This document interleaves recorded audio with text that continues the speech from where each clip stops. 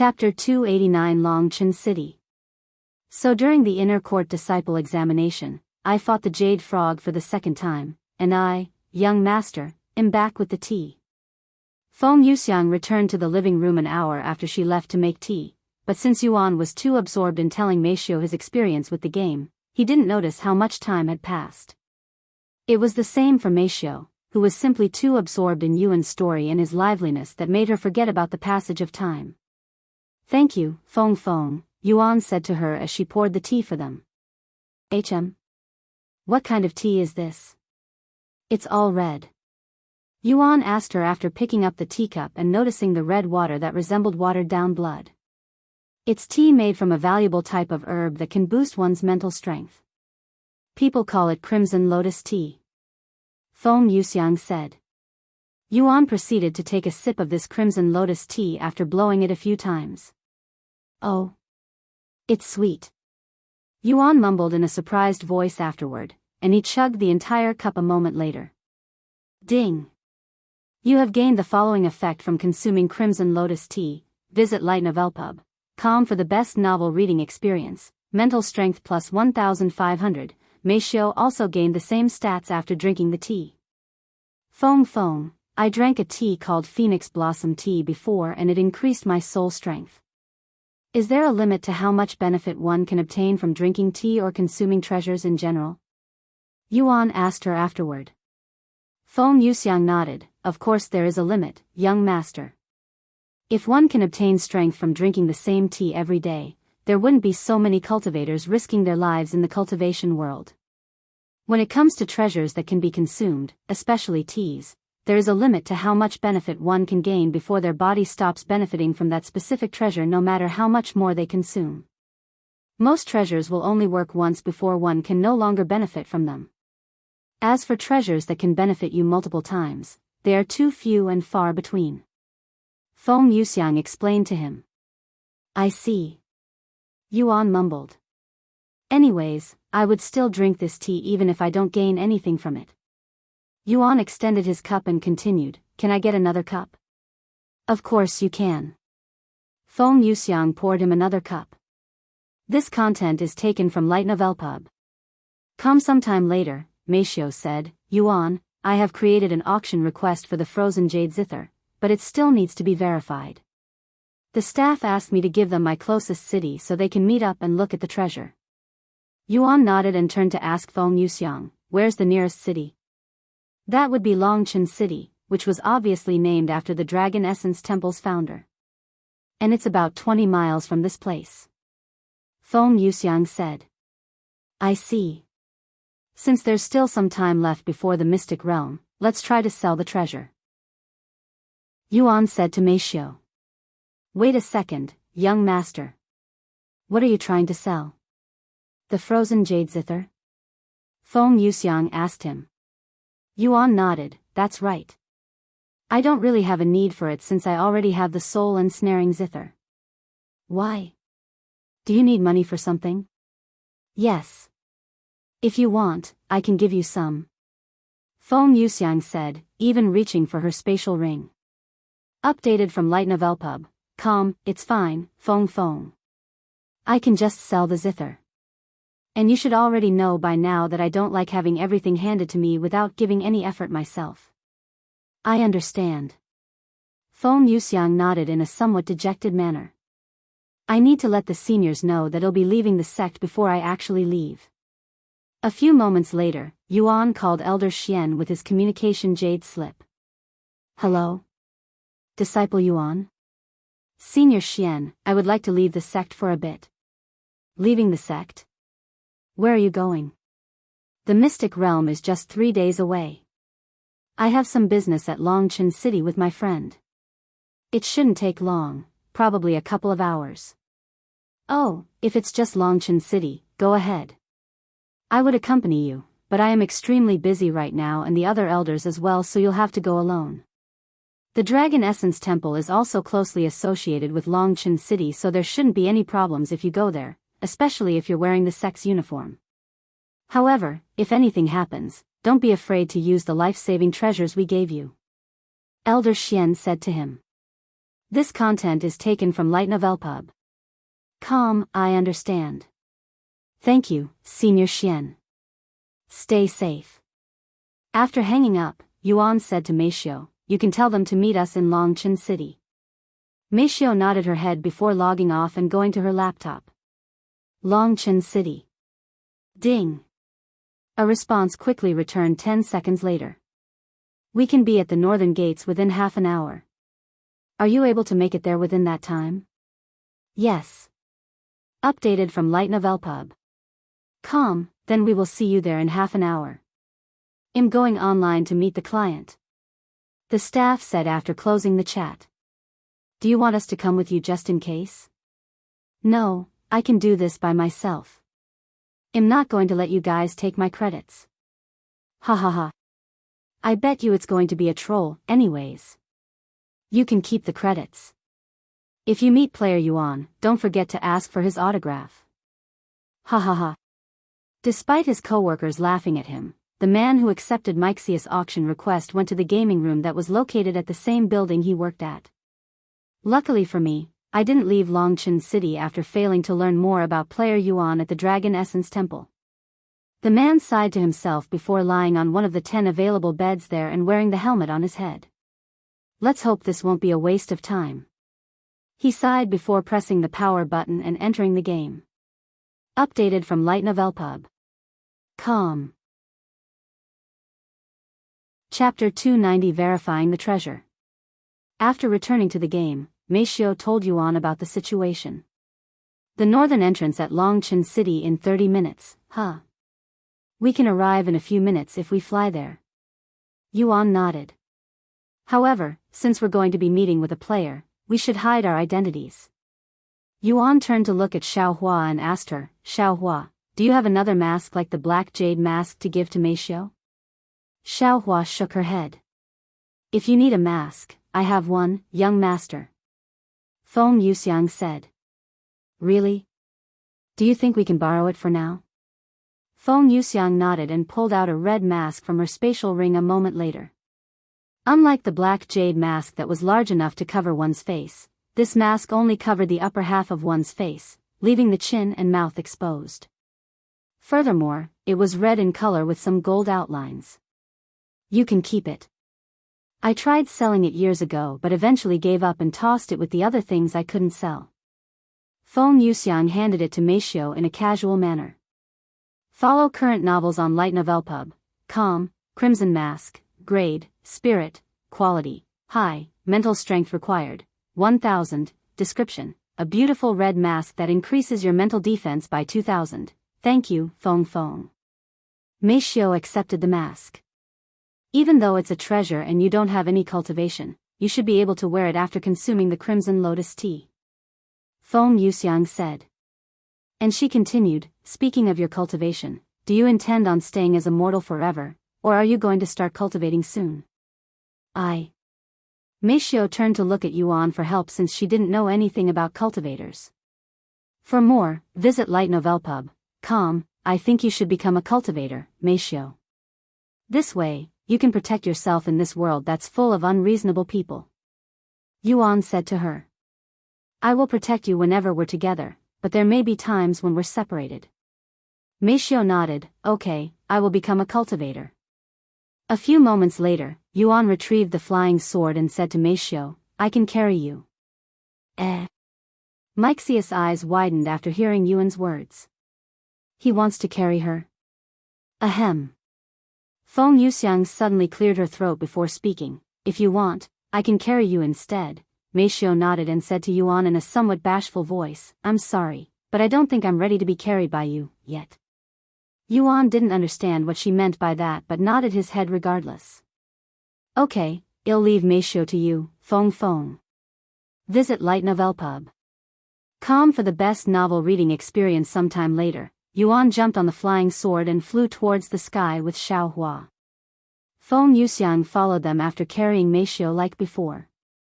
Xiaohua, you mentioned that some people are able to fly before Spirit Grandmaster.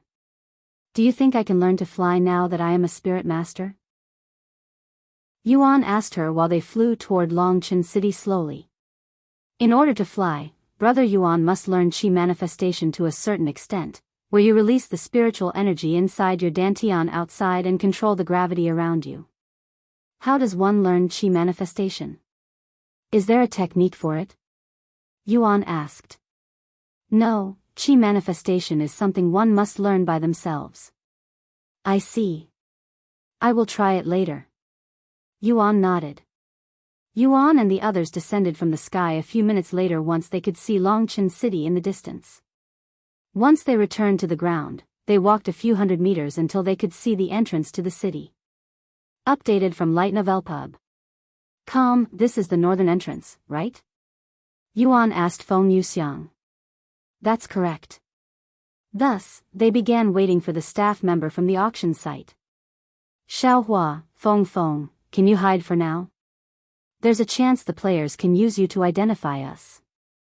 Meishio suddenly said to them. Oh, Meixius right. We're trying to hide our identity. Yuan agreed with Meishio. Xiaohua and Feng Yuxiang nodded their heads and disappeared by returning to Yuan's body. Wow. Meishio mumbled in a dazed voice after seeing this scene. About 10 minutes later, they could see a skinny man in his late 20s wearing plain clothes approaching them with a nervous smile on his face. Hello. I am a staff member at CO Player Auctions. Are you the ones selling the frozen Jade Zither? The staff said in a nervous voice, mostly because of the invisible but powerful aura coming from Yuan, who stood there menacingly in the staff's eyes. The source of this content is Light Novel Pub, Black Mask. Could it really be? Player Yuan? The staff swallowed nervously at this thought. We are, Meishio said. Hello, esteemed guests. You can call me Li, and I am here to verify the frozen Jade Zither legitimacy before we begin the auction. How are you going to verify the treasure? Meishio then asked. I just need to verify the grade of the treasure. However, before we do that, let's go somewhere more private. There are too many people around here. Yuan and Meishio then followed this person named Li into the woodland behind them. A few minutes later, they stopped. Now, if you could, please take out the frozen Jade Zither. I just need to verify the grade and quality to make sure it's real. Also, you can rest assured that I won't touch the treasure until we officially begin the auction with your approval, said Li. Meishio turned to look at Yuan since he was the one who had the treasure. New novel chapters are published on Light Novel Pub. After nodding his head, Yuan retrieved the frozen Jade Zither from his spatial ring and held it in front of Li. This is. Li felt the chills throughout his body the moment the frozen Jade Zither appeared, and the atmosphere in that area also became colder. Li narrowed his eyes at the Zither. Frozen Jade Zither, grade, divine, quality, low, mental strength requirement, 35,000, soul strength requirement, 50,000, description, can create music notes that will freeze one's heart and soul, visit Light Novel Pub, for a better experience, are real. It's really a divine grade treasure. Li subconsciously took a few steps with a shocked expression on his face after seeing the Zither stats. Chapter 291 The treasure is real. It's real. Since this divine grade treasure is real, there's a very good chance this person in the black mask is. Li turned to look at Yuan with a shocked face, looking like he'd just received a revelation. Have you verified it? Meishio suddenly asked him. Why yes. I have. Thank you very much. Li quickly responded in a startled manner. What should we do from this point? Meishio then asked. Li swallowed heavily and took a deep breath to calm himself down before speaking. Before we continue, I have a few questions for you. The questions, of course, are optional, so you don't have to answer them if you don't want to. However, it would be in your and the bidder's best interest that they have more information on the treasure. Meishio nodded her head. Ahem. First and foremost, where did you obtain this treasure? A brief background is fine as well. Li then asked. It was obtained from an event, Yuan responded. What a young voice. Could player Yuan be a youngster? Li cried inwardly after hearing Yuan's voice. Li swallowed nervously and continued to ask, If you don't mind me asking, was it obtained from the Zither competition that occurred recently? The source of this content is Light Novel Pub. Li really wanted to straight out ask Yuan if he was really player Yuan, but due to their anonymous account, such a question would break the terms of service, as anonymous accounts are called anonymous for a reason. With that being said, as long as he doesn't ask questions that directly ask for their identity, it would be fine. Yuan opened his mouth to speak, but Meishio quickly interrupted. You may move on to the next question. Li nodded and immediately asked the next question without any complaints. Then let's continue to the auction itself. You requested for the minimum bid to start at $100 million, is that correct? Yes, Meishio said. The time limit for the auction will be 7 days, is that correct? Yes. Do you have any special requests for the auction? This content is taken from Light Novel Pub. No. Do you accept trades, or do you want money only? Money only. Meishio answered Li's questions as straightforwardly as possible. Thank you. Now, allow me to explain to you how the auction will proceed since this appears to be your first time working with us. Li said. And he continued, once we get your approval and receive the treasure, we will immediately begin the auction. There is normally a line based on a first-come first-serve rule, but we will make an exception this time and give your treasure priority due to its value. At the end of the auction, the highest bidder will pay the money to the website, which will be transferred to your account after deducting the service fees, which is 10% of the total amount. Once we transfer the money to your account, we will hand over the treasure to the buyer. Do you have any questions so far? Meishio pondered for a moment before speaking. Are there any assurances for us? What if you take the treasure and run with it? I understand your worries, esteemed guest, and while I personally don't have anything to reassure you, I do hope the website's reputation that has been built upon decades of trust will reassure you to some extent. The most up-to-date novels are published on Light Novel Pub. Our website, CO Player Auctions, has over 10 million successful transactions since its foundation with millions of dollars transferred every day. In total, our website has earned tens of billions of dollars for the players. Furthermore, all of this was done without a single fraud transaction. While we have been accused of stealing before by people for clout and money, plenty of times at that, we've been proven innocent for every single case. Li explained their website's history and its trustworthiness. If that's not enough to convince you to trust us, we will even deposit the requested minimal amount, $100 million into your account temporarily. Of course, you won't be able to withdraw it until after the bid. What do you think? After pondering for a moment, Meishio nodded, okay. Great. Can you give me about 15 minutes to prepare things?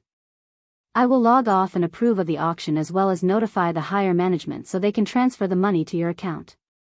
Once that's done, I will return for the treasure. Okay. Thank you. Li logged off a few seconds later. New novel chapters are published on Light Novel Pub. Yuan and Meishio also logged off shortly after. Meanwhile, after logging off, Li removed the console from his head before rushing out of the room with an ecstatic look on his face. It's real. It's real. It's really real. Ha ha ha. Li laughed out loud as he ran in the hallways, quickly returning to his workroom. Bang! Li opened the door with force and shouted loudly, it's real. The treasure is real. I verified it. It's really a divine-grade treasure. And the person selling it was most likely player Yuan. Everybody in the room stopped whatever they were doing and turned to look at him with dumbfounded expressions on their faces. Wait a second. Are you serious? The auction request is real? One of Li's co-workers asked him in a trembling voice. Yes. I will explain it later since I need to call upper management ASAP. Li immediately went to pick up his phone and dialed a number. Follow current novels on Light Novel Pub. Hello, this is Li. My staff code is 19X6SE. This call is regarding one of the auction requests I had received recently. Li proceeded to explain to the upper management about the frozen Jade Zither, which immediately caused a stir within the upper management. Are you sure? That player Yuan might be selling his divine-grade treasure? Yes, I am fairly certain that was player Yuan. His appearance and black mask matched the descriptions from those who saw him at the Zither competition. Li said with confidence in his voice. This is huge news. And this auction, we're going to make sure the entire world knows of it. Don't mess this up, Li. Your head is on the line here. Yes, sir. Li said before hanging up and going to his computer to speak with Meishio through the website. Chapter 292 Announcing the Auction to the World. Hello, this is Li. I have just spoken with the upper management, and they have agreed to proceed with the auction. $100 million should be deposited into your account within the next few minutes. After sitting in front of her laptop for a couple of minutes after she logged off from, Meishio received this message from Li on CO Player Auctions. And just like Li had promised, $100 million was added to her account's wallet. I have received the money. Meishio typed. Great, then we may proceed with the auction. Once again, the bid will last for 7 days, and you will receive the money within 48 hours after the auction with the service fees already deducted, which is 10% of the total amount. I understand. Then I will meet you inside the game in 5 minutes to retrieve the treasure from you. Okay. After her message, Meishio went to explain to Yuan the situation. They have deposited $100 million into our account, but we cannot withdraw it until after the auction. This content is taken from Light Novel Pub. That's fine. They returned to a few minutes later and waited for Li to log in. Once Li also returned to the game, Yuan handed the frozen Jade Zither to Li, who immediately tossed it inside his spatial ring. Even though spatial rings are expensive, every staff member working for the website was given one so that they can safely secure the treasures given to them. Thank you for trusting us. We will not disappoint you. The auction will begin tomorrow after we advertise the auction to the world, said Li to them before logging off the game. What should we do now? Meishio asked Yuan afterward. Want to hang out at Longchen City for the rest of the day? We can eat food and look at stores together. Perhaps we can even look for a cultivation technique for you. Yuan said. Eat food and look at stores? Meishio mumbled. Isn't this basically a date? She wondered inwardly. This content is taken from Light Novel Pub.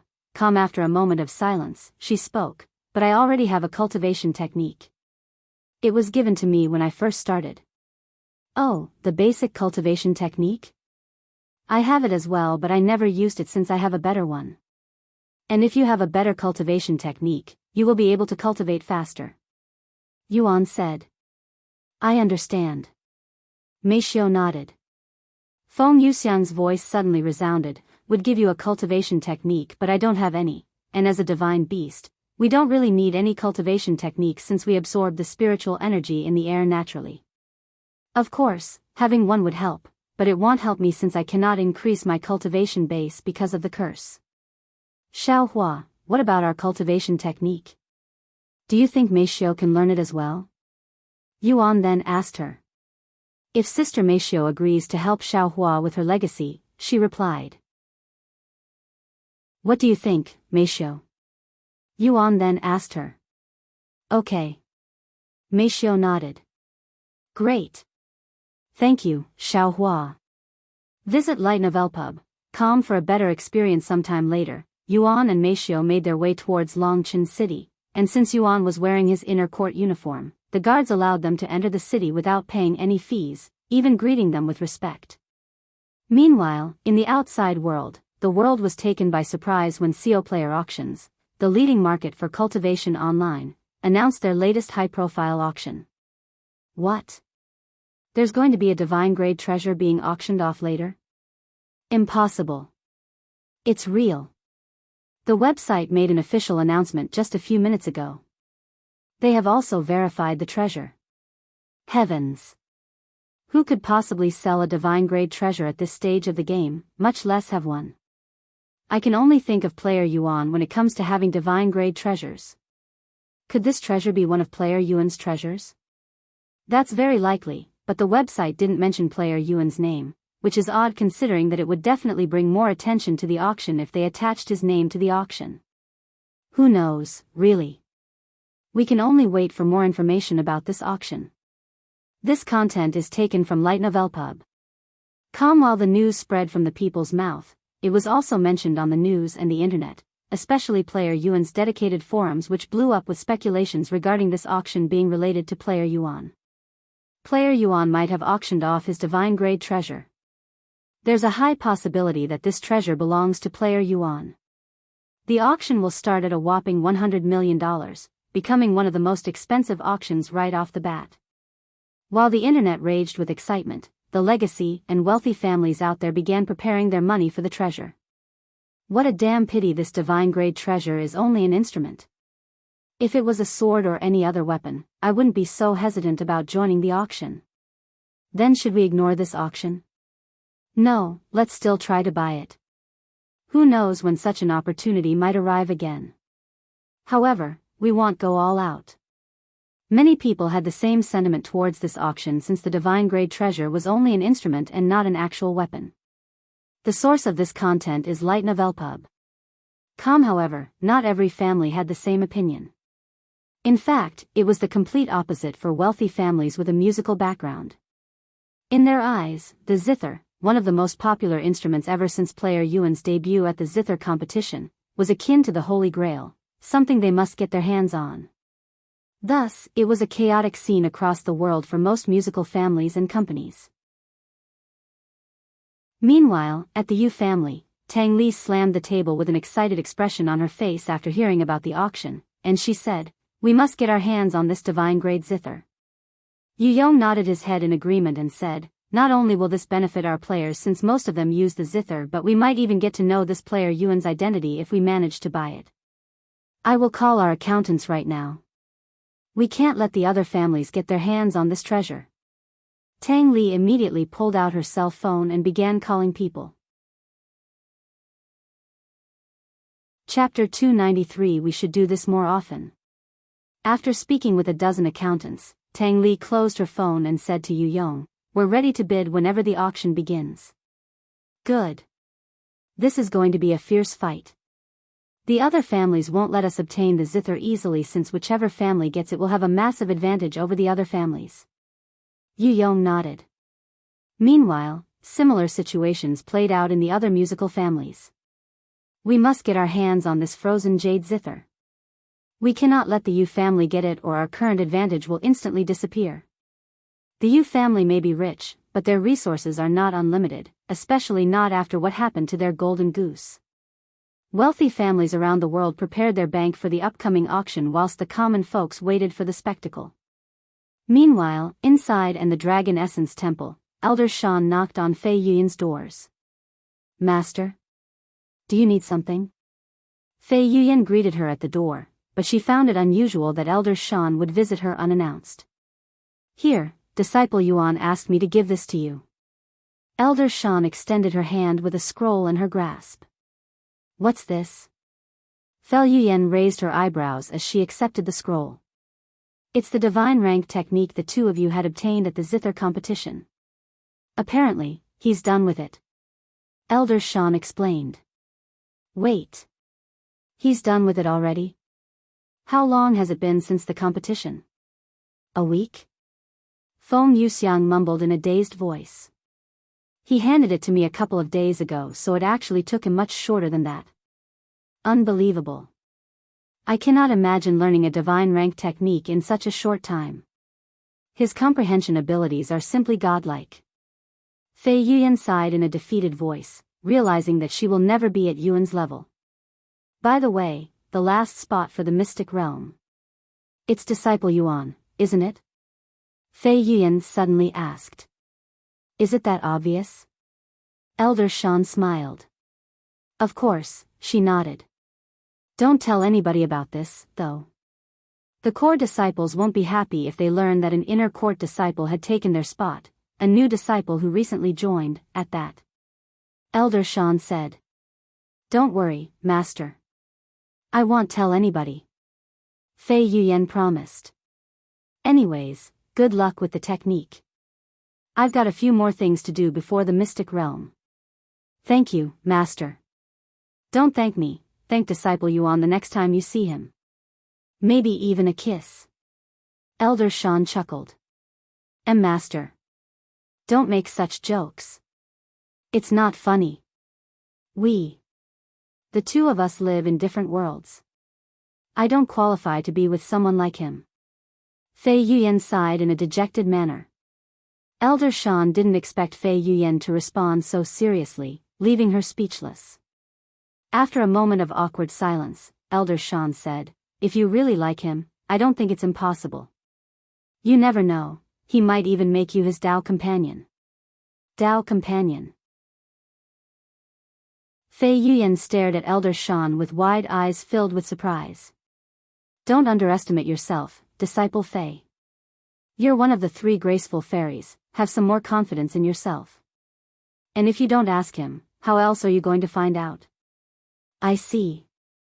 Thank you, Master, for your advice. Fei Yuyan nodded. Sometime later, Elder Shan left Fei Yuyan's living quarters. Disciple romance, huh? If only there was someone like Disciple Yuan during my disciple days. Elder Shan returned home with a solemn look on her face. Meanwhile, in Longchen City, Yuan and Meishio walked side by side as they strolled through the city. Senior disciple, how about some chicken skewers? It's on me. A middle-aged man working by the street suddenly called out to Disciple Yuan, offering them free food. Yuan immediately nodded, thank you. This is the least I can do for the Dragon Essence Temple that has helped our community a lot. The worker laughed as he handed Yuan 2 sticks of chicken skewers. Here you go. Yuan handed the other chicken skewer to Meishio. Thank you. Meishio accepted the chicken skewer. After eating the skewer, Yuan sighed, that chicken skewer made me even more hungry. Do you want to sit down and eat some food? Whatever you want to do, Meishio responded. Yuan nodded and took her to a random restaurant where they spent the next hour sitting down and eating food. Inside the restaurant, Yuan displayed his amazing eating abilities to Meishio, who was only slightly surprised by his eating habits.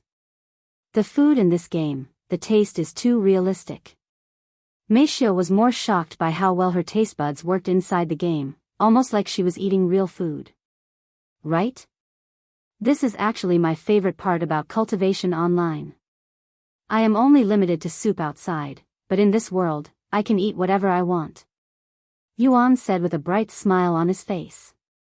After they finished eating and Yuan paid the tab, which was given a discount because of his status as an inner court disciple at the Dragon Essence Temple, Yuan and Meishio continued to wander the city until they eventually found something that would pique their interest and cause them to stop momentarily, almost like 2 lovers on a date. As the sky grew darker, Yuan and Meishio left the city and flew back to the Dragon Essence Temple with the help of Xiao Hua and Feng Yuxiang. I had fun today, Meishio. We should definitely do this more often, just spending our days leisurely. Yuan said to her after they returned to his backyard. Meishio nodded with a slightly rosy face that was hidden by the darkness outside. I had fun too. Anyways, before we log off for the night, let's see if Meishio can learn Heaven's secret art. Yuan said to Xiao Hua once they went back into the house. Okay. Xiao Hua nodded her small head before taking out her book. After giving Meishio some instructions, Yuan sat down in the lotus position with Meishio sitting right beside him. However, before she started, Xiao Hua said, by the way, Sister Meishio, are you sure you're willing to help Xiao Hua with her legacy? Xiao Hua can only teach you the technique if you agree. Although she didn't know anything about Xiao Hua's legacy, Meishio nodded her head. A few moments later, Xiao Hua began reading her book, quickly filling the room with incomprehensible words, almost like she was mumbling gibberish. Chapter 294 Frozen Jade Zither Auction. An hour after Xiao Hua started reading her book, she suddenly closed it and stopped reciting the technique. What do you think, Meishio? Yuan asked her afterward. Meishio shook her head and said, I didn't understand a thing. That's completely expected since it normally takes months, even years to learn a cultivation technique at this level. That is unless your brother Yuan, of course. Xiao Hua said. And she continued, although Xiaohua appreciates Sister Meishio for agreeing to help Xiaohua with her legacy, Xiaohua thinks you should find a more suitable cultivation technique. Shouldn't you give Meishio some more time to learn the technique? I think it's still too early for her to give up, Yuan said. However, Xiaohua shook her head and said, Xiaohua can tell.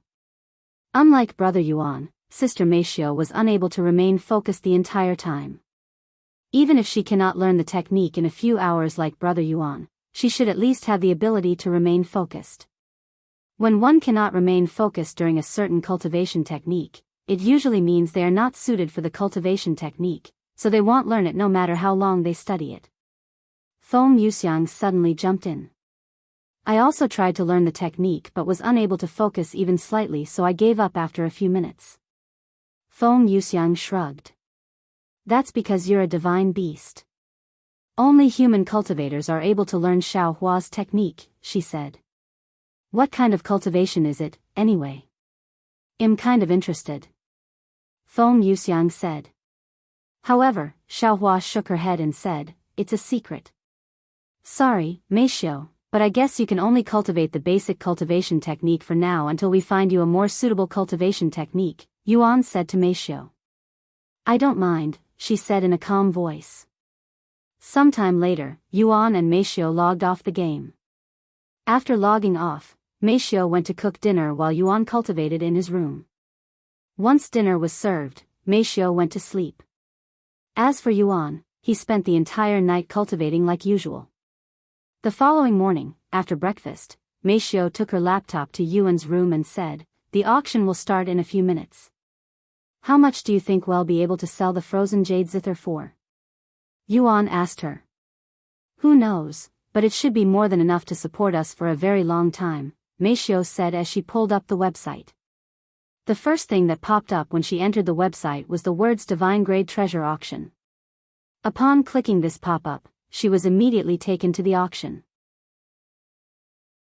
Frozen Jade Zither, Grade, Divine, Quality, Low, Type of Treasure, Instrument, Requirements, 35,000 Mental Strength, 50,000 Soul Strength, Description, Obtained from an event, Time Limit, 7 days, Starting Price, 100 million, Minimal Bid, 100,000, Time until auction starts, 1439, Current bidders, 150,241,777, wow, there are over 150 million people on this page as of this moment, Meishio mumbled as she watched the number increase by thousands with every passing second.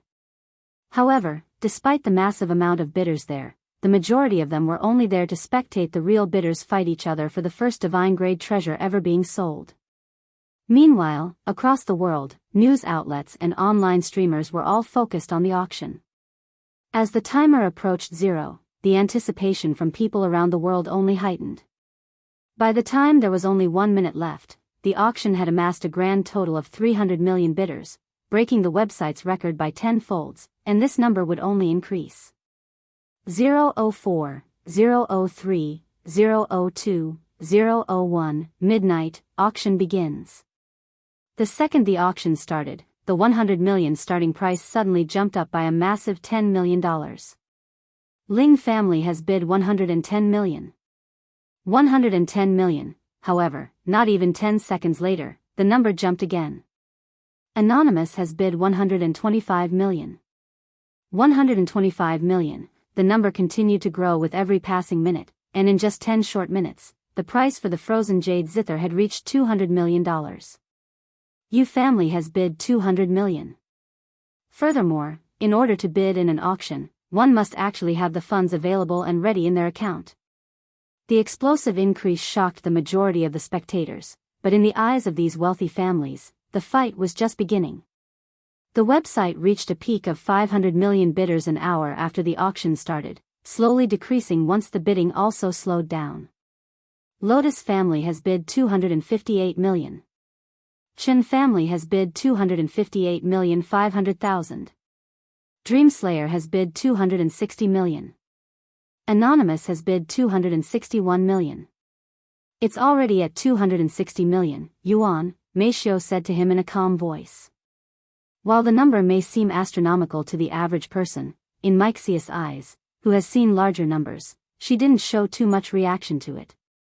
As for Yuan, who used to earn similar numbers in a month from playing professionally, also didn't show much excitement when he heard the amount. In his mind, he only needed enough money to support himself and Meishio. I see. Anyways, there are still 7 days. Let's leave it for now. Yuan said. Okay. After closing her laptop, Meishio helped Yuan enter the game before she went to her own room and entered the game herself. Inside the game, Yuan said to Meishio, I will be participating in the Mystic Realm in a few days, but we will be leaving the sect sometime today.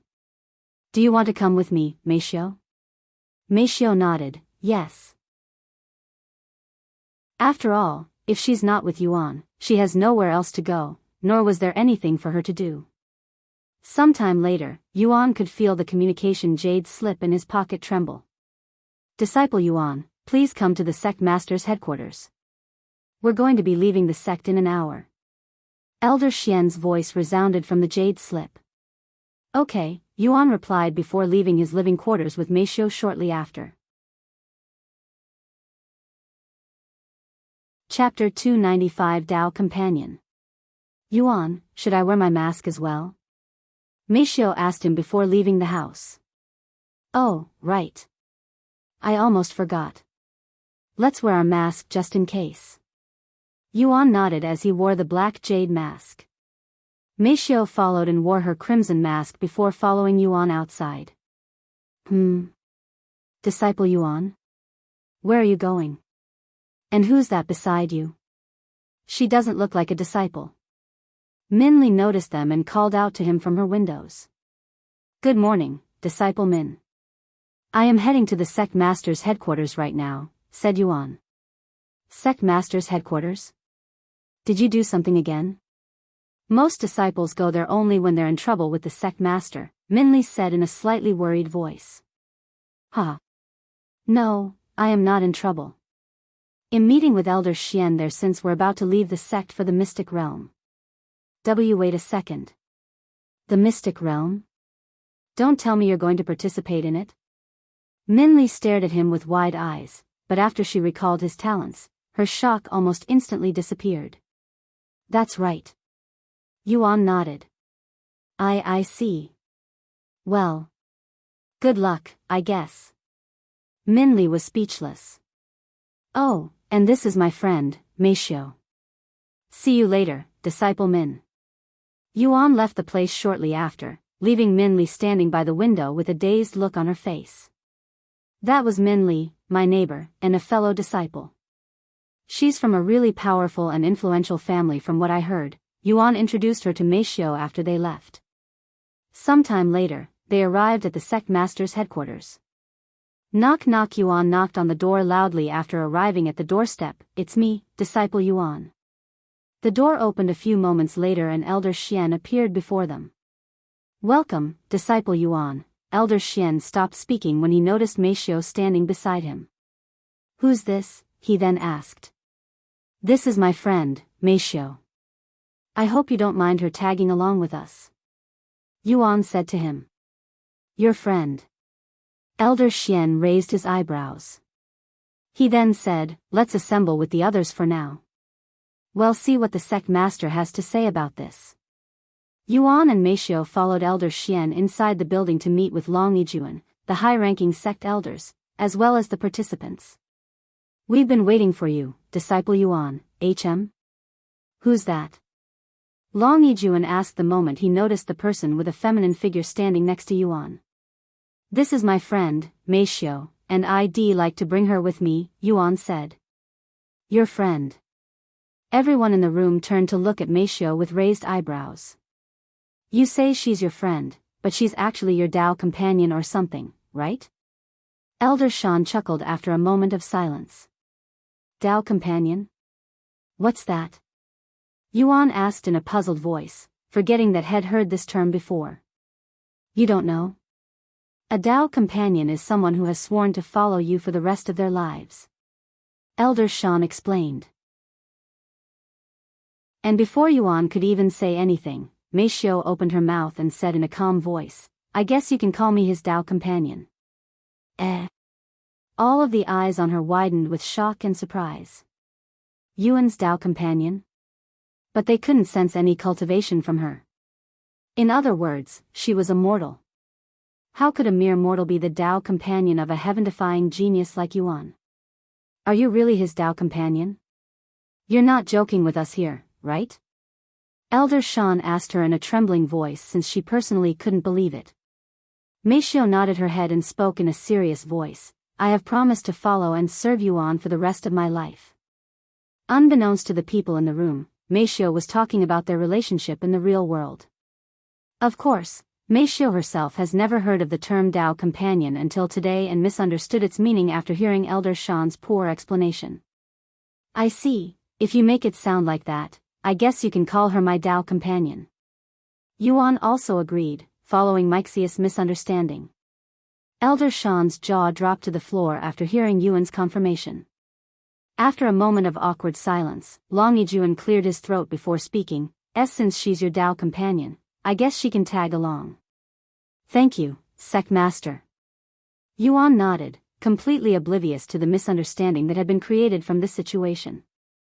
Looks like someone had beat you to the punch, Disciple Fei.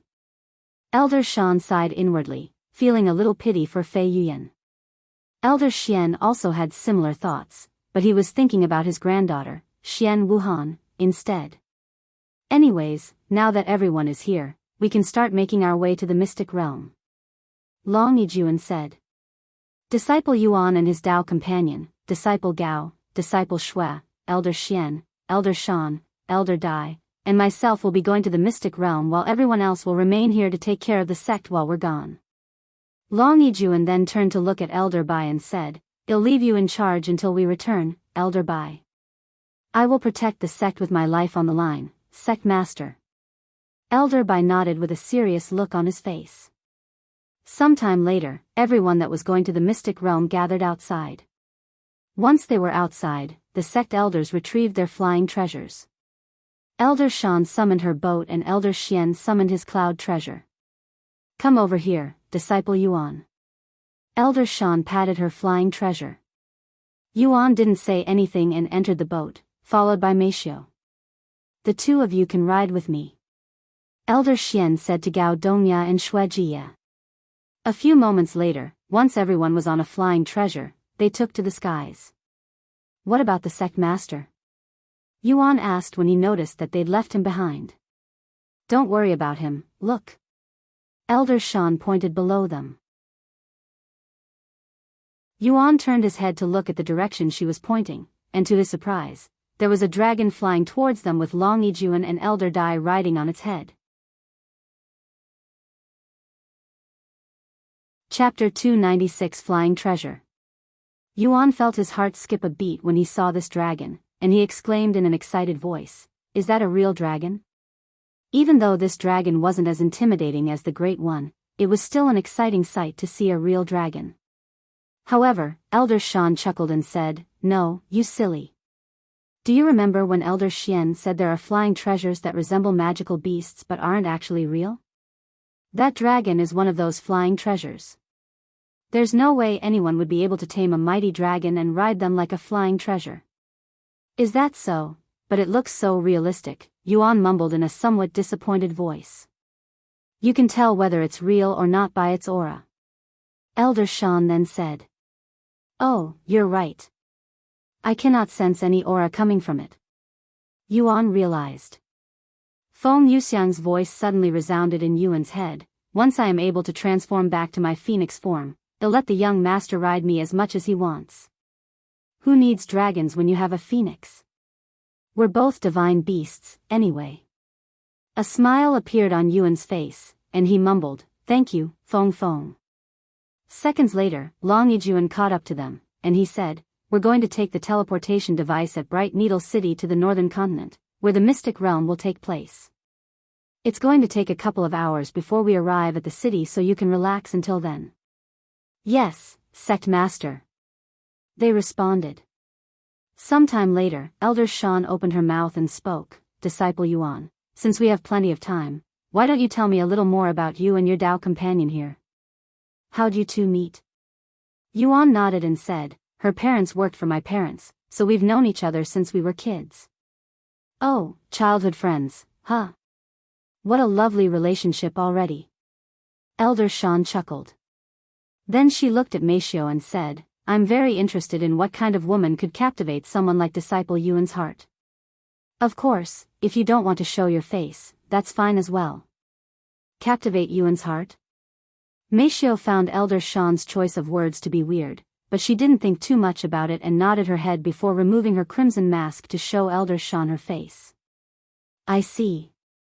Elder Shan nodded her head as though she realized something, not feeling the slightest shock that Meishio was a beauty, as it was only natural for someone as talented as Yuan to have a beauty by his side. In fact, it would be weird if Yuan's Dao Companion wasn't a beauty. Anyway, you're certainly one lucky lady, becoming his Dao Companion at such a young age. You have no idea how many people will be envious of you in the near future. Elder Shan said. Thank you. Meishio said in a hesitant voice since she wasn't exactly sure what Elder Shan was talking about. Sometime later, Yuan asked, Senior Shan, since you're a spirit master as well, can you use Qi manifestation? Qi manifestation? Only spirit grandmasters can do that. Elder Shan quickly said. Really? But I heard that some spirit masters are able to use Qi manifestation. Elder Shan shook her head and said, maybe if they're a heaven-defying genius or have some unique physique, but under normal circumstances, one cannot use Qi manifestation before they become a spirit grandmaster. Well, I can release my Qi outside to a certain extent, but that's not true Qi manifestation. After a moment of silence, she continued, well, if it's you, who can use divine sense before reaching spirit master, maybe you can use Qi manifestation before you become a spirit grandmaster. Though, you'll probably still need to be around peak spirit master before you can do it. Do you want to try it now? Elder Shan suddenly asked. Really? How do I try? Elder Shan extended her hand and said, now gather your spiritual energy in your hand and imagine it leaving your hand and touching my hand. Yuan nodded and followed her instructions, lifting his hand and gathering his spiritual energy in his hand. He then imagined it leaving his hand, almost like had grown a second hand. However, he gave up a moment later when he couldn't release the spiritual energy, and it was like there was an invisible wall preventing him from doing so. Don't worry, if it was so easy, every spirit master would be able to do it. Elder Shan said to him afterward. Yuan nodded and said, I'm going to continue trying. Go ahead. Just don't exhaust yourself. Qi manifestation also requires a lot of energy to maintain. Elder Shan said to him. A few moments later, Xiaohua's voice resounded inside his head, Brother Yuan, Qi manifestation is very similar to divine sense. Just practice like you would with divine sense. Now that you mention it, they are very similar. Yuan realized this fact and immediately started trying to release his spiritual energy like he does with divine sense. After an hour of practicing, Yuan finally managed to produce some results. Although it was only very slightly, had managed to extend his spiritual energy a few inches outside his body. When Elder Shan saw this, her eyes widened with shock. Did you just? Elder Shan mumbled in a dazed voice. I think I am getting a hang of it. Yuan nodded. Unbelievable. To think you'd actually managed to release your spiritual energy outside of your body, even if it's just a little, and you just entered Spirit Master. I am a little ashamed of myself now. Elder Shan sighed. Thus, Yuan continued to practice his Qi manifestation for the next few hours until they arrived at Bright Needle City. However, instead of descending outside the city like one normally would, Long Yijuan led them directly inside the city, only descending once they were directly above the teleportation device. Of course, nobody complained when they saw this, and the workers there even welcomed them with bright smiles on their faces. Chapter 297 Mystic Realm Gathering Spot. Welcome to Bright Needle City, seniors from the Dragon Essence Temple. Are you heading to the northern continent for the Mystic Realm? The worker there immediately recognized their identity and even their destination at a glance since he was warned beforehand. Yes, we are. Long Yijuan nodded his head. Sometime later, after paying the worker the bill and spirit stones, Long Yijuan and the others walked through the teleportation device. Are you okay? Yuan asked Meishio after noticing the discomfort on her face. Yes. Just a little dizzy. Meishio said. That's what happens when mortals use teleportation devices. Don't worry, it's nothing serious and will go away after some time. Elder Shan said to them. A few moments later, they returned to the skies on their flying treasure. We'll arrive at the location in 3 hours. Long Yijuan said to them in the air. By the way, I have been wondering, but how many sects will be participating in the mystic realm? Yuan suddenly asked them. Well, it's different every time, but there will always be over 100 sections. Elder Shan said, and she continued, and out of these sects, only 100 of them will enter the sect ranking and become an elite sect, and our Dragon Essence Temple ranked 7th during the last mystic realm. If I remember correctly, the slots for each sect are distributed depending on their previous results. How will new sects obtain these spots if they didn't participate previously? Yuan then asked. In the case that a new sect wants to participate in the mystic realm, there are a few ways they can obtain a slot, whether it be earning them through important events or even straight up buying them with money, which most of them do. Of course, they can only obtain one slot maximum no matter how they obtained it. Over 100 sects, huh? That's a lot of people. What benefits does being an elite sect bring besides recognition? Yuan then asked. Nothing, really. However, recognition and fame are the most important factors for sects since that's what attracts new disciples. Even though the difference between rank 7 and rank may 6 not seem very much in your eyes, it's actually very vast, especially since that might be the deciding factor for someone looking for a new sect. I see. Yuan nodded. About an hour later, their scenery suddenly changed drastically, going from a world rich with trees and greenery to a barren world that barely had any healthy-looking trees, and the further they went, the more desolate the place looked. Where are we? Yuan couldn't help but ask, feeling an ominous feeling coming from this place. This is the Desolate Land, a unique place that takes up 1/3 of the entire northern continent. Elder Shan explained. Did something happen in this place that caused this atmosphere? Yuan continued to ask. Legend has it that a fight had occurred in this place. A fight? Yuan raised his eyebrows. Elder Shan nodded, that's right. Not a war, a fight between 2 cultivators. Good lord, 2 people caused this? Is that even possible? Yuan's eyes widened with surprise. Yes, but this happened in the ancient times when there were no restrictions between each of the heavens and immortals were free to roam from heaven to heaven with little to no effort. Perhaps what happened in this place is the reason the mighty heavens placed the restrictions on us in the first place, at least if the legend was true. Is that so? Yuan mumbled before turning to watch the scenery again. Although there was nothing to see, the barren world itself was a spectacle for Yuan, who has never seen such a view before. A few more hours later, Long Yijuan said to them, we're almost there. Prepare yourselves. What is that thing in the distance? Yuan suddenly asked, his voice sounding a little shocked. Meishio narrowed her eyes, and she could see some sort of chasm in the distance, almost like a pair of gates open slightly. That's the gates to the mystic realm. Quite big, right? Elder Shan chuckled at his reaction. Big is an understatement, Senior Shan. That thing is massive. Is that a treasure? How did they move that thing? Or has it always been there? Yuan expressed his awe. Yes, it's a treasure, and no, they cannot move it. Elder Shan explained. A few minutes later, the already large gates appeared even larger, making anyone who was in its presence feel like mere ants. We're here. Long Yijuan said about 10 minutes later. Once they stopped flying in the air, Yuan and everyone else looked down at the area, and to their surprise, there were houses built on the ground along with some camps and a couple of 100 people. We're landing. Long Yijuan said before descending his flying treasure.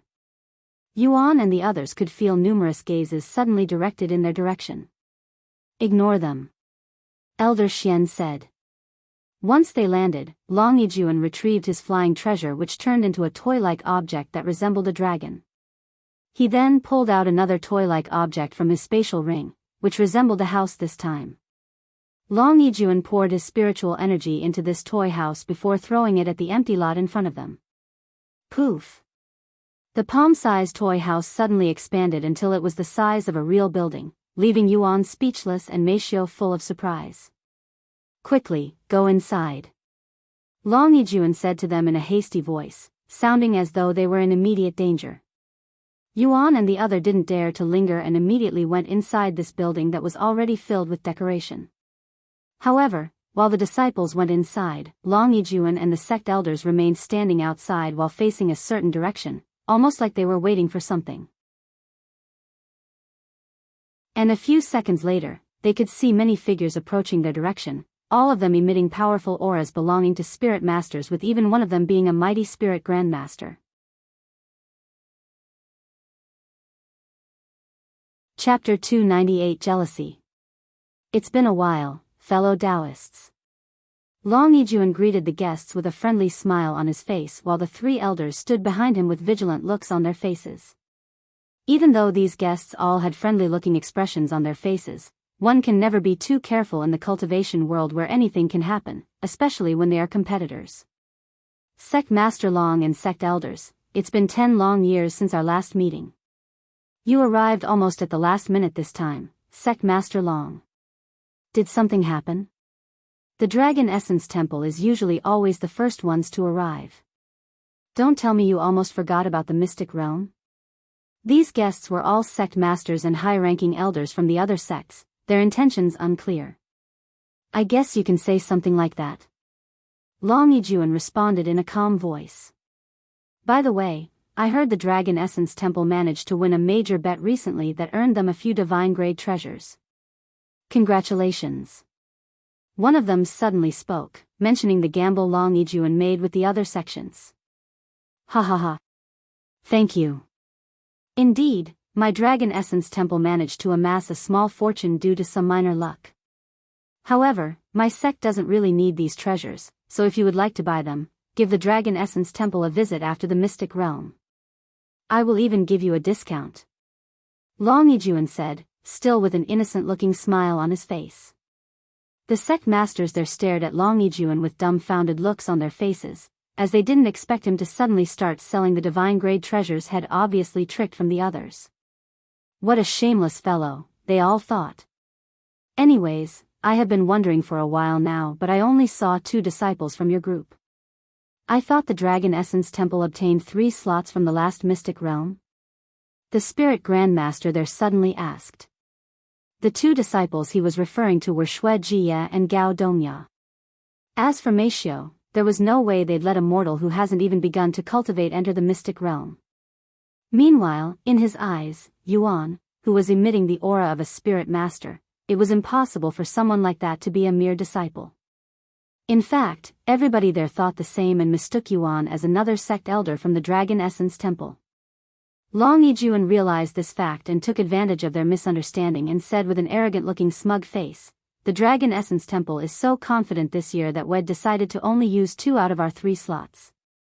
What? Are you insane?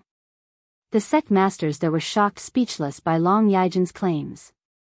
So confident in his 2 disciples that they'd be willing to give up an entire spot? Not even the number 1 sect would do such a foolish thing. After all, every additional spot in the Mystic Realm could be the difference between rank 1 and rank 10.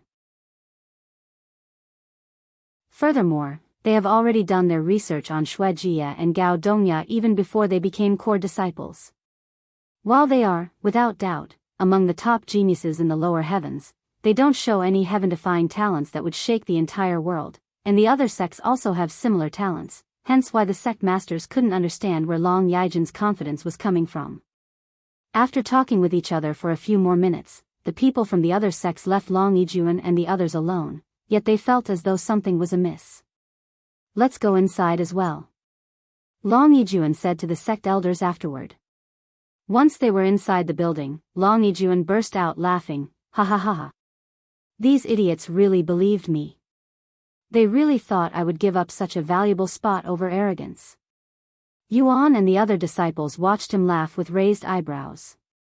After laughing for some time, Longijuan said, "Anyways, you guys can relax until the Mystic Realm starts in 2 days. There are plenty of rooms in this building, so pick whichever one you want. The sect elders and I will keep watch until then." Sometime later, Meishio said to Yuan, "It's getting late, so I'll log off first to prepare dinner." Yuan nodded. "I'll also log off in a bit. I want to practice chi manifestation for a little longer." After logging off the game, Meishio went to prepare dinner. While dinner was cooking, Meishio went to check on the frozen Jade Zither auction. Time until auction ends, 6 days 10 hours, current bid, 410 million, 400 million already, huh? At this rate, it will definitely reach $500 million. Although the auction has slowed down, Meishio had no doubt that it would reach at least 500 million. A few minutes later, Meishio could hear her phone ringing, and to her surprise, it was from her mother. "Hello," Meishio answered the phone after taking a deep breath. "Meishio, I have spoken with the Yu family and notified them of your leave." Maifeng's voice resounded a few seconds later. And she continued, "They were definitely not happy about it, especially since you're my daughter and the young lattice personal maid. However, there was nothing they could do about it since you're not bound to a contract like I am, since you're still not old enough to legally sign any contracts. If you had been even a few months late, you would have been stuck with the Yu family for essentially the rest of your life, so consider yourself lucky." "I see. Thank you, mother," Meishio said to her after hearing this news. "Don't thank me, Meishio. I didn't do this for you. Everything is for the young master," Meifeng said. After a moment of silence, Meifeng suddenly said, "Meishio. To tell you the truth, I am very envious of you, who can stay by the young master's side, whilst I can only watch him from a distance. Therefore, if you don't treat the young master properly, I won't forgive you. Do you hear me?" "I hear you," Meishio responded in a somewhat dazed voice. Chapter 299 Rebellious Stage. "Good. Then I'll be leaving now," Meifeng said to Meishio before cutting the phone call. "HAA." Meifeng released a long and deep breath afterward, rubbing her eyes in a tired manner. A few moments later, Meifeng turned around and entered the room that was right behind her with a serious-looking expression on her face. Inside the room, there were 2 individuals sitting across from each other on a small but fancy table filled with luxurious food and a couple of servants standing at the end of the room. "What did Meishio say? Did you manage to convince her to stay?" Yingying asked her the moment she returned. Meifeng shook her head and said, "Unfortunately, she wouldn't listen to me no matter how much I tried to convince her, even cutting the line on me forcibly when I tried. I will take full responsibility for my daughter's sudden departure, masters." Yingying placed his utensils down before sighing, "Don't worry about it, Meifeng. It's not your fault. Meishio is probably in her rebellious stage since she's around that age. Once she gets over it, she will definitely return to us, so let's just give her more time." "Thank you, Master Yu." Meifeng bowed to him. Obviously, it was only an excuse that Meifeng had created for Meishio, as Shed told the Yu family that Meishio was tired of working and decided to leave. "Anyway, how is the auction looking for the divine grade treasure?" Tang Li suddenly asked. "Allow me a moment to check," Meifeng said as she pulled out her phone. After checking the auction, Meifeng said, "The highest bid right now is $411 million. It increased by 21 million since we last checked half an hour ago." "I see. Do you have any predictions on how much it might cost by the end?" Tang Li then asked. "It's hard to tell since this is the first time a divine grade treasure has been sold. Furthermore, it is highly likely that this treasure belongs to player Yuan. With that being said, the price most likely won't see any more significant increases since this treasure is only an instrument, and its high requirements restrict most if not all of the players at this moment, so most of the other families have already stepped back," Meifeng said. Yingying nodded and said, "While it's true that the treasure has a high requirement, this is an investment for the future. Once we have someone who can use that Zither, everything will change and we will overtake the other families. Continue monitoring the auction. Well, stop bidding for now until the last day. Yes, Master Yu. Meanwhile, after dinner was prepared, Mei Xiu went to feed Yuan 4 bowls of soup as instructed by Dr. Wang. A few minutes after dinner, almost as though she knew, Yu Rou called Mei Xiu, or more specifically, Yuan.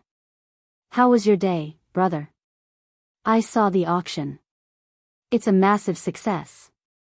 Over $400 million in a single day. You'll definitely get at least 500 million from the auction.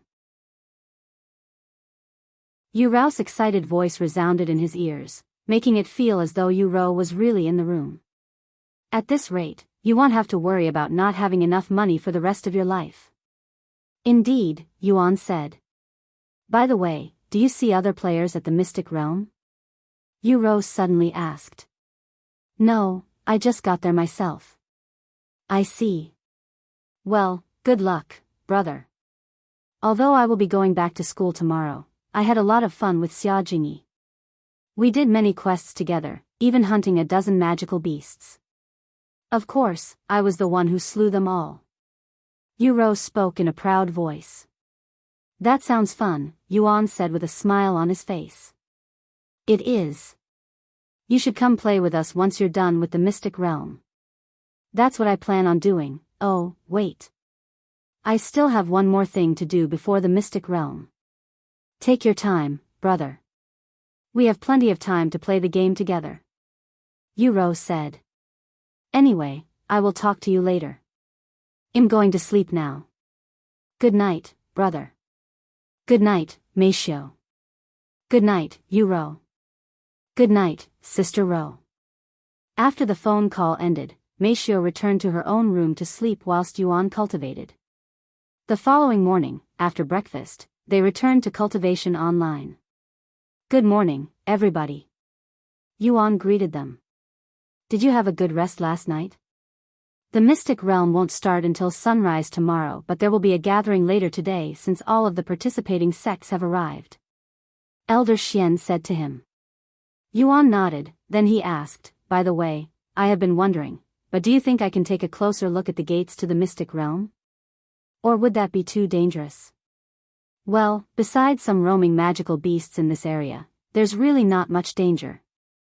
And with so many peak experts in this place, even a spirit grandmaster magical beast won't be able to do a thing, so you don't have to worry about them. Elder Xian explained. Long Yijuan interrupted, it's not the magical beasts we're worried about, it's the other sections. While it's very unlikely that anybody would start a fight here, it's not impossible, and it has happened before. Even if we may act friendly to one another, it's all just a public act. Don't forget, we're all competitors fighting for the next highest rank. However, if you want to look at the gates, I won't say no. Just make sure you're with one of the sect elders. Long Yijuan said. I will come with you. Elder Xian said, and he continued, and before you leave, change into these clothes. Yuan accepted the clothes that resembled what sect elders would wear. The others think you're a sect elder because of your cultivation base.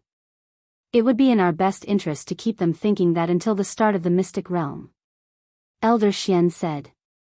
Okay. Do you want to come with us, Mei Xiu? Yuan asked her. Mei Xiu silently nodded her head. Chapter 300 Taking a closer look at the Mystic Realm. I also want to come. Xue Jia suddenly said, and she continued, it's my first time coming to this place, and it's probably going to be my last, so I want to make it more memorable. Elder Xian nodded, okay. A few moments later, Yuan went to the other room to change his clothes, wearing the sect elder's uniform given to him by Elder Xian. Wow, you look much better in those clothes than I'd anticipated. You'll definitely be a popular sect elder if you become one, especially among the female disciples. Elder Shan's eyes widened with surprise when she saw Yuan wearing the sect elder's uniform, which gave him a more profound feeling and also enhanced his handsome appearance by a level. Even Xue Jia couldn't help but swallow nervously after seeing Yuan's new appearance. After another moment, Yuan and Meishio wore their masks before going outside with Elder Xian, making their way towards the mystic realm that was only a couple of miles in the distance. Since the place was an empty and flat land and the gates were massive, the mystic realm looked much closer than reality, and when they approached the gates, it felt like they weren't getting any closer despite walking towards it for many minutes.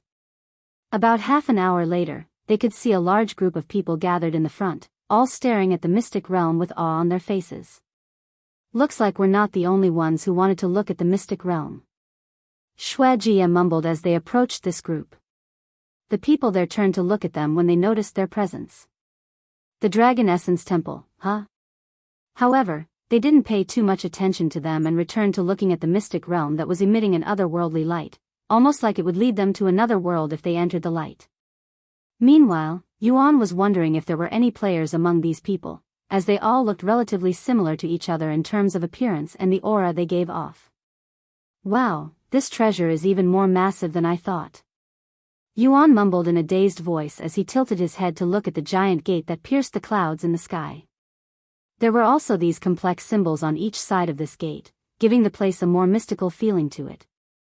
Almost as though they were captivated by it, Yuan and the others stared at this gate with dazed looks on their faces for many minutes without blinking. Suddenly, unbeknownst to the others there, a voice resounded from beyond the mystic realm that only reached Yuan's ears, and it was an ancient-sounding voice, almost as though it was beckoning him. Alas, I have been waiting for you. Yuan's eyes widened when he noticed a semi-transparent figure hovering directly between the gates, almost like a hologram of sorts. However, this person didn't have a face. It had long black hair that flapped behind him like a cape, and it was wearing black clothes with gold outlines around the clothes, giving this individual a majestic atmosphere, almost like he was royalty. When Yuan saw this faceless individual, his blood began boiling for some reason, and it was unclear whether the reaction was due to excitement or something else entirely. Who are you? Yuan mumbled in a mosquito-like voice. Even though this individual hovering in front of the mystic realm lacked any facial features, Yuan could somehow tell that it was looking directly at him. Come, here, this ancient voice continued to beckon Yuan. After an unknown amount of time had passed, Yuan suddenly felt someone pat his shoulders. Are you okay? Elder Xian asked him. What do you mean? I have been calling you for a while now, but you were absorbed in the mystic realm, not noticing it. Oh, I'm sorry. I was a little too focused on that figure floating in front of the gates. Who is that person? Yuan said. Huh? Figure? What are you talking about? There's nobody there. Elder Xian looked at him with a surprised expression. Elder Xian then turned to look at the gates just in case, but as had expected, there wasn't anybody there. Are you sure you saw somebody there? One cannot approach the mystic realm without the tokens, hence why we aren't getting any closer than this, and we won't be getting these tokens until later today. Elder Xian explained to him. Yes, I'm sure, Yuan said, and he proceeded to describe the faceless man to Elder Xian. As far as I'm aware, nobody has seen this faceless individual before since I have never heard of this person until today. We can ask the sect master later, but we should get back for now since the gathering will happen soon. Okay. Yuan nodded, following Elder Xian and the others back to their building.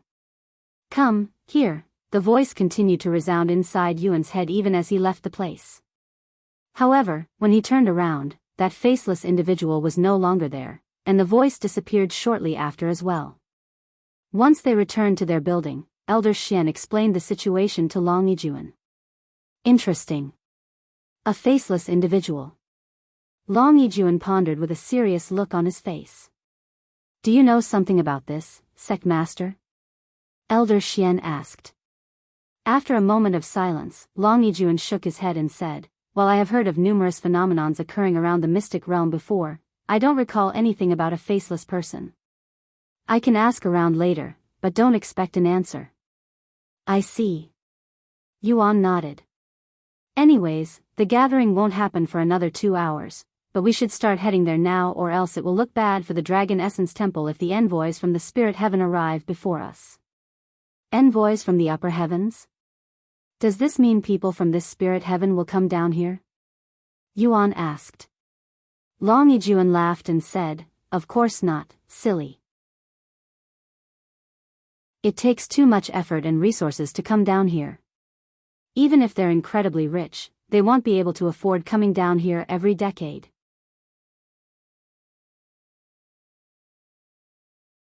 Chapter 301 The Aura of a Spirit King. Is that so? What a pity. I wanted to see someone from the spirit heaven. Yuan sighed. Long Yijuan chuckled at his words and said, besides having a much higher cultivation base and being more knowledgeable because of their larger world, there's really not much difference between us. It's not as if people from the upper heavens are different entities. I see, that makes sense. Yuan nodded. Anyways, let's get moving. The other sects are already gathering at the location. The Dragon Essence Temple left the building and followed the other sects to the gathering area that was just a few miles away from their lodging location. Sometime later, they arrived at the gathering area, where over 100 sects gathered and stood separated from each other but in an orderly fashion, almost like a massive military formation getting ready for war. The Dragon Essence Temple stood at the very front of this massive formation. Despite the fact that many sects had arrived before them, there was an empty spot in the front with other sects occupying the spots behind it, almost like it was left empty specifically for the Dragon Essence Temple.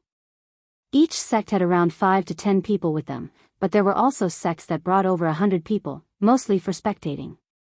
While everybody there waited for this envoy from the spirit heaven to show up, Yuan turned to look at the mystic realm that was in the distance, hoping to see the faceless figure again. Xiao Hua, Feng Feng, was it just me, or did you two also see that faceless figure? Yuan decided to ask the two experts dwelling inside his body. Xiao Hua didn't see anyone like that. Me neither, young master. Are you sure you weren't seeing things? I'm sure. It was even calling for me. I don't know why, but I felt somewhat nostalgic when I saw this faceless figure, almost like I'd seen it before, but that's impossible. Maybe I'm just overthinking things, Yuan sighed inwardly. Suddenly, Xiao Hua said in a serious voice, Brother Yuan, be careful. There are a lot of people looking in our direction right now. Although I cannot say for certain that they're looking at you, it's very likely. Hearing Xiao Hua's words, Yuan realized why he was feeling uncomfortable for some time now.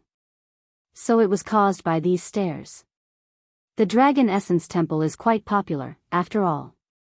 I wouldn't be surprised if they were staring at us. Yuan said. While that is true, the looks they're giving are different from that of awe or admiration, and they look more like they're trying to see through your mask, young master. Feng Feng added. Yuan's body shuddered after hearing these words, and he wondered to himself, it couldn't be the other players, right? Indeed, these people staring at Yuan were all players that were chosen to participate in the mystic realm. While their cultivation bases are nothing exaggerated like Yuan, who was a spirit master, they all show promising talents, not to mention their heaven-ranked physiques. Although the sect masters and sect elders all mistook Yuan as a sect elder because of his spirit master cultivation base, the players were not fooled by his cultivation, mostly because player Yuan was famous for his black mask ever since the Zither competition, and everybody knew that he was in the Dragon Essence Temple, hence why they expected him to show up at the mystic realm. And just as the players had expected, player Yuan showed up. So that's the famous player Yuan, huh? Even though I cannot see his cultivation base, he gives off the same feeling as our sect master, the same domineering aura. One of the players there thought inwardly. Player Yuan. Just you wait. If we ever meet in the mystic realm, I am going to rip that mask off your face and reveal your identity to the world. Another one thought. Player Yuan. I wonder what he looks like underneath that black mask. Sometime later, the atmosphere in the place began to change, and although it was a subtle change at first, all of the sect masters there noticed it. Upon feeling this change, they all said to their disciples, the envoy is coming. Stand straight and don't utter a single sound unless you're told to speak. The entire place immediately turned dead silent, and everyone there waited nervously for this envoy to show up. Whoosh! The wind suddenly picked up, and a massive portal appeared above the sects, shocking the sect masters. Wait. What's happening? This is. Somebody from the upper heavens is trying to come down to the lower heavens? Did they send an envoy to personally oversee the mystic realm this time? Usually, the experts from spirit heaven would just use some sort of treasure to speak with them from above, and rarely would they come down to the lower heavens in person. In fact, the last time a real envoy showed up in the lower heavens for the mystic realm was over 10,000 years ago. Perhaps this is what the rumors actually meant? That a real envoy would be showing up? The spiritual energy in the area started acting up and began rushing towards the portal in the sky. A domineering aura appeared moments later, and it was something nobody there, not even the sect masters, have experienced before. However, two people recognized this kind of aura. Feng Yuxiang, who had experienced it herself not long ago when she first met Yuan. And Xiao Hua, who could emit the same aura herself, the aura of a spirit king. Young master, it's a spirit king. A spirit king is descending. Feng Yuxiang said to him in an excited voice. What? The same level as Xiao Hua? Yuan was surprised to hear this since this is his first time seeing another cultivator at the same level as Xiao Hua ever since he started playing the game. After a few more moments of suspense and tension, Yuan and the others could see a figure coming out of the portal, an old man wearing black and red robes.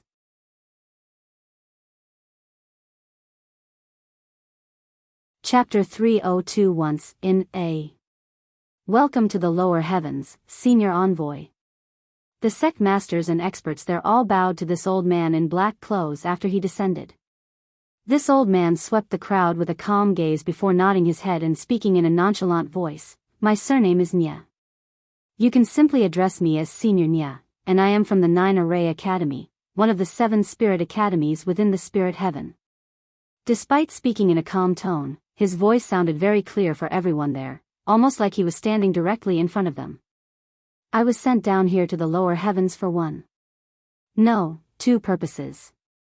First and foremost, I will be overseeing the mystic realm, and secondly, I am looking for potential talents to bring to the spirit heaven with me. What? The people there expressed immense shock after hearing Senior Ni's words. Senior Nya continued to speak, ignoring the people's shocked reaction. However, I can only bring a very limited number of people with me. 3 people to be exact. Therefore, I will select the participants with the most potential and best results in the mystic realm to come with me. If you manage to get selected, you'll also have a chance to become a disciple at one of the 7 spirit academies, and depending on your potential, you might even become an inner disciple straight away. The 7 spirit academies are the most prestigious and influential sects in the spirit heaven with countless resources and heavenly techniques. Countless cultivators dream of becoming a disciple at one of these 7 sects, but one must go through rigorous tests before they are accepted as a disciple. However, you will get to bypass such tests and become a disciple immediately if you're chosen. The disciples there trembled with excitement after hearing Senior Ni's words. If they are chosen to go to the spirit heaven with Senior Nya, their future will surely be a successful one. This was a once-in-lifetime opportunity. As for the sect masters and sect elders there, while they were happy for their disciples for getting such a grand opportunity, they were also quite jealous of the disciples since most of them dream of ascending to the spirit heaven as well. Meanwhile, the players there were even more excited. If I get to ascend to the spirit heaven before I reach Spirit Grandmaster, I will immediately be ahead of every player in the lower heavens, and there's even a good chance that I could surpass the seemingly unrivaled player Yuan. The players thought to themselves. Now that I've introduced myself, allow me to tell you about the mystic realm. Senior Nya said.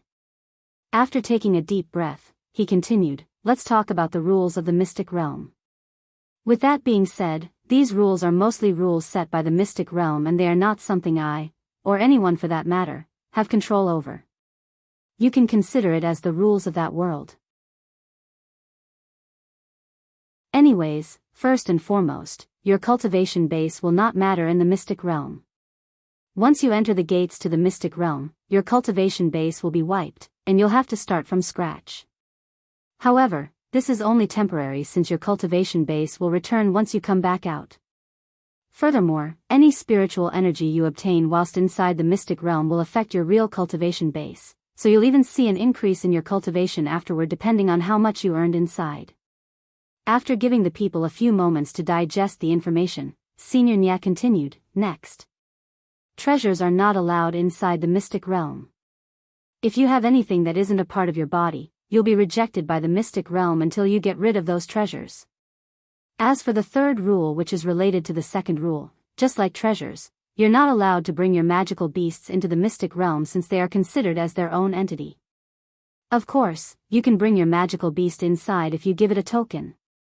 However, that will take away one precious spot, so you'll have to consider if that's worth it or not. Yuan raised his eyebrows when he heard this. What about Xiaohua and Feng Yuxiang? Does this mean they'll have to stay out here while he goes inside? Looks like we won't be able to follow you inside the mystic realm, young master. Feng suddenly said to him. Unless we take the 2 disciples' spot from them, she added. However, before Yuan could say anything, Senior Nya continued, furthermore, only those who are below the age of 30 are allowed to enter the mystic realm. As for those who have magical beasts as servants, the magical beast must be younger than 100 years old. 100 years old. I guess I won't be able to go in after all. Feng Yuxiang sighed. What about you, Xiaohua? You're human, so you should be able to enter. Unless you're over 30. Feng Yuxiang said to her. However, Xiaohua didn't respond to her and remained silent. It's okay, you too. Even if you can go inside with me, I cannot take away the other spots. They earned it, and it'd be incredibly rude of us if we stole it. Yuan said to them. I knew that, young master. I was only joking with you. The next rule, once you enter the mystic realm, you have 30 days to show results and obtain points. You can obtain points by increasing your cultivation, slaying magical beasts, finding treasures, clearing trials, and many more methods.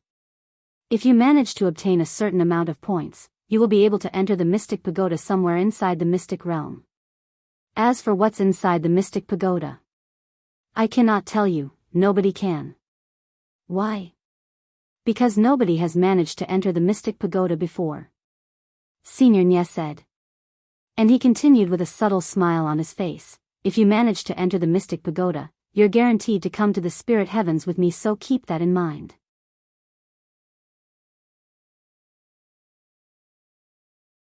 Chapter 303, Distributing the Tokens.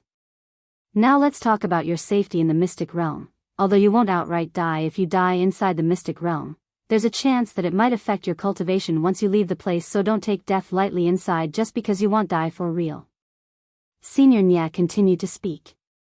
If you happen to die inside the mystic realm, you will immediately be teleported out of the mystic realm, and you won't be able to enter for a second time since every individual can only enter the mystic realm once in their lifetime. That's all I have for now. Does any of the sect masters here have any questions for me before I hand out the tokens? Senior Nya swept the crowd with a calm gaze. The place remained silent. Although all of the sect masters had questions inside their heads, it was not related to the mystic realm that they've seen many times before, and it might offend Senior Nya if they brought it up in their current situation. Then I shall begin handing out the tokens now. After taking a deep breath, Senior Nya spoke. Ranked first, Heaven and Earth Palace, 7 tokens. Heaven and Earth Palace is present, Senior Nya. The sect master of the Heaven and Earth Palace responded loudly. Senior Nya then tossed 7 square-shaped tokens made of a blue material that resembled jade at the sect master of the Heaven and Earth Palace. After accepting the tokens, the sect master bowed in a respectful manner, received. Thank you, Senior Nya. Senior Nya nodded his head before continuing. Rank second, Grand Sword Mountain, 6 tokens. Grand Sword Mountain is present, Senior Nya. The sect master of the place responded, and Senior Nya handed them 6 tokens. Ranked third, Flaming Fist Sect, 5 tokens. Flaming Fist Sect is present, Senior Nya. Ranked fourth, Azure Phoenix Sect, 4 tokens. Ranked fifth, Purple Lotus Fairy Garden, 3 tokens. Ranked 6th, Frozen Blade Academy, 3 tokens. Ranked 7th, Dragon Essence Temple, 3 tokens. Ranked 8th, 3 Poisons Manor, 2 tokens. Ranked 9th, Heavenly Totem Sect, 2 tokens. Ranked 10th, Diamond Palms Sect, 2 tokens. After naming the top 10 sects, Senior Nye said, "The rest of you will be getting 1 token each." He then tossed over 100 tokens down, each flying to one of the sect masters there. In total, there were 150 tokens handed out by Senior Nye, meaning there will only be 150 participants entering the Mystic Realm. The Mystic Realm will open at sunrise tomorrow, and I won't be back until then. After saying those words, Senior Nye flew away and quickly disappeared from the scene, almost like he was in a hurry to go somewhere. Once Senior Nye's presence was completely gone, everybody there sighed in relief, feeling as though a large amount of pressure had just been lifted from their bodies. When they were certain that Senior Nye would not suddenly return, the massive formation began breaking apart and the sects returned to their own lodging. "Let's also return," Long Yijuan said to them. Yuan and the others nodded and followed Long Yijuan back to the building. However, before they could reach the building, someone suddenly called out loud, "Player Yuan." Yuan's body subconsciously stopped walking and turned around after hearing his name being called out by an unfamiliar-sounding voice. When he turned around, there was a handsome young man with short black hair and a cold face standing behind him, looking to be in his mid-20s. "Remember my name, Lightning Emperor. I don't care who you are, but I will surpass you soon.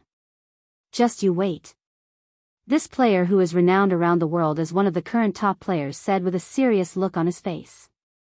However, before Yuan could even respond, Lightning Emperor turned around and walked away. Lightning Emperor? Why does his name sound so familiar? Yuan wondered. Then he remembered. Oh, right. Yuro mentioned him once before, that top player who had the highest cultivation base. Yuan narrowed his eyes at Lightning Emperor and looked at his cultivation base. 6th level Spirit Warrior, huh? Did you know that disciple from the Grand Sword Mountain? Long Yijuan asked him. Not really. Yuan shook his head, and they began walking again shortly after. However, another player called out to Yuan after a few steps. Player Yuan. If you dare, show me the face behind that mask. This player outright asked Yuan to reveal his identity in a shameless voice. Yuan looked at this goofy-looking young man for a moment before he continued walking, completely ignoring the player. Hey! Where do you think you're going? The player tried to approach Yuan, but alas, Elder Chen stepped between them and said, "If you wish to speak with our disciples, you should bring your sect master with you." The player swallowed nervously upon feeling Elder Shen's invisible pressure, and he decided to turn around and run away. "I'll do whatever it takes to see your face, player Yuan. See ya in the Mystic Realm." Ha ha ha. The player laughed out loud as he disappeared into the distance. "You sure have a lot of friends, disciple Yuan," Elder Chen said to him afterward. If only that was the case. Yuan sighed. A few more players tried to approach Yuan after the last person, but before they could get close, Elder Chen would always stand in their path and block them, and not wanting to be outdone by Elder Chen, Elder Shan also did the same, even fighting him to block the other players. Player Yuan. Please shake my hands. Another voice resounded, this time from a female player. Please stay away. Our disciples do not wish to speak with any guests right now. Elder Shan immediately blocked this female player. However, Yuan stopped walking and turned around, thinking to himself, this voice. It sounds so familiar. When Yuan turned around and finally saw the face of this female player, his eyes widened, and he nearly blurted out her name in surprise. Wang Xiuying. What's she doing here? Indeed, this person was Wang Xiuying, Dr. Wang's granddaughter.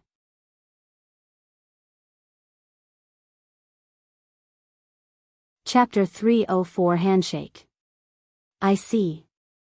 Sorry to bother you. Wang Xiuying sighed after being told off by Elder Shan, and she turned around with a dejected look on her face. However, a stiff voice suddenly resounded, halting her steps. Wait. Huh? Wang Xiuying turned around, and to her surprise, Yuan was looking at her, even walking in her direction. Disciple Yuan?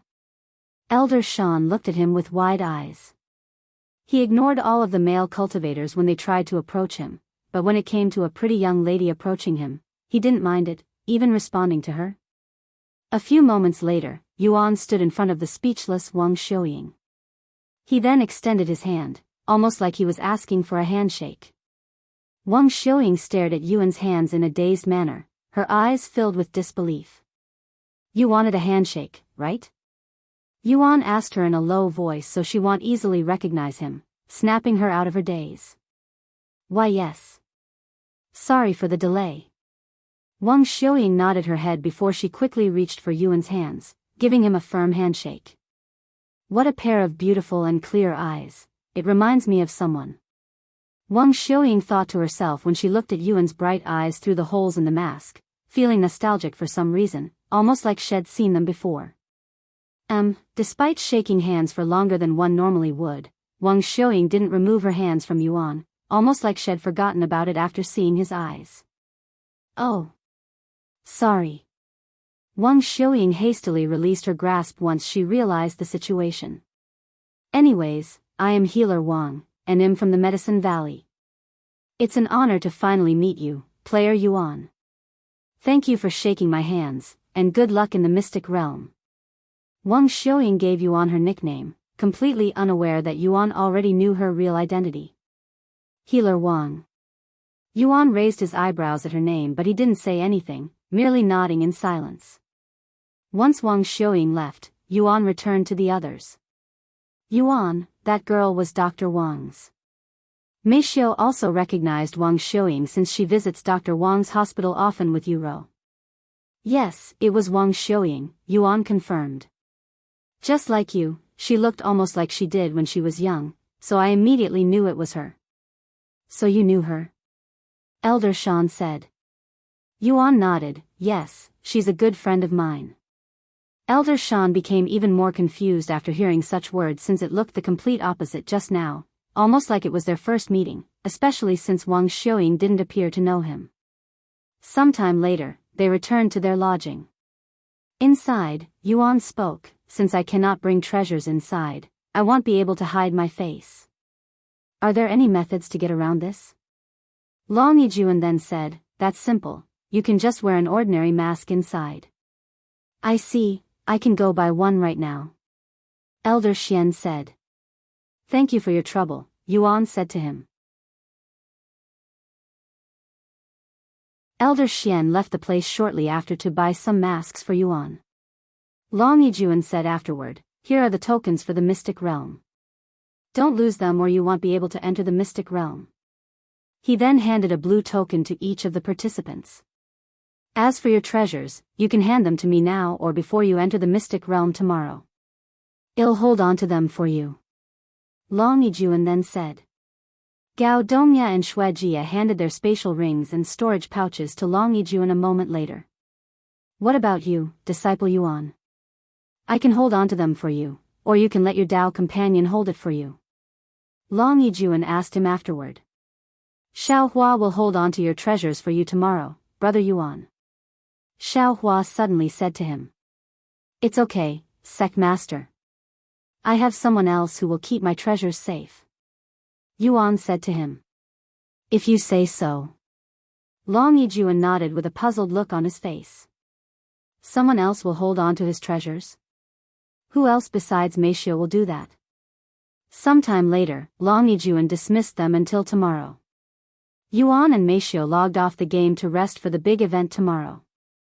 While dinner was cooking, Mei Xiu checked the auction, but the price only increased by a few 100,000 since the last time she checked.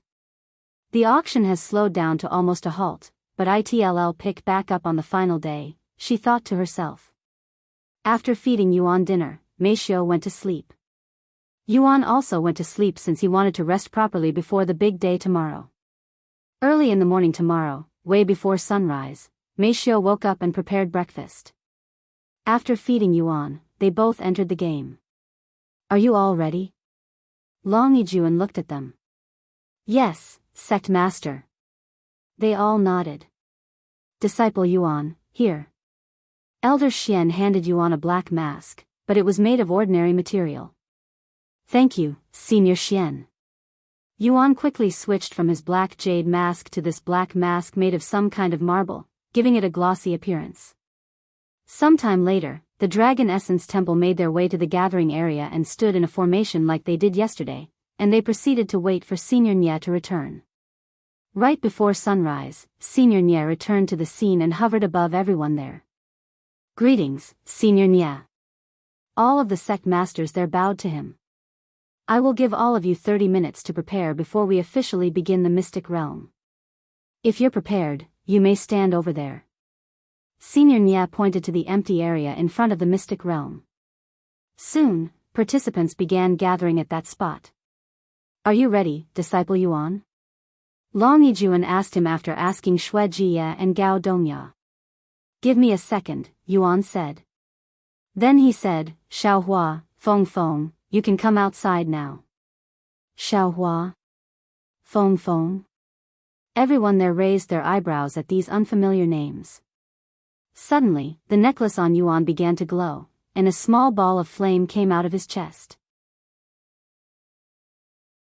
A second later, a cute little girl and a beautiful lady appeared before Yuan like ghosts. The moment Xiaohua's presence appeared and Senior Nye sensed it, his eyes widened with immense shock. Spirit King? Impossible. Without any hesitation, he immediately flew towards the Dragon Essence Temple.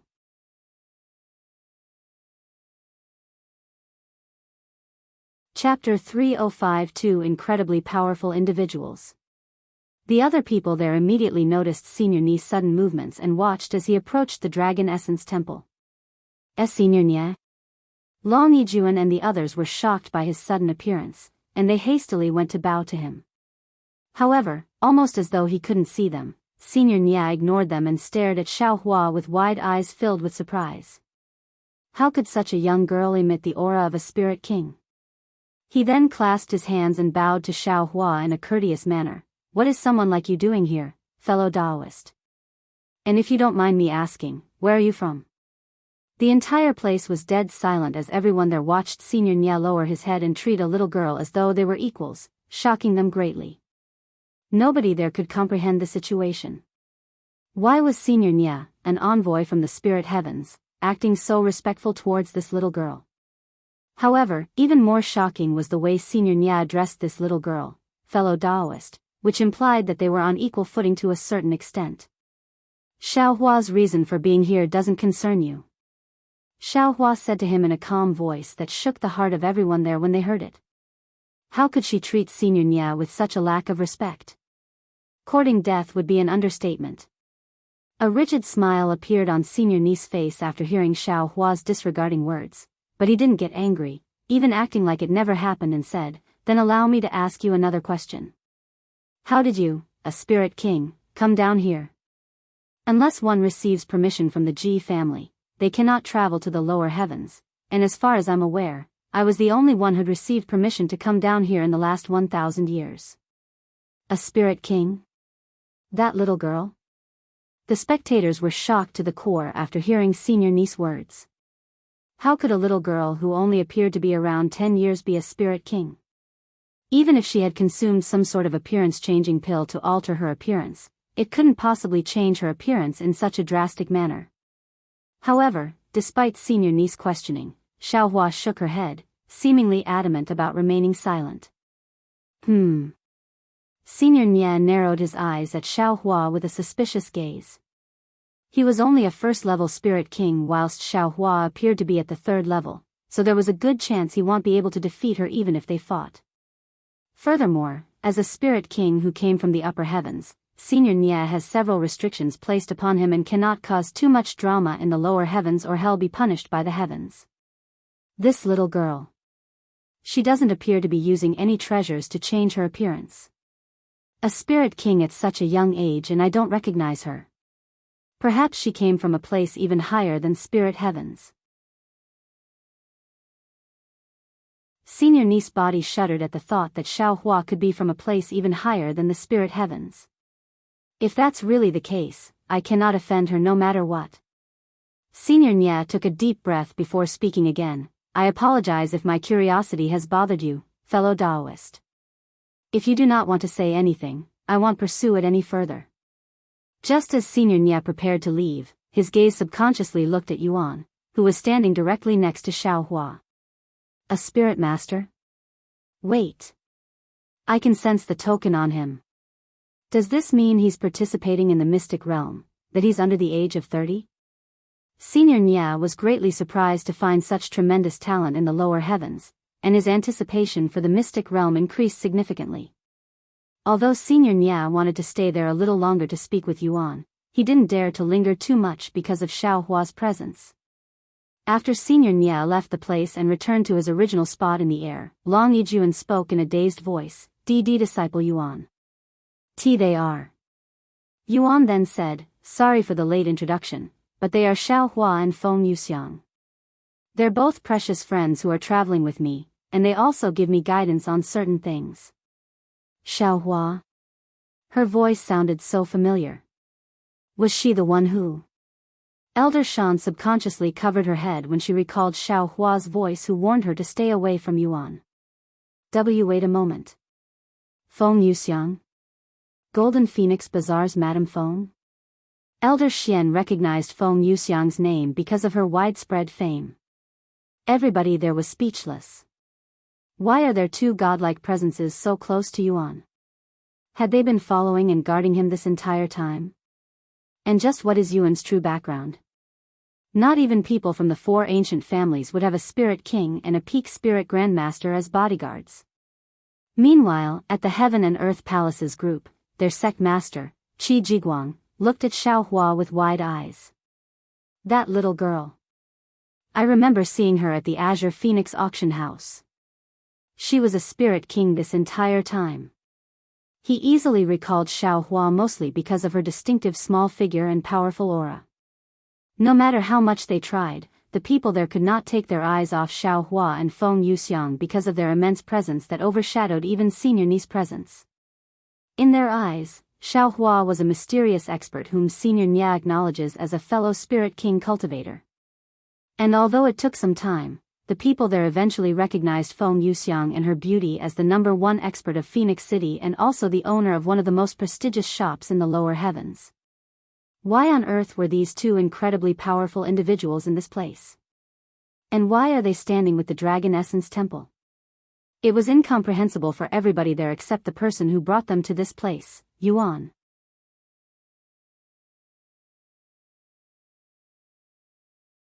Chapter 306 Shattering Their Confidence. Many minutes have passed since the conversation between Senior Nya and Xiaohua ended, but the atmosphere there remained heavy, almost suffocating, especially for those people standing closest to the Dragon Essence Temple. Xiaohua, here are my treasures. Please hold on to them while I enter the mystic realm. Yuan handed Xiaohua his spatial ring and storage pouch. Xiaohua will protect the treasures without fail. Xiaohua said to him with a serious look on her face, acting like she was handed a big responsibility. Who would dare to steal from a spirit king in the lower heavens? Feng Yuxiang raised her eyebrows. Xiaohua could leave Yuan's treasure on the ground, go take a nap, and come back with the treasure still on the ground, completely untouched. By the way, what are you going to do with your soul weapons, young master? Feng Yuxiang suddenly asked him. Soul weapon? Long Yijun and the others turned to look at them with wide eyes filled with shock after hearing their conversation, even ignoring how Feng Yuxiang addressed Yuan as young master. Huh? What do you mean? I can't take treasures inside, so I'll have to leave it out here obviously. Yuan said. But soul weapons are unique. They must be within a certain distance from its master, there's no way around it. What happens if I am too far away from them? Yuan then asked. I think it would be better if I showed it to you. Feng Yuxiang said, and she continued, can you hand me one of your soul weapons for a moment? Yuan nodded, and he retrieved the starry abyss from the spatial ring before handing it to Feng Yuxiang. Once she had the starry abyss in her grasp, Feng Yuxiang suddenly took off into the sky and flew away, acting like a thief during a grab-and-run situation. Feng Yuxiang's sudden movements attracted the attention of everybody there, including Senior Nya. Where's she going? They all wondered. However, Senior Nya was more interested in the starry abyss that was within her grasp. Is that a soul weapon? Senior Nya mumbled in a dumbfounded voice, as he didn't expect to find a soul weapon in the lower heavens. In just a few minutes, Feng Yuxiang managed to fly almost 100 miles away from the mystic realm, and right as she reached the 100th mile mark, the starry abyss in her hands suddenly disappeared. Meanwhile, at the mystic realm, Yuan was surprised when the starry abyss suddenly appeared before him like a ghost. How did? Yuan was completely baffled by this phenomenon. Soul weapons are bound to their owners. If they get too far away from their masters, they will immediately teleport back to them, almost as if they have a mind of their own. Xiao Hua explained to him. Feng Yuxiang returned sometime later. Do you understand now, young master? You won't be able to escape your soul weapons. However, I don't know how it'll work with the mystic realm. Feng Yuxiang said to him. A moment after Feng Yuxiang's words, Senior Ni's voice suddenly resounded. Soul weapons are an exception and allowed inside the mystic realm since they are considered as part of the individual. I didn't mention it at first because I didn't think there would be someone with a soul weapon here. Congratulations, young man. You're now a few hundred steps ahead of everyone else before you're even inside the mystic realm. What? He can bring a powerful treasure inside while the rest of us have to go inside empty-handed? That's so unfair. The other participants immediately started complaining, feeling extremely envious of Yuan's soul weapon. I see. Then I will bring my soul weapons with me. Yuan said. Huh? Soul weapons. Long Yijuan and the others raised their eyebrows. Why, you have more than one? Elder Xian asked him in a dazed voice. Yuan nodded, and he proceeded to take out his other soul weapon, Empyrean Overlord. Forget about the others, even Senior Ni's jaw dropped when he saw Yuan holding two soul weapons, one in each hand. Ignoring the difficulty of obtaining two soul weapons, what kind of talent is required to wield two soul weapons at the same time? Senior Nya has never seen such talents before even within the spirit heavens, and they have plenty of heavenly geniuses that would put most of the people here to shame. Just who is that young man? I cannot see the full extent of his talents. Senior Nya cried inwardly. By the way, young master, you can store your soul weapons within your body. Feng Yuxiang said to him. Really? How do I do that? Yuan asked. Just imagine your body as a spatial ring and the soul weapons being stored inside your body. Yuan nodded his head and followed Feng Yuxiang's instructions. A moment later, the Empyrean Overlord and Starry Abyss disappeared from his hands, yet he could still feel their presence inside his body, almost like how Feng Yuxiang dwells within his body. I think I am ready to enter the mystic realm. I will see you all later. Yuan said to Long Yijuan and the others who were too dazed to respond properly. Why yeah. Gee, good luck. Long Yijuan mumbled in a low voice. See you later, disciple Yuan. Elder Shan and Elder Xian said. Don't go easy on them, disciple Yuan. Elder Dai said to him with a smile on her face. That's right. Go beat them senseless, young master. Make them regret being born. Feng Yuxiang cheered for him. Have fun, brother Yuan. Xiao Hua said to him with a relaxed expression, almost like she had no concern at all, that she was absolutely confident in Yuan's ability. See you later, Yuan, Meishio said to him. After saying his goodbyes, Yuan, Shuejia, and Gao Dongya approached the other participants with the token in their grasp. It was at this moment the sect masters and all of the experts there realized something, as they were too shocked by many other things to realize this before. Wait a damn moment. That spirit master was a participant this entire time? But he's clearly wearing the sect elder's uniform for the Dragon Essence Temple. And if I didn't mention it already, he's a damn spirit master. That's right. How could a spirit master possibly qualify for the mystic realm? What's going on here, Sect Master Long? The experts there didn't want to believe that someone under 30 years old could possibly become a spirit master. If someone like that truly exists and enters the mystic realm, the other participants won't be able to compete with someone like that. It'd be a one-sided slaughter.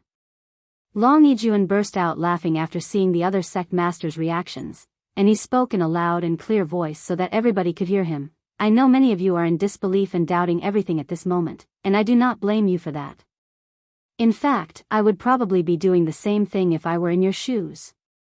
However, this is reality. Not only is my disciple a spirit master, but he's also only 18 years old. Ha ha ha. Good luck to everyone participating in the mystic realm. If I were to give you one piece of advice, give up while you can. The complexion of the sect masters and the participants alike turned as white as sheets after hearing Long Yijin's words, their faces filled with disbelief and immense shock. Reaching spirit master as an 18-year-old? Where on earth did this cultivation monster come from? And why does the Dragon Essence Temple have someone like him helping them out? Spirit master. 18 years old? Senior Nya mumbled in a low voice, subconsciously comparing Yuan's talents to the top geniuses within the spirit heavens. Meanwhile, the other participants stared at Yuan with gawking looks on their faces as they watched him slowly approach them with an unfathomable aura surrounding his figure at this moment. In their eyes, Yuan looked much bigger than he did a moment ago, almost like heads suddenly grown a couple of meters, and they felt like ants in comparison to his awe-inspiring presence. And when they realized that they were going to compete against this cultivation monster in the mystic realm, their confidence shattered like glass under the force of a hammer.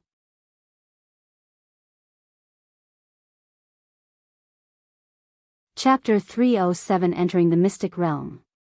Impossible. This is impossible. There's no way we can beat a monster like him. He's way above our league. The participants felt as though someone from the upper heavens suddenly decided to come down to the lower heavens just to mess with them by showing off his heaven-defying talents in the mystic realm where only talents mattered. Even for the sects with more than 3 tokens, they didn't feel any confidence in defeating the Dragon Essence Temple that only has 3 slots. In fact, even if the Dragon Essence Temple only had 1 slot and Yuan occupied that slot, they still wouldn't have any confidence despite having the advantage in numbers. 2 soul weapons and a spirit master cultivation base. The mystic realm is going to be exciting this year. Senior Nya smiled inwardly as his gaze remained on Yuan's figure. Once the Dragon Essence Temple joined the other participants, Senior Nya spoke loudly, I will open the mystic realm in 5 minutes. Use this time to prepare yourself if you haven't already. The next 5 minutes felt like an eternity for the participants and the sect masters alike. Even though it was a rare opportunity for these participants to show off their talents before someone from the spirit heavens, this cultivation monster came out of the blue and stole all of the spotlights without any effort. Meanwhile, the players were more shocked about Yuan's age, as that gave them a little more information on his mysterious identity. Player Yuan is only 18 years old? What a discovery. He's around my age. Wang Xiuying thought to herself, feeling pleasantly surprised. Spirit Master. He definitely has the highest cultivation base out of all players as of this moment. Lightning Emperor thought to himself, realizing just how much had underestimated player Yuan's advantage. 5 minutes of absolute silence later, Senior Nya spoke, I forgot to mention one more thing. Once you go inside, every sect will be separated from each other so you won't immediately start fighting with each other the moment you go inside. After his sentence ended, Senior Nya began making weird signs with his hands before shouting out loud, open. The symbols on each side of the gates suddenly began glowing golden, and the light coming from the mystic realm gradually grew brighter and brighter until it was nearly blinding. All of the participants narrowed their eyes at this bright light, and unbeknownst to them, they were fully enveloped by this warm light. Once the light subdued, the sect masters turned to look at the place where the participants had gathered, and as they'd expected, it was completely empty there, almost like all of the participants had disappeared like a ghost. They have successfully entered the mystic realm. Senior Nya said to them before waving his hands and retrieving this massive mirror from his spatial ring, putting it directly in front of the sect masters. We will be able to see the participants inside the mystic realm with this mirror of surveillance. Senior Nya said. A few moments later, the sect masters could see their own disciples in the mirror as well as the other participants, almost like they were watching a movie or something. However, Senior Nya was not finished, and he brought out a couple of crystal balls, 7 to be exact, that hovered in the air around him. Connect. Senior Nya suddenly said. The 7 crystal balls began glowing a subtle blue light. Can you all see it? Senior Nya asked the crystal balls as though he was speaking to them. Yes. I can see it perfectly. Thank you for your troubles, Elder Nya. A feminine voice resounded from one of the 7 crystals. It finally started, huh? I wonder if there are any promising talents this year. What do you think, Senior Nya? Another voice resounded from a new crystal.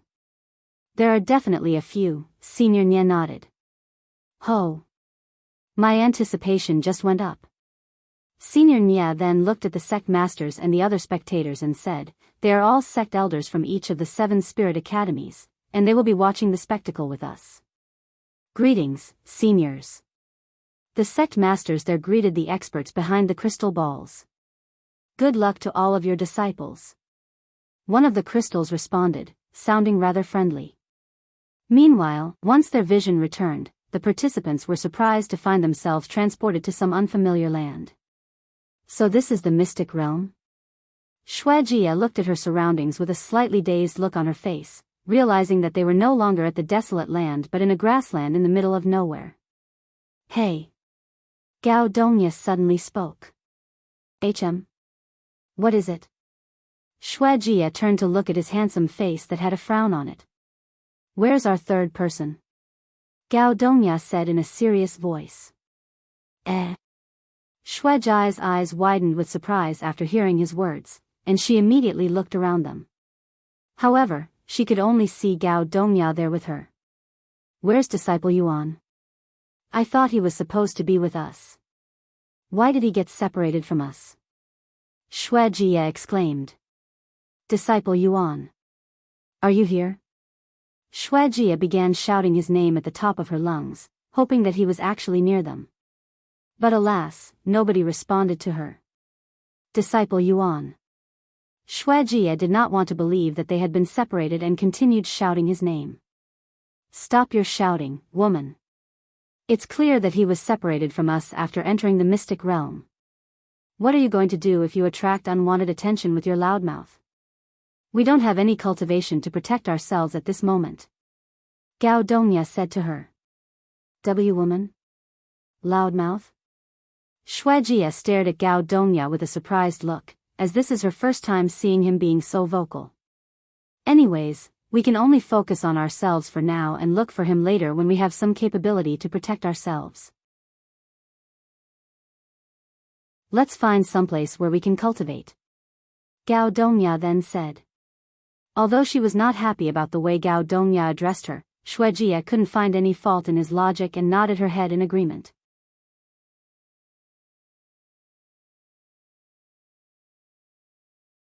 Chapter 308 Separated from the team.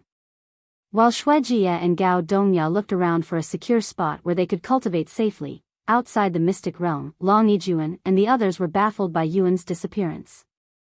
Where's Disciple Yuan? I thought each sect was supposed to be transported together. Elder Shan mumbled in a dazed voice. The other sect masters were also puzzled by this since they were also looking for Yuan, who was the #1 threat to them at this moment. Where's the young master? I can't see him in the mirror at all.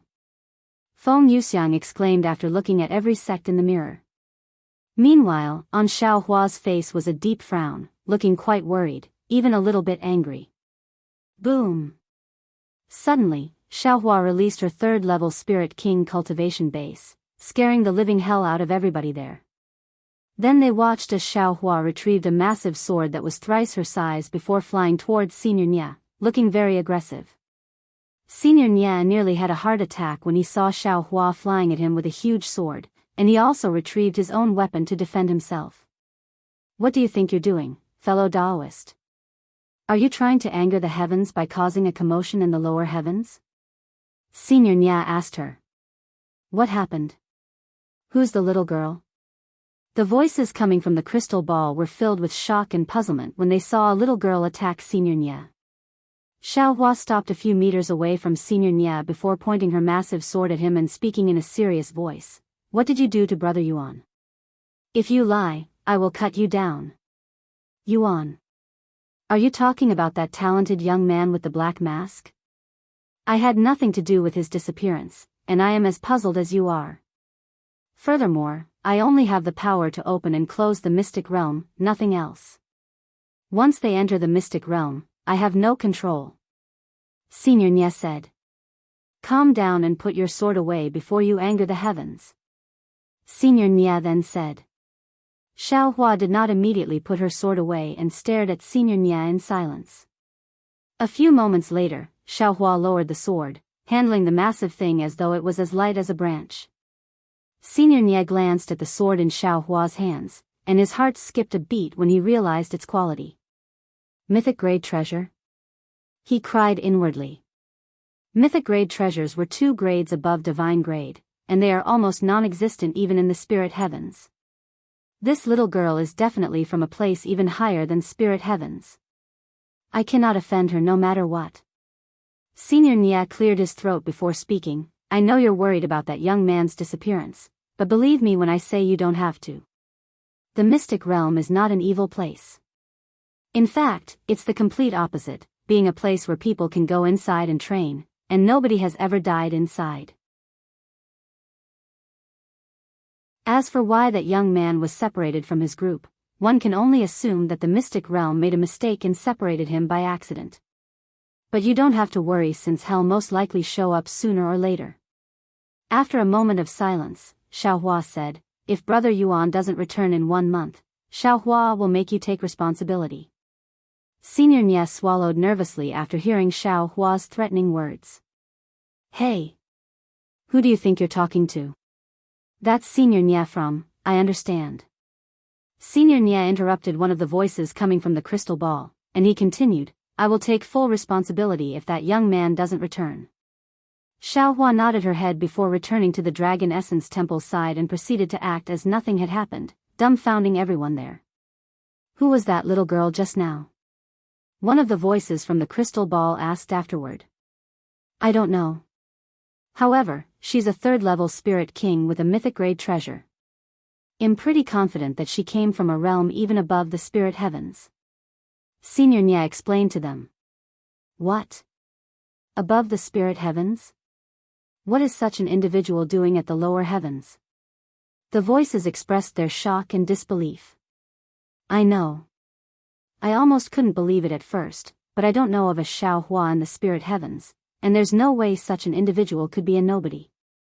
Senior Nia sighed, and he continued, as for that young man, I can only hope that he returns, or my life is in danger. The crystal balls remained silent. None of them would have imagined that such a situation could be possible, that a spirit king's life could be in danger in the lower heavens where spirit lords are non-existent, much less a spirit king. You worry too much, Xiaohua. The young master will be fine even if the heavens fall on him. Feng Yuxiang said to her after she returned.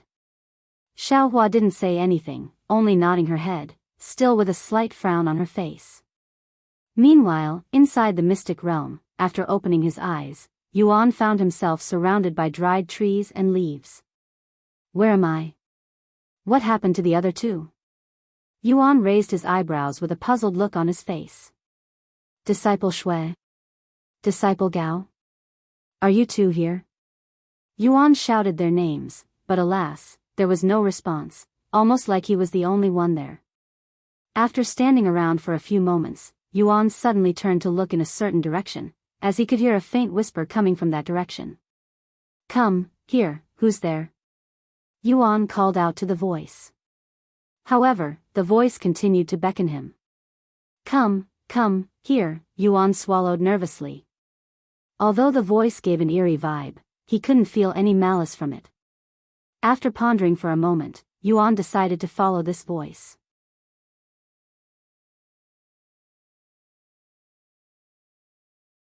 Chapter 309 Following the Voice. Here, come. Here.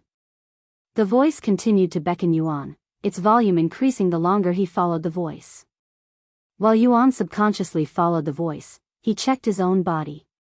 Cultivation, first level spirit apprentice legacy, none bloodline, none physique, heaven refining physique physical strength, 134 mental strength, 375 soul strength, 310 physical defense, 110 mental defense, 221. His cultivation had been wiped like they said it would, and he was only at the first level spirit apprentice. However, for whatever reason, he didn't feel as weak as he did when he was at the same level before. Perhaps it was the soul weapons in his body, but he felt pretty confident in his own strength despite his low cultivation base. As for his techniques, all of them remained unchanged. However, if he wanted to use them, he'd need to increase his chi because he wouldn't be able to use most of his techniques at his current cultivation base. Half an hour later, Yuan suddenly stopped walking when he realized that the voice was no longer calling for him. He looked around, and to his surprise, he could see an ancient-looking temple in the distance from where he was standing. Is this the place the voice wanted me to go to? Yuan mumbled to himself as he approached this temple that was about half a mile away. As Yuan got closer to the temple, he realized how run down the place looked, almost like it had existed for tens of thousands of years. Yuan stood directly in front of the staircase that led to the temple a few minutes later with a pondering expression on his face. Does that voice belong to the faceless person? Why is it calling for me? He wondered. After standing there for a few moments, Yuan decided to walk up the stairs and enter the temple since he won't have any answers without approaching the source. There were exactly 100 steps on the staircase to the temple, and upon reaching the top, Yuan could see the inside of this temple through the empty doorway. After taking a deep breath, Yuan entered the temple. Inside the temple was a long and empty room except for the 10-meter-tall stone tablet at the end of this room that had refined angles and clean words engraved onto it, looking pristine overall, almost like it was newly built, in contrast to the rest of the temple that was ancient and on the verge of collapsing. Furthermore, there was not even a speck of dust on this tablet made of marble, almost as though someone cleaned it very recently. Yuan tilted his head to look at the words carved into this tablet, but alas, he was unable to understand the language. However, despite not understanding a thing, Yuan still felt a sense of awe and dominance from the way the words were carved into the stone tablet, as each line was filled with precision and confidence. What's this feeling I'm getting from these words? It feels so familiar for some reason.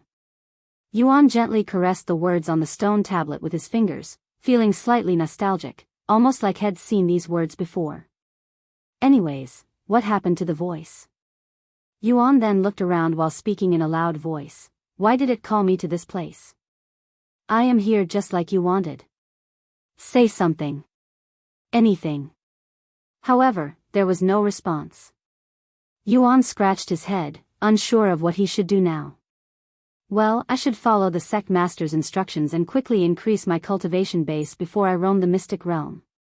Before entering the mystic realm, Long Yijuan gave them some advice, and one of them was to start cultivating as soon as they can so they have some capabilities to protect themselves.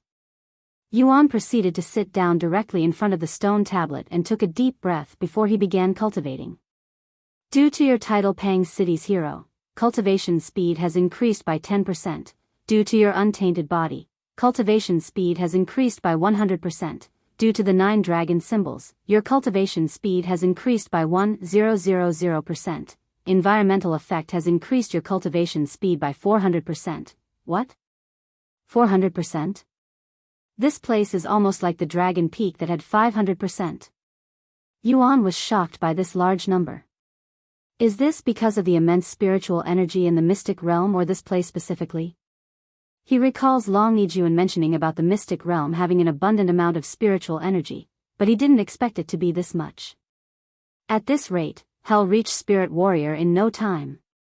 Thus, Yuan began reciting the cultivation technique in his head, absorbing the spiritual energy in the temple at a rapid pace. +7 502 Qi, +7 for 11 Qi, you have absorbed enough Qi for a breakthrough, you have reached second level Spirit Apprentice, all stats +150, after literally 2 seconds of cultivation, Yuan had a breakthrough and reached the second level. A few more seconds later, he enters the third level and so on. You have absorbed enough Qi for a breakthrough, you have reached third level Spirit Apprentice, you have reached fourth level Spirit Apprentice, you have reached fifth level Spirit Apprentice, you have reached 6th level Spirit Apprentice. In slightly less than 10 minutes since he started cultivating, Yuan had managed to increase his cultivation base by an entire realm, entering 1st level Spirit Warrior with ease. You have reached 1st level Spirit Warrior, all stats plus 1000. Yuan stood up to stretch after entering the Spirit Warrior realm for the 3rd time in this life. The voice still hasn't returned. Why exactly did it bring me to this place? It probably has something to do with this stone tablet, but I don't understand it. Yuan sighed. Just as he prepared to sit back down and cultivate some more, Yuan heard a gentle voice resound behind him, causing him to turn around. Who are you? This voice asked him in a slightly nervous tone. When Yuan turned around, he could see a pretty young lady with silky long black hair and azure blue eyes wearing plain green clothes standing at the entrance of the temple, and on her face was a slightly surprised expression, almost like she didn't expect to see anyone in this place. Furthermore, she was holding a bamboo basket in her arms, looking like she was a villager out to gather herbs. However, what surprised him the most was the powerful aura that surrounded this young lattice figure. A spirit master. Yuan cried inwardly. He had mistaken this young lady as a fellow participant at first, but there is no way anyone would be able to reach Spirit Master so quickly when their cultivation bases were wiped after entering this place, so there was only one explanation for this. This young lady was a native in the mystic realm.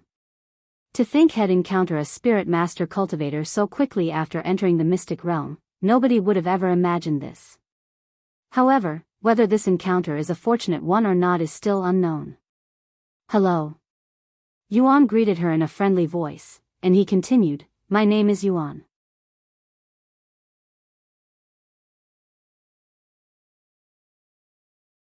Chapter 310 Sword Marks. Yuan.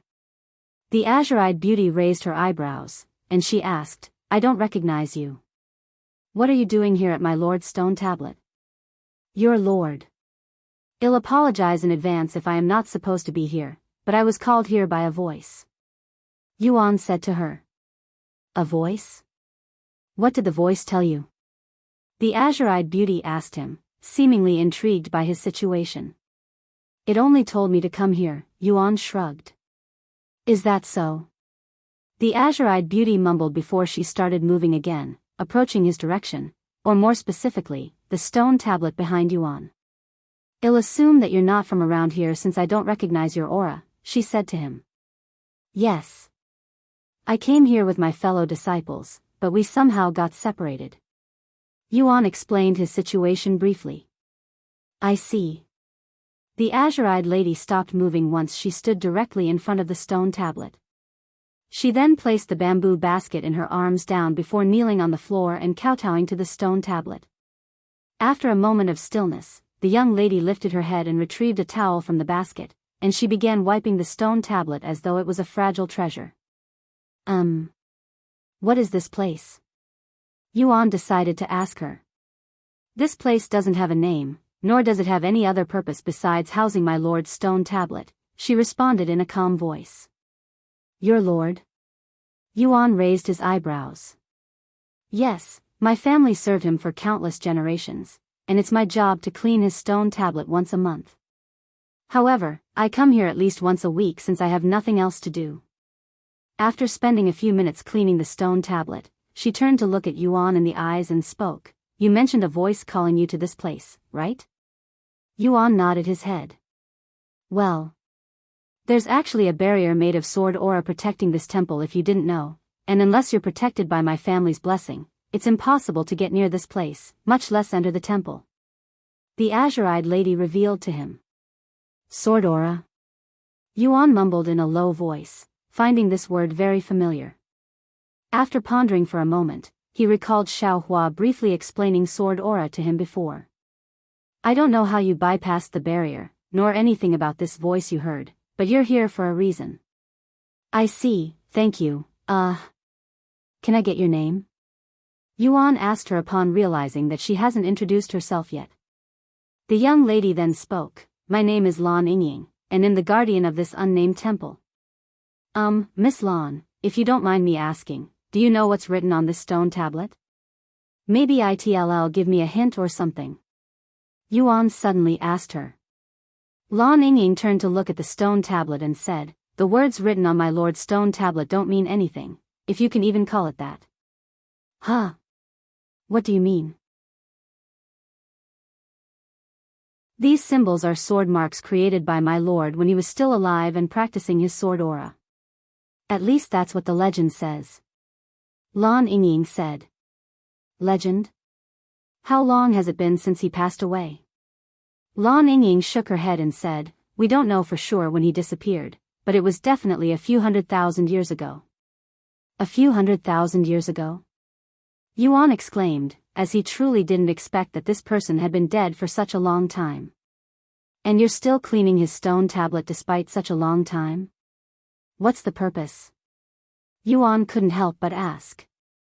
When my lord was still alive, he accepted my family's ancestors as his servants, and our family has been serving him since then, even if he's no longer in this world. Cleaning his stone tablet has become a tradition in my family since his disappearance. Lan Yingying said. Anyways, I will be leaving now. I don't mind if you stay here, but don't make a mess, or he'll get angry. Lan Yingying said to him before leaving the temple. Yuan decided to remain in this place since he wanted to be sure that there's really nothing here for him. After Lan Yingying left the place, Yuan took a seat in front of the stone tablet again. Although he wasn't sure what was so special about the stone tablet, he had a feeling that it was related to why he was called here. Thus, he began cultivating again. About an hour and a half later, he entered second-level Spirit Warrior. Another hour later, he breakthroughs to third-level Spirit Warrior. Yuan took a deep breath and opened his eyes, stopping his cultivation to look at the stone tablet in front of him. Sword marks. Yuan's gaze focused on the incredibly clean and sharp marks on the tablet. After spending 2 hours looking at the sword marks, Yuan returned to cultivating for another 2 hours, reaching the 4th-level Spirit Warrior realm. Yuan repeated this process until the sky began turning dark. At the end of the day, Head managed to reach the 5th-level Spirit Warrior realm. After logging off the game, Yuan could already smell Meishio cooking dinner. What happened to you, Yuan? You weren't with the other 2 disciples.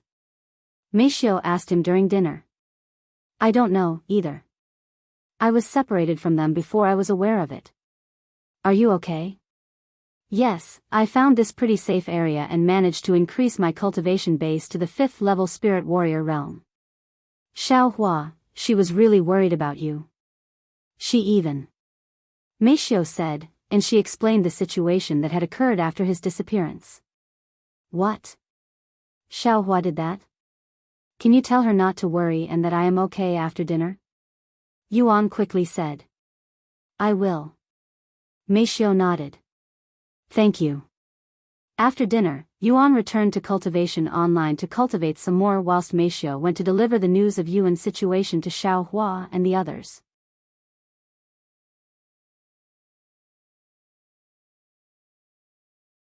Chapter 311 Studying Sword Aura. Welcome back, Meishio. Feng Yuxiang said to her the moment she logged back inside, acting as though her disappearance was only natural. Meishio nodded and said, I have some news for you regarding Yuan. Brother Yuan? Xiaohua was the one to react upon hearing his name, and she quickly asked, what about Brother Yuan? I just wanted to let you know that even though he's separated from the other 2 disciples, he's still safe and sound, Meishio said. What? How do you know that? Did you contact him somehow? Long Yijuan looked at her with a face of disbelief. How could one contact someone that's inside the mystic realm? He has never heard of this before. Meishio nodded, yes, I have a method of contacting Yuan. So Brother Yuan is safe? Xiaohua asked her again just in case. Yes, he's safe and well. In fact, he's even reached 5th-level Spirit Warrior. What? 5th-level Spirit Warrior? But he's only been inside for a day. Elder Shan exclaimed in a shocked voice. Heavens! At this rate, Hell returned to his original cultivation base in no time. Elder Xian mumbled. Ha ha ha. As expected of disciple Yuan. His talents know no bounds. Long Yijuan laughed out loud. The other sects looked at the Dragon Essence Temple as though they were crazy. What the heck are they talking about? Their number one disciple is missing and they look quite happy, and the sect master is even laughing out loud. Thank heavens. Xiaohua released a sigh of relief after hearing that Yuan was fine. Meanwhile, inside the mystic realm, Yuan spends another hour looking at the stone tablet. Miss Lan mentioned that this place is surrounded by sword aura. Now that I'm a spirit warrior again, I can use my divine sense. Let's see if I can see this sword aura with my divine sense. Thus, Yuan closed his eyes and activated his divine sense, extending it as far as he could manage. But alas, he was unable to see this sword aura. However, with that being said, he could sense an unfamiliar aura around the temple. Is this sword aura? I can sense it but not see it. Yuan mumbled in a pondering voice. He continued to feel this sword aura, trying to understand it for as long as his divine sense could hold up. When he could no longer use his divine sense due to exhaustion, he began cultivating to restore his spiritual energy. Once he was full of energy again, Yuan used his divine sense to inspect the sword aura around the place, and the longer he looked at it, the more he understood it, at least that was the feeling he was getting. It was almost like that time when Xiaohua read her book to him for the first time. He couldn't comprehend a single thing at first, but as he listened to it, he gradually understood it more and more until he eventually learned the technique. Thus, from night to sunrise, Yuan studied the sword aura in fascination, almost like he was mesmerized by its existence. Yuan logged off for breakfast, returning shortly after to study it some more. In the afternoon, Yuan retrieved his divine sense and took a deep breath afterward. He then turned to look at the sword marks on the stone tablet, and he proceeded to stare at it for hours without moving a single muscle. Suddenly, he began closing his eyes, feeling a familiar sensation overwhelm his body. This feeling. Enlightenment? Yuan mumbled in a low voice as his mind drifted. Even though his eyes were closed, Yuan could still see the stone tablet in his mind, and he could see each and every sword mark clearly, almost like he still had his eyes open. Suddenly, the sword marks on the stone tablet began disappearing. A few moments later, all of the sword marks disappeared with the stone tablet completely clean and untouched. A few more seconds later, Yuan could see a figure suddenly appear before the stone tablet with its back facing him, and in this figure's grasp was an ordinary sword. Yuan then watched as this figure raised the sword in its grasp and struck the stone tablet repeatedly, creating multiple sword marks on it. A few minutes later, the stone tablet returned to its original form with many sword marks on it. However, the sword marks disappeared again a few seconds later. Once all of the sword marks were gone, the figure repeated the actions and struck the stone tablet with its sword using the exact same movements, and this scene repeated hundreds of times inside Yuan's head. Yuan's enlightenment continued throughout the night, even forgetting to log off for dinner. He's still inside the game? After cooking dinner, Meishio waited for Yuan to come out of the game, but in the end, he remained inside the game. And not wanting to disturb him, Meishio quietly put his dinner in the refrigerator before calling it a night. The following morning, Meishio woke up to see Yuan's condition, but alas, he was still inside the game. Meishio decided to not log into the game until Yuan returns like last time. While she waited, she went to look at the auction and other things online to kill time. Meanwhile, inside Cultivation Online, Yuan had just witnessed the figure strike the stone tablet thousands of times. And with every strike, he could sense the sword aura from the sword and the sword marks much clearer. Suddenly, Yuan stood up inside his mind, and he approached the figure. A few seconds later, Yuan stood exactly where the figure once stood and with a sword in his grasp. After taking a deep breath, Yuan began replicating the figure's sword movement, almost like had become that figure himself. 1, 2, 3, Yuan struck the stone tablet 3 times, but there were no marks on the stone tablet. However, Yuan didn't stop and continued to strike the stone tablet. 100, 200, 300 strikes. After striking the stone tablet hundreds of times inside his mind, completely unbeknownst to him, a profound aura that resembled sword aura began appearing around Yuan's real body.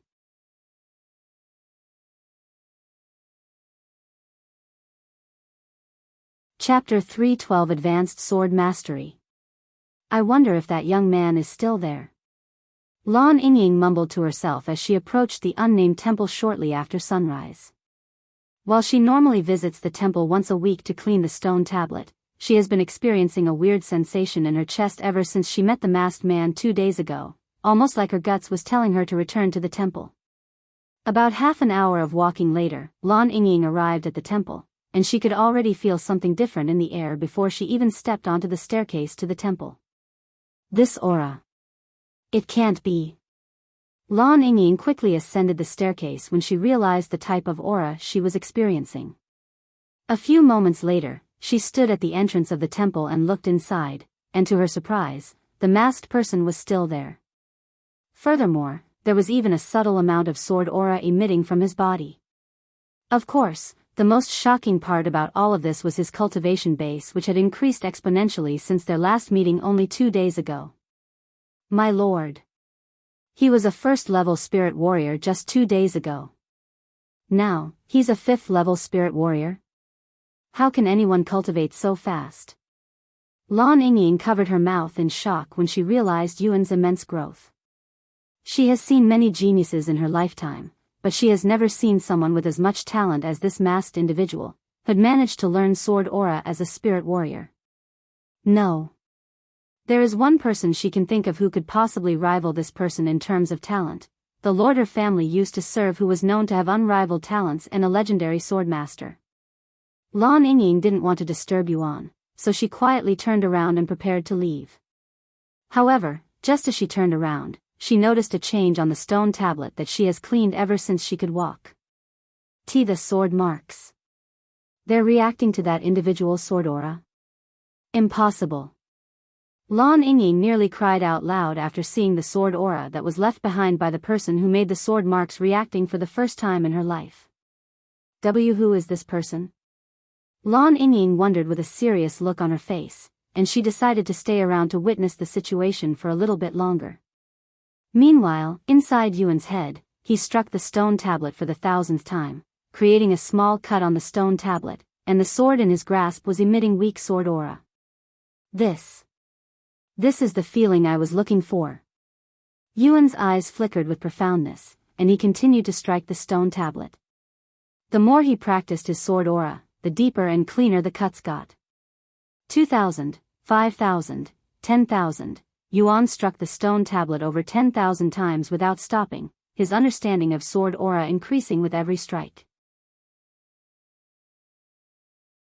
Meanwhile, the training inside his mind also reflected in the real world, as his sword aura grew increasingly stronger and sharper. If one were to drop a piece of paper on top of Yuan right now, it would definitely be torn to shred the moment it touches the sword aura surrounding him. Lan Yingying watched as Yuan improved his sword aura at a frightening rate. Suddenly, she noticed that the sword aura in the sword marks was actually leaving the stone tablet and being absorbed by Yuan's sword aura.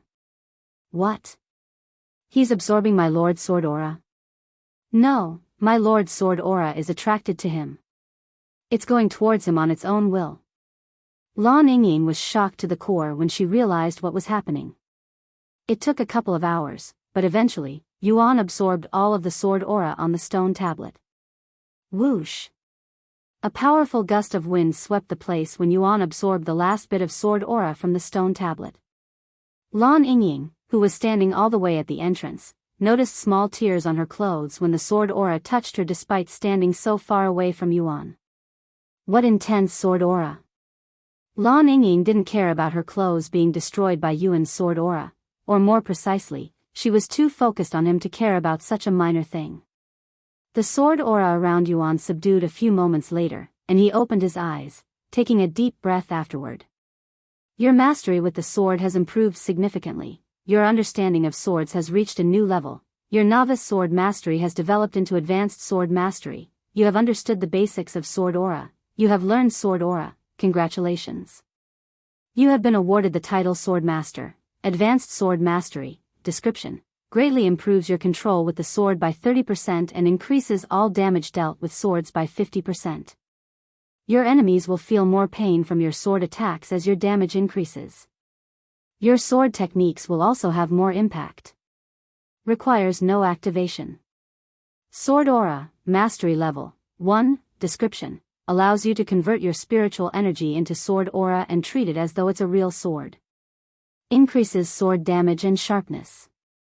The effects increase with mastery level. So this is sword aura, huh? I feel like I am surrounded by invisible swords. Yuan looked at his hand that was protected by sword aura. Isn't this kind of like chi manifestation? He mumbled in a pondering voice. Who's there? Yuan suddenly noticed a presence behind him and turned around. You're Miss Lan. Yuan immediately recognized her pretty face and unique azure-colored eyes. However, there was something different about her this time. More precisely, her appearance, her clothes. They were ragged, almost like someone had used a knife and slashed her clothes a dozen times until it turned into this sad state, and a lot of her skin was exposed by the holes in her clothes. Are you okay? Yuan pointed at her shredded clothes, completely oblivious that he was the culprit. Lan Yingying looked down with a nonchalant expression before speaking, never mind that. I want you to meet my family. Can you come with me now?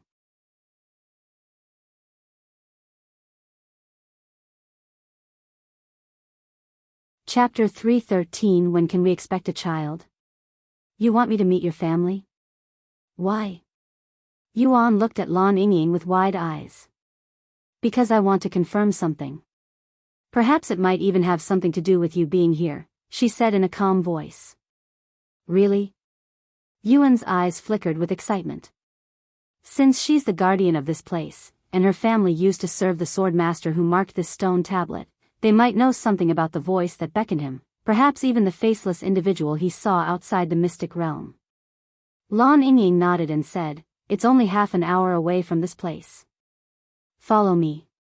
She then turned around and walked out of the temple in a casual manner, acting as though her clothes weren't in such a shabby state.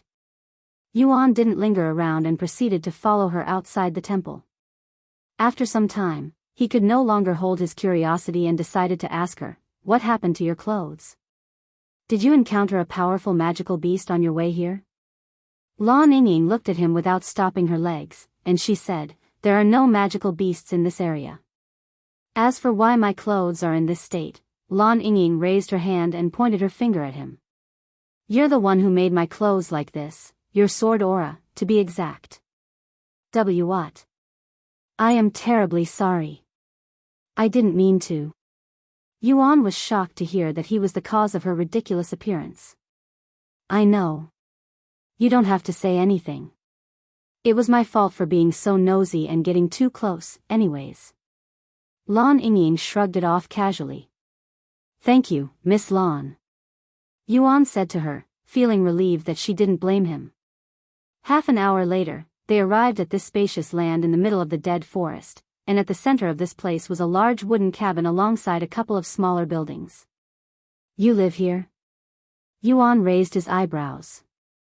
He didn't expect a young girl like Lan Yingying to live in a place like this, especially since she looked so noble and graceful, almost like a noble in a big family. Yes, and my grandparents, she said. Oh ho! What a surprise. An old man with long white hair and a medium white beard came out of the cabin before they could even approach it. Grandma, come look at this, look at what Yinger brought home. It's a man. And our dear granddaughter even looks like a mess. The old man suddenly began shouting out loud in a voice full of excitement. What? A man? Impossible. Another voice quickly resounded, and a few seconds later, an old lady also came out of the house and stood beside the old man. Heavens! Look at her appearance. Looks like they had plenty of fun before coming back here. I'm back, grandfather, grandmother. Lan Yingying said to them, acting like she didn't hear their loud words just now. Hey, boy. Are you my granddaughter's boyfriend? Where did you two meet? How long have you been dating? Have you done that yet? The old man suddenly began bombarding Yuan with questions. Calm down, you old fool. What if you scare him away? This is the first time she brought home a man, too. I'll skin you alive, old fool. The old lady even smacked the old man's butt as she scolded him. Hello, young man. You can ignore this old fart. With that being said, when can we expect a child from you two? The old lady spoke with a grin on her face. Meanwhile, Yuan was left speechless by their weird questions. Grandfather, grandmother, stop joking around. This is a serious matter regarding the Lord's stone tablet. Lan Yingying said to them with a slight frown on her face. The Lord's stone tablet? Her grandparents' face suddenly became serious upon hearing her words. What about the Lord's stone tablet? Did something happen? The old man then asked with a frown on his face. Lan Yingying nodded her head before pointing at Yuan and speaking. The Lord's stone tablet reacted to him, allowing him to absorb the sword aura left behind by the Lord. What? The both of them exclaimed in a shocked voice. Don't tell me he's the Lord's descendant? The old lady spoke in a trembling voice. I brought him here to see if that is the case or not. Lan Yingying said. After a moment of silence, the old man said, come inside first. We'll talk once we are feeling more comfortable. The grandparents then entered the house. Let's go, Yuan. Lan Yingying said to him before going inside the house. Although it felt weird to enter a stranger's home, Yuan didn't feel any malevolence from them and decided to trust them. Once they were inside, Yuan sat around a large table with the others. Give me more context. The old man then said. Lan Yingying nodded and proceeded to recall everything she knew, from her first meeting with Yuan 2 days ago to their second meeting today. I see. Can you tell me a little bit more about yourself, young man? The old man then turned to look at Yuan. Yuan nodded and said, I came here with my fellow disciples, but we got separated on our way here, and before I knew it, I was in the forest. Then I heard this voice that beckoned me, so I followed it, and the voice led me to the temple. The grandparents pondered for a moment before speaking. If you don't mind me asking. What is your purpose for coming to this place? To be completely honest with you, I have no clue. Yuan shrugged. The grandparents exchanged looks with each other, and the old lady asked him a moment later, young man. Did you perhaps come from the outside world? Yuan's eyes widened. The people here are aware of the outside world? That they're currently inside the mystic realm? Just what is this place?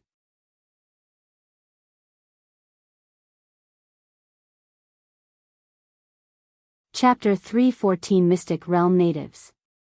What? You think we wouldn't know about the world outside the mystic realm when you outsiders come here every 10 years? The old man said.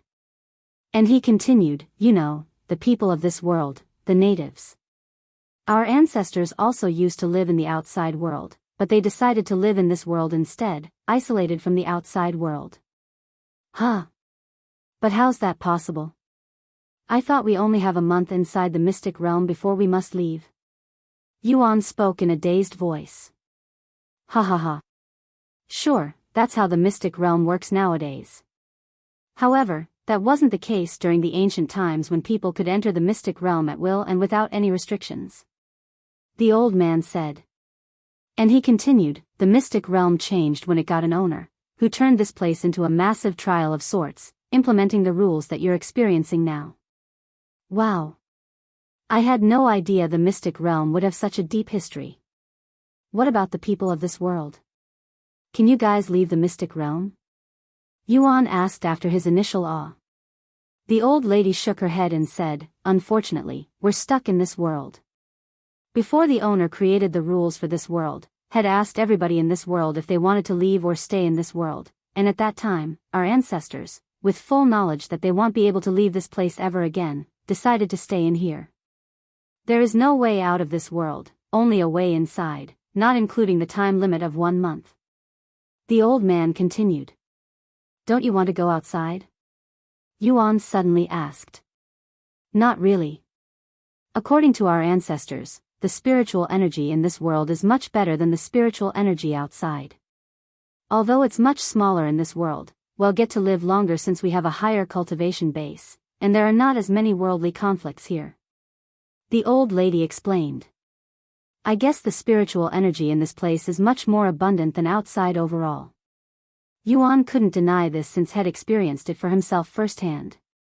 To tell you the truth, not everyone in this world is like us, as most of the natives aren't very fond of outsiders, since many of them are jealous of your ability to leave this place. Therefore, it's best to keep your identity as an outsider hidden. The old man revealed to him, taking him by surprise. I see. Thank you for the heads up. Yuan nodded. Anyways, returning to the topic at hand. We believe you're a descendant from our Lord's bloodline in the outside world, and we would like to check your blood if you don't mind. The old lady said. I highly doubt it.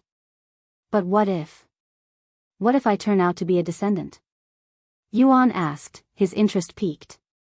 Then we will serve you for the rest of our lives, at least until you have to leave the mystic realm. Lan Yingying said to him with a serious look on her face. Yuan looked at them with a perplexed expression. They're going to serve him?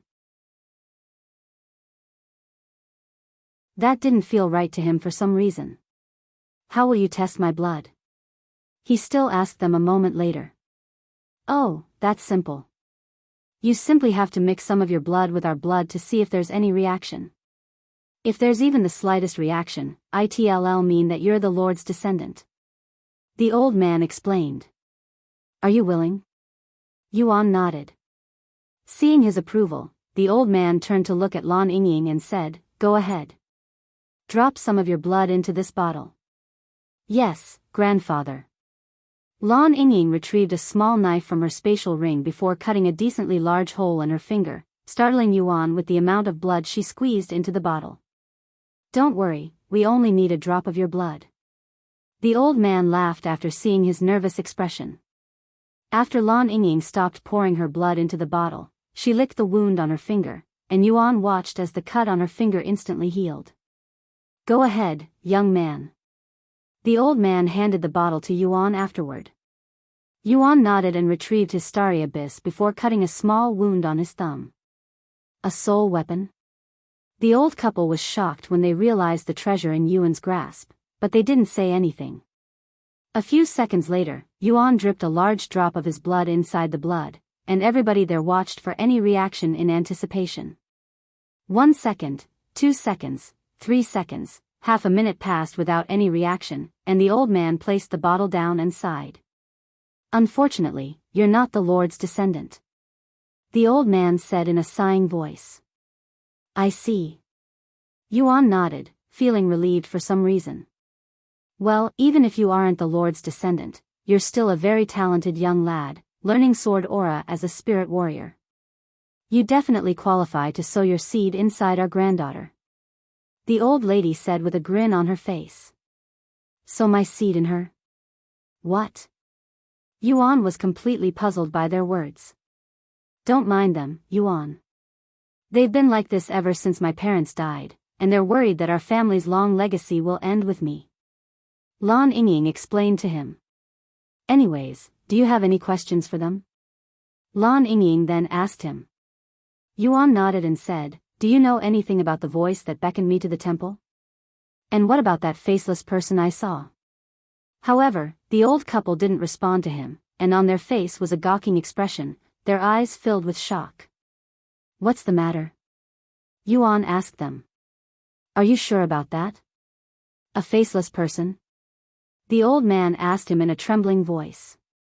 Yuan nodded, yes. I'm sure. Do you know who that is? The old man swallowed nervously before speaking, That is most likely the Lord. Huh? Yuan's eyes widened with surprise after learning this new information.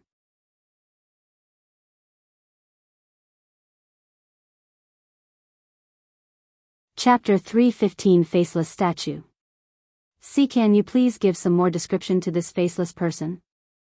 What kind of clothes was he wearing? What color was his hair? How long was his hair? How tall was he? What kind of aura did he emit? The old man asked him in an anxious voice. Yuan nodded his head before closing his eyes to recall the faceless person. He was wearing black clothes with a golden outline. He had long black hair that was nearly as long as his body, and he looked a little bit taller than the average adult. Probably around 74 inches if I had to take a guess. As for his aura, he definitely gave the feeling of a noble or something otherworldly. What about his sword? Was he carrying a sword? The old man asked, his voice growing more excited as he spoke. A sword. Yuan pondered harder. After a moment of silence, Yuan said, "Oh, yeah, I think he was carrying a sword on his back. However, it looked like an ordinary sword, so I didn't pay too much attention to it." Ha ha ha. That's it. He definitely sounds like the Lord. The old man said as he stood up. Come with me. The old man then walked outside. Yuan and the others followed him outside. Once they were outside, the old man led them to a path that was behind the cabin. A few minutes later, they reached this small but empty area, and standing in the middle of this area was a statue made of some kind of metallic material. However, the most surprising part about this statue was its face, or more precisely, its lack of a face. Indeed, it was a statue of the faceless figure. This is... Yuan was dumbstruck the moment his eyes laid on the statue. Is this the person that you saw? The old man asked him afterward. Yuan nodded in a dazed manner, yes. Although he looks slightly different, he is, without doubt, the faceless person I saw. Despite being a statue, it gave off a domineering aura, almost like it was a real person standing there. Although you're not the Lord's descendant, you're most likely related to him in some way since he beckoned you to the stone tablet. The old man said. Just who is this Lord person anyways? Yuan asked, and he continued, and why is he faceless even as a statue? Let me answer your second question first. The Lord. Nobody has ever seen his face before, hence why his statue is faceless. Just like what you're doing right now, the Lord always wore a mask, ever since his first appearance to the day he disappeared from this world. The old man said. As for who the Lord is, we also don't know much about his existence except for the fact that Head showed up one day out of the blue, exhibiting heaven-defying talents and obtaining admiration from countless people. Our ancestors were one of these people, hence why they decided to serve him. Also, he somehow managed to obtain control of the mystic realm, becoming its master. Oh. So he was the one who closed the mystic realm and turned it into a place of trials? Why did he do such a thing? Yuan asked, his interest piqued. Nobody knows, honestly. The Lord was an eccentric person who exceeds all expectations. We will probably never know his true intentions. The old man sighed. I see. Then do you know anything about the Mystic Pagoda? Yuan decided to ask them since Senior Nia made it sound like an important place. The Mystic Pagoda? That's where the Lord used to live. The old lady said to him. And she continued, don't tell me the outsiders are still trying to open it. They should give up already. Seeing the puzzlement in Yuan's eyes, the old lady explained, every 10 years, the outsiders will try to open up the Mystic Pagoda, but it's useless. Only the owner of the mystic realm can enter that place, but nobody but the Lord knows how to do it. Even to this day, nobody else besides the Lord has managed to become the master of this place. Is that so? Yuan mumbled in a low voice. Anyways, do you have any more questions? If not, why don't you and our granddaughter here go conceive a child or two? After all, you only have a month in this world. The old lady suddenly said to him with a smile on her face. What? Yuan looked at the granny with wide eyes. Why are you still joking about that grandmother? Lan Yingying shook her head in a calm manner. Joke? Do I look like I'm joking? Her grandmother turned to look at her with a serious expression on her face. Lan Yingying's eyes widened slightly at this. You're serious?" she mumbled in a dazed voice. "Of course. This young man has extraordinary talents. He definitely qualifies to help us continue our lineage," the old lady said. "Our legacy has lasted for hundreds of thousands of years. We're not going to let it end with you, Yingying," the old man also said with a profound look on his face. The two old couple emitted a fearsome aura at this moment, causing both Yuan and Lan Yingying to shudder. It was at this moment a loud and sharp ear-piercing cry suddenly resounded in the area, but it didn't sound like it came from a human. "Che!" the old man sneered with an annoyed look on his face. "They don't learn, do they?" Then, to Yuan's surprise, the old man suddenly levitated off the ground and flew into the sky. "A spirit grandmaster?" Yuan exclaimed. However, Yuan quickly realized that the aura coming from the old man surpassed even Feng Yuxiang, who was a peak spirit grandmaster. In other words, there was a good chance this old man was a spirit lord. A few moments later, a very large bird covered in black, metallic feathers, could be seen flying towards their direction, and it emitted a familiar aura, the aura of a spirit grandmaster. "What on earth is that?" Yuan was shocked by this large bird that was slightly larger than a football field. However, the old man remained completely tranquil despite facing such an intimidating monster. "Did you anger your master or something? Why else would he send you here, to your death?" The old man shook his head before lifting his hand and pointing at the large bird, mumbling in a low voice. "Sacred fire." Whoosh! A massive rotating ball of sparkling white flames suddenly appeared in front of the old man's finger. "Begone." The old man released the ball of white flames, shooting it directly at the massive bird. Cry! The large bird released a painful cry as the white flames engulfed its entire body instantly.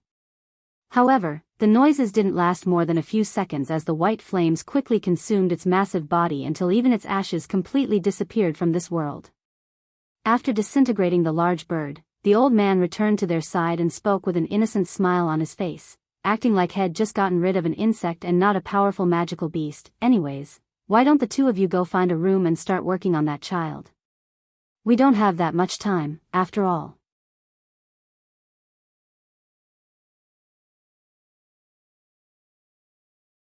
Chapter 316 Unique Charisma. "Grandfather, we just met and are no different than strangers. How can you ask me to conceive a child with him? Not to mention our situation," Lan Yingying said to him. "So what if you're strangers?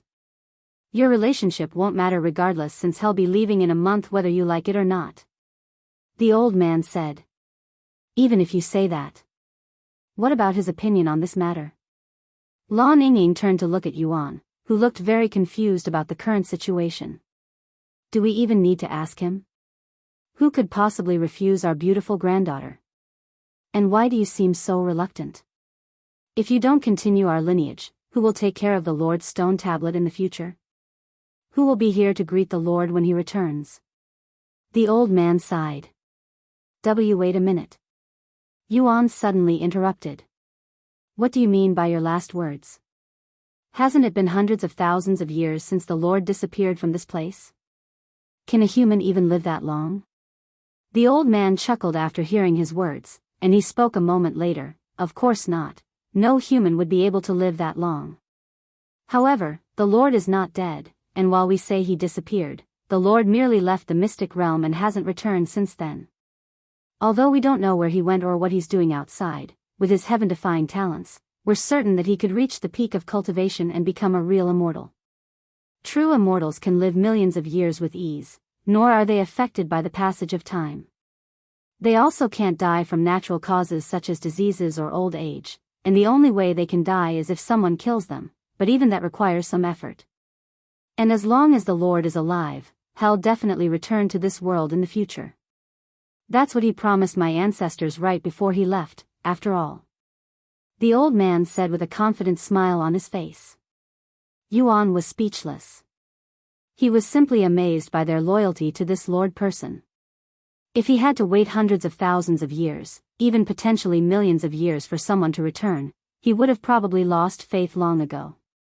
Anyways, thank you for teaching me so much about this world, but I have to leave now, as I still need to regroup with my team, Yuan said to them a moment later. What? You're leaving already? But you still haven't done anything with our granddaughter. At least sow your seeds in her before you leave. The old lady quickly said. I'm not exactly sure what you mean by that. Yuan then said. The old couple exchanged looks with each other. What kind of life has this young man been living that made him so innocent? What about his parents? Ahem. The old man cleared his throat and said, in other words. I want you and my granddaughter to have a child together. Yuan's eyes widened with shock. While he doesn't know anything about giving birth since nobody has taught him about the subject, he at least knew how much responsibility it was to have children. But I won't be in this world in a month. And I don't think I am ready to bear so much responsibility. Yuan said to them a moment later. It's fine even if you leave. We aren't asking for you to take responsibility, either. You simply need to impregnate our granddaughter so that our lineage will continue. Well, take care of everything else after that. The old lady said. Yuan looked at the old couple for a moment before turning to look at Lan Yingying. After a moment of silence, Yuan lowered his head and apologized to them. I'm sorry, but if I ever have children, I want to be there for them. You see, even though I was adopted at a young age, I never knew my real parents or what they look like, and I don't want my own children to experience the same loneliness I felt before I was adopted. I hope you can understand. The old couple was left speechless by Yuan's words. As much as they wanted him to conceive a child with their granddaughter, they couldn't force him. After a moment of silence, the old man nodded and said, I see. I will also apologize if you felt pressured by us. If you don't want to, we won't force you. What a pity. We have been looking for someone like you for such a long time, too. The old lady sighed in a regretful voice. The old man then said, Yingying, go show the young man the way out and take him to the nearest city. Although there should be no magical beasts around this place, there are magical beasts roaming outside, and they might be a little too much for him to handle even if he understands sword aura. Okay. Lan Yingying nodded. Thank you, seniors. It was nice meeting you. Yuan said to them. Just call us Grandpa Lan and Grandma Lan. I am also glad that we got to meet a genius like you since it gives us a feeling of what our ancestors might have felt when they met the Lord for the first time, said Grandpa Lan. If you decide to change your mind about having a child with our granddaughter before leaving this place, you can come back here at any time. My granddaughter will always be available for you. Grandma Lan said to him. Sometime later, Lan Yingying led Yuan away from the cabin and towards the direction of the unnamed temple. Isn't it strange, Grandpa? Grandma Lan spoke after Yuan left. What? How we don't dislike him even though he's a human. In fact, I even liked him very much, she said. I know how you feel, Grandma. There was just something attractive about him. Perhaps it's his unique charisma. I wonder if this is what our ancestors felt when they met the Lord. If so, I can totally understand why they decided to serve him. Grandpa Lan said with a smile on his face, and the two of them returned to the cabin shortly after.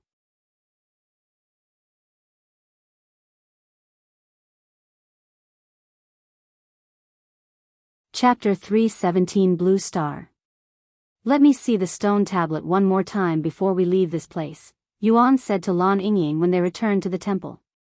Lan Yingying nodded her head, and they climbed the staircase, entering the temple a moment later. Yuan approached the stone tablet.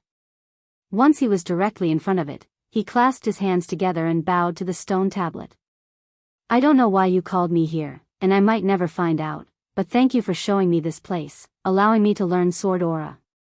Yuan paid his respect to the stone tablet. After Yuan lifted his head, he continued, maybe I'll even see you in the upper heavens when I decide to ascend this world. At that time, I'll thank you properly. Sometime later, Lan Yingying led Yuan away from the temple. As they walked, Lan Yingying suddenly asked him, Hey. What's the outside world like? The outside world? It hasn't been long since I came to this place, so I can't really tell you what's different. Sorry, he said. Don't mind it, she shook her head with a somewhat gloomy feeling in her eyes. After a moment of silence, Yuan asked her, do you want to go outside?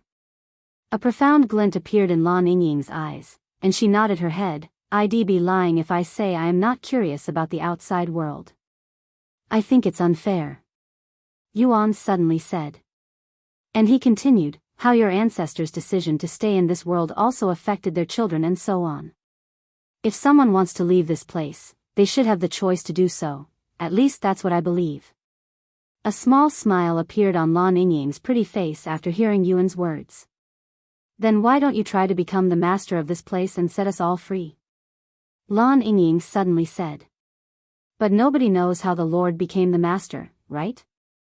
Even if I want to help you, I don't know what I should be doing. The Mystic Pagoda. Perhaps you'll find some clues there. Where is the Mystic Pagoda? Yuan then asked. Lan Yingying lifted her hand and pointed to a certain direction in the sky. Do you see that blue star? If you follow it, it'll lead you to the Mystic Pagoda. Following her fingers, Yuan's eyes widened with surprise when he realized what she was talking about.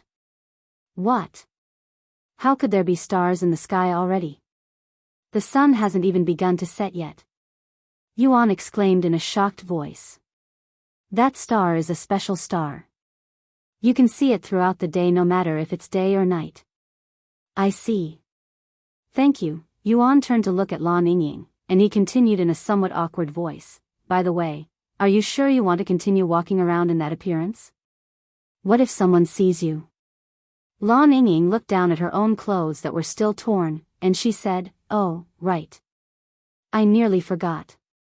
Lan Yingying suddenly stopped walking and proceeded to remove her clothes on the spot, taking Yuan by surprise. You could have at least warned me. Yuan instinctively turned around to give her some privacy. Okay, I am done. Lan Yingying said a moment later, sounding very calm despite just changing her clothes in front of a man, and they continued walking shortly after, acting like nothing just happened. How far away is the nearest city? Yuan asked her after walking for an hour without seeing anything civilization in sight. About 7 days, give or take, she responded in a calm manner.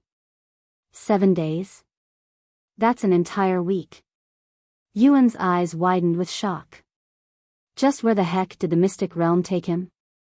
At this rate, he won't regroup with the others until there are only a few days left in the mystic realm. We're in the most isolated area in this world, so there's nothing we can do about it. Lan Yingying said. I see.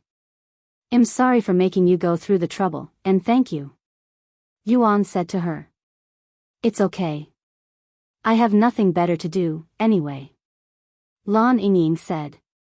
What do you normally do besides cleaning the stone tablet?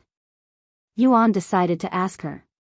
Cultivate, and hunting ignorant magical beasts that dare to enter our area without permission, just like that onyx crow. Lan Yingying said. Yuan swallowed nervously after hearing her words. After all, he also entered their place without any permission. Lan Yingying noticed his weird behavior and said, Don't worry, we are forbidden from harming humans unless they threaten us or show aggression first. This is a rule set by the Lord. I see, Yuan nodded, and they continued to walk in silence for a couple of hours until Yuan suddenly realized something. Oh no. I completely forgot about Meishio. Yuan stopped walking and exclaimed. Meishio?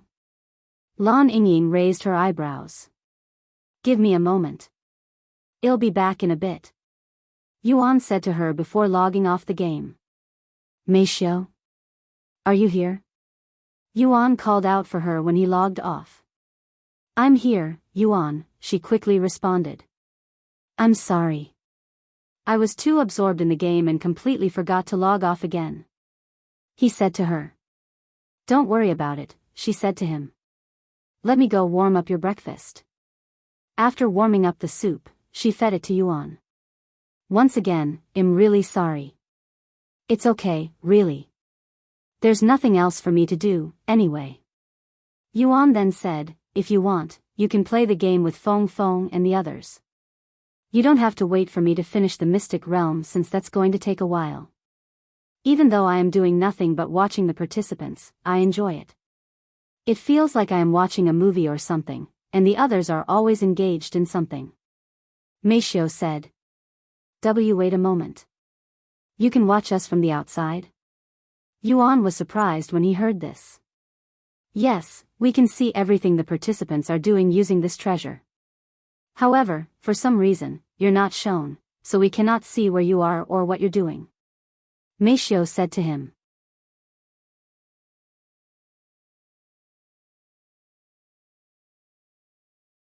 Chapter 318 Earth Dragon. If you can see the participants, does this mean you know where the other 2 disciples are at? Where are they? I need to regroup with them as soon as possible, and it would help a lot if I know where to go. Yuan said to her. Unfortunately, while we can see them, we don't know their exact location, especially since they have spent almost every minute in the same location ever since they entered the Mystic Realm, increasing their cultivation base, Meishiu said. Once I learn of their location, I'll let you know immediately, she then added. Okay. Thank you. I have to return to the game now. There's somebody waiting for me. Who are you with? A native from the Mystic Realm. I met her on the first day, and she's currently helping me reach the nearest city. However, it's going to take a week. Yuan sighed. Anyways, I'm going back now. Thank you for dinner, it was amazing as always. Sometime later, Yuan returned to whilst Meishiu went to clean up before going back inside the game as well. Sorry for making you wait, Miss Lan. I'm back. Yuan said to her, who was just standing there with a dazed look on her face. Once she saw Yuan, Lan Yingying nodded her head and continued walking like nothing was out of the ordinary. After walking for an hour, Lan Yingying suddenly said, Do you want to run? It'll shorten the time we need to get to the city by almost half depending on how fast we run. Yuan nodded, if you don't mind. Thus, the 2 of them began speeding up and running across the empty grassland, following the direction of the blue star in the darkened sky. A couple of hours later, once the sky was completely dark and flickering with stars, Lan Yingying suddenly halted and said, Stop. Yuan quickly stopped and asked her, What's the matter? There's a magical beast ahead. First level Spirit Master. I'll handle it. Lan Yingying said to him. Wait a moment. Yuan suddenly stopped her, and he continued a moment later, Can I handle this? I want to try out my sword aura. You want to fight a Spirit Master as a Spirit Warrior? You're not even halfway to the peak of Spirit Warrior. Lan Yingying looked at him with wide eyes, almost like she was looking at a crazy person. I just want to hit it once with my sword aura. If it doesn't work out, I'll let you handle it. Yuan then said. Okay. Lan Yingying nodded her head. The 2 of them continued moving shortly after, but they stopped running. About 10 minutes later, they could see a massive reptile with a large jaw that resembled a certain type of dinosaur, and it was standing on 2 legs, almost like a T-Rex. Furthermore, there appeared to be rocks growing on its skin, kind of like an armor. What kind of magical beast is that? Yuan couldn't help but ask her. That's an earth dragon. They are incredibly tough and powerful. One would think they are slow due to their large figure, but they are actually the opposite and quite nimble. Lan Yingying said. And she continued, If you want to hit it, you'll need to take it by surprise. However, you only have one chance. If your attack fails for whatever reason, I will deal with it. Yuan nodded and took a deep breath before retrieving the Empyrean Overlord from his body. That sword. Lan Yingying couldn't take her eyes away from the Empyrean Overlord for some reason after seeing it, almost like there was something about it that was attracting her on a spiritual level. Meanwhile, Yuan took a deep breath before displaying his movement technique, closing the distance between him and the Earth Dragon very quickly. The Earth Dragon noticed Yuan almost immediately, but when it realized Yuan's pathetic cultivation base compared to its own, the Earth Dragon scoffed at Yuan's reckless behavior inwardly and didn't even bother trying to defend against Yuan's attack since it was confident in its own toughness. Once he was close enough, Yuan's eyes flickered with viciousness, and his body exploded with sword aura. The contempt in the earth dragon's eyes immediately disappeared, replaced with intense fear. Bloody sword strike. The Empyrean overlord emitted a domineering red aura, and Yuan swung it at the earth dragon without holding back. Boom! The earth dragon was frozen from shock and felt suppressed by the sword's overwhelming pressure. A split second later, the Empyrean overlord reached the earth dragon's tough skin before cleaving its massive body in half with ease, like a sharp knife going through tofu. However, the Empyrean overlord didn't stop after cleaving the earth dragon and continued to slam onto the ground, creating a massive fissure in the ground that spread out meters into the distance, resembling tree roots. Lan Yingying's jaw dropped when she witnessed the overwhelming prowess displayed by Yuan, who was merely a 5th-level spirit warrior. Heavens! What is his body made of? How can a spirit warrior have such strength? Lan Yingying cried inwardly. Forget about killing the earth dragon in one hit, she didn't even expect Yuan to penetrate the earth dragon's defenses. Is he really this powerful, or is it because of that mythical sword? Lan Yingying wondered to herself. After killing the earth dragon, Yuan went to check if it left behind its monster core, but alas, it was empty. A few moments later, Lan Yingying approached Yuan and looked at the earth dragon's corpse with a weird glint on her eyes before swallowing nervously. Yuan, what kind of sword is that? Lan Yingying asked him a moment later. The Empyrean overlord? It's my soul weapon, he said. Soul weapon? What about the dagger? It gave off a similar aura. That's also a soul weapon. I have two, he calmly responded. 2 soul weapons. Lan Yingying was speechless. After a moment of silence, she asked him, by the way, if you don't mind, can I see that sword? I am getting some kind of feeling from it, and I don't know why.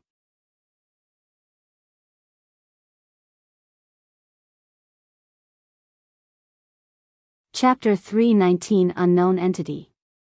Sure. Go ahead. Yuan nodded his head, not hesitating to hand the Empyrean overlord to Lan Yingying since he trusted her, and even if she wanted to steal it, the soul weapon will automatically return to him if it gets too far away from him. Here you go. Yuan handed the sword to her in a casual manner. This sword is so heavy. Lan Yingying was taken by surprise by the weight of the Empyrean overlord, nearly falling over trying to hold it at first. Oh, right, I forgot about that. It weighs about 1,000 genes naturally. Yuan had forgotten about its weight after handling it like a tree branch for so long. Where did you obtain such a treasure? And do you know its background? She then asked, her gaze staring at the beautiful sword with a somewhat mesmerizing look. Apparently, it was found in a legacy tomb 500 years ago. As for its background, it used to be wielded by a sword emperor. Yuan recalled what Feng Yuxiang told him and the Empyrean overlord's description. Sword. Emperor? Do you, by any chance, know the name of this sword emperor? Lan Yingying asked. No, I don't. I see. Lan Yingying mumbled. Thank you for letting me see it. She handed the Empyrean overlord back to Yuan a moment later. Let's continue moving. Yuan then said. Wait a moment. Lan Yingying suddenly said, and she pointed at the earth dragon's corpse. Since you killed the earth dragon, its corpse obviously belongs to you, but do you think I can buy it off you? You want this earth dragon's corpse? Yuan raised his eyebrows, wondering why she wanted it. If you want it, you can take it. Also, you don't have to pay me. Yuan said, as he doesn't have any uses for the corpse, nor does he plan on selling its materials. Really? Are you sure? An earth dragon's corpse will fetch a lot of money if you sell it. She asked him just to be sure. Yuan nodded. It's the least I can do for you, who's helping me reach the nearest city. Thank you very much. Lan Yingying bowed to him before collecting the earth dragon's corpse with her spatial ring. Shortly after, they continued to run across the grassland, encountering a couple more magical beasts in a few hours. Of course, Yuan wanted to fight these magical beasts despite having a lower cultivation base in comparison. And just like the Earth Dragon, these Spirit Master magical beasts looked at Yuan with contempt when they realized he was only a spirit warrior, lowering their guards. However, these magical beasts immediately regretted underestimating Yuan's low cultivation base the moment he released his sword aura, and they could only powerlessly stare at Yuan as he slashes their body into two parts. After Yuan killed these magical beasts, Lan Yingying would collect their corpses, almost like a trash collector picking up trash on the sidewalk. Do magical beasts not drop monster cores around here or something? I've killed over a dozen of them without a single monster core. Yuan complained after some time. The higher cultivation a magical beast, the less likely they'll drop a monster core. Lan Yingying said to him. Really? That doesn't make any sense, but alas. Yuan sighed. Once the sun began peeking at the horizon, Yuan logged off the game to eat breakfast prepared by Meishio. How are you doing in the mystic realm? Xiao Hua wanted to know. Meishio said to him afterward. I'm still making my way to the nearest city. I've also been encountering more and more magical beasts the closer we get to the city. However, you don't have to worry since I can deal with them easily, especially ever since I've learned Sword Aura. I understand. I'll let them know. Once she returned to the game, Meishio relayed Yuan's situation to Xiao Hua and the others. What? Sword Aura? Long Yijuan and the others expressed great shock after hearing this news. So Brother Yuan finally learned Sword Aura, huh? Xiao Hua already knew that he would learn Sword Aura. It was just a matter of when. Meanwhile, Yuan continued to follow the blue star in the sky with Lan Yingying. We should arrive in the city by tomorrow afternoon, Lan Yingying said to him. Okay. After running for a couple of hours without stopping, Lan Yingying suddenly felt a cold shiver run down her spine, causing her to stop running, and she shouted in a panicked voice, Yuan. Stop. What happened? Another magical beast? Yuan stopped and asked her. However, when he turned around and saw the nervous look on Lan Yingying's face, even though she had remained relatively calm from their previous encounters with magical beasts, he realized something was amiss. It's worse than a magical beast. We need to get away from this place as soon as possible. Lan Yingying said to him. Get away? From what? Yuan raised his eyebrows. And before Lan Yingying could respond to him, a deep voice suddenly resounded. The little princess is together with a human? What an unusual sight. Boom! The ground shook as a figure suddenly descended from the sky and landed about 100 meters away from Yuan and Lan Yingying's location. What the heck is that? Yuan's eyes widened with surprise when he saw this person and its unique appearance, not to mention its tyrannical aura that was unlike anything he's experienced before. This entity was standing on two tall legs like a human, and it also had the body of a human. However, this human-like figure had glowing red skin and a single black horn directly in the center of its forehead. The sclera of its eyes was pitch black with its iris and pupils bright red. Furthermore, it had long sharp ears, sharp fingernails that resembled claws, and long black hair. If one looked closely, there was also a red crystal implanted in the middle of its chest. If one had to describe this entity with a single word, that word would be demonic. Where are you going with this human, little princess? The demonic being spoke with a large, diabolic smile on its face, showing its 2 rows of sharp white teeth.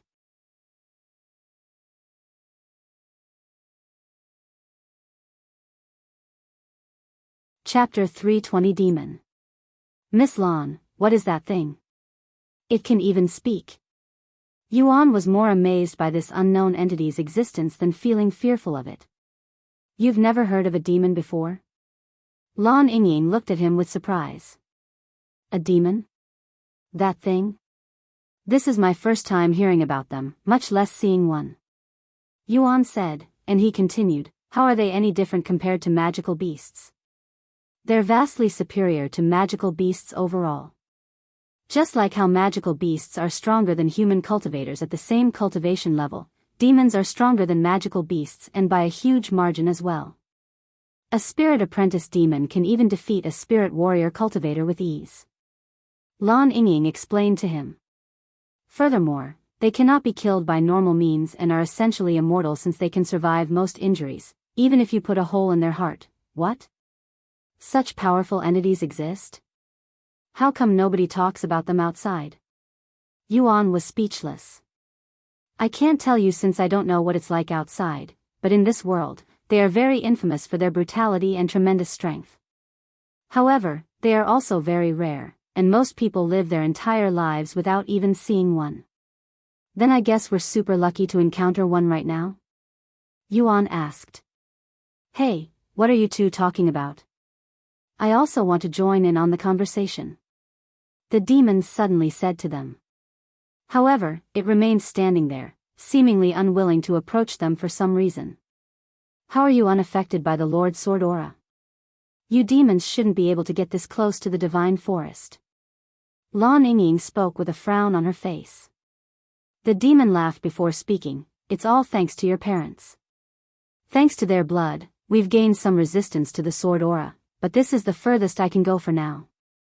Sooner or later, we'll be able to enter the divine forest and consume you and those old bastards. Lan Yingying gritted her teeth in anger after hearing the demon mention her parents, and she lifted her arm with her spirit master cultivation fully activated. Shut up. Sacred fire. She shouted. A ball of white flames appeared in front of her palms before flying at the demon. However, despite seeing the ball of flames flying at it, the demon didn't even bother to move and remained standing there with a nonchalant look on its face. The white flames engulfed the demon a moment later, but it didn't show any reactions. You've improved, little princess. However, compared to those old bastards, your sacred fire is still too weak to do any real harm to our bodies, much less kill us. The demon spoke as it bathed in her flames casually. A few moments later, the white flames disappeared on their own, leaving behind minor burn marks on the demon's red skin. However, these injuries immediately healed within seconds as well. Miss Lan, you. Instead of paying attention to the demon, Yuan was fully focused on Lan Yingying at this moment, mostly because her appearance had experienced some changes. It wasn't anything shocking, but Lan Yingying's black hair had suddenly turned pure white, and her azure-colored eyes turned into a beautiful pink color. Lan Yingying's minor transformation reminded him of Feng Yuxiang's transformation when her hairs and eyes changed colors after consuming his blood. However, it didn't immediately occur to Yuan that Lan Yingying could be a magical beast like Feng Yuxiang since he thought Feng Yuxiang was unique as a divine beast and a phoenix, not to mention her curse, hence why she could transform into a human. The demon suddenly spoke, "Don't worry, little princess. I didn't come here to kill you today. I'm here to relay a message from our demon lord, who said he'll let you live if you become his woman. If you don't, the demon clan will raid the divine forest in 2 weeks when we fully absorb your parents' blood. I'd rather die than to become that bastard's plaything." Lan Yingying spoke with a fierce look on her face. Don't be so quick to make up your mind. You have 2 weeks to decide. The demon shrugged. Then it turned to look at Yuan and continued to speak, "As for you, human, I won't let you go so easily. If you want to continue, you'll have to kill." In the middle of the demon's sentence, it was forced to stop speaking when a gaping hole suddenly appeared in its head, shocking Lan Yingying who had no idea what just happened. The demon collapsed onto the ground in a lifeless manner. What happened? She exclaimed. The next second, a dagger appeared out of thin air and hovered directly beside Yuan. That's your soul weapon. It can turn invisible? Lan Yingying was left speechless by the starry abyss' ridiculous ability. Yes. Yuan nodded with a calm look on his face, and he said, "I hope you don't mind my actions just now. That demon is clearly very dangerous, and it made you cry, so I decided to take care of it." Lan Yingying looked at him with a loose jaw, not realizing that tears had formed by her eyes. But alas, one cannot kill a demon with raw strength. Take care of me? A mere spirit warrior human? Ha ha ha. That's the funniest thing I've heard all year long. The demon's voice suddenly returned, taking Yuan by surprise. What the heck? It's still not dead even with an injury like that? Yuan turned to look at the demon with a surprised face, and sure enough, it was standing again. The gaping hole in its face also began to close back up, and in just a few moments, the demon healed fully. I'll admit that you'd managed to surprise me with that invisible attack just now. However, no matter how many times you open a hole in my face, you won't be able to kill me. The demon looked at Yuan with immense contempt in its gaze, almost like it was looking at an insect and not a human.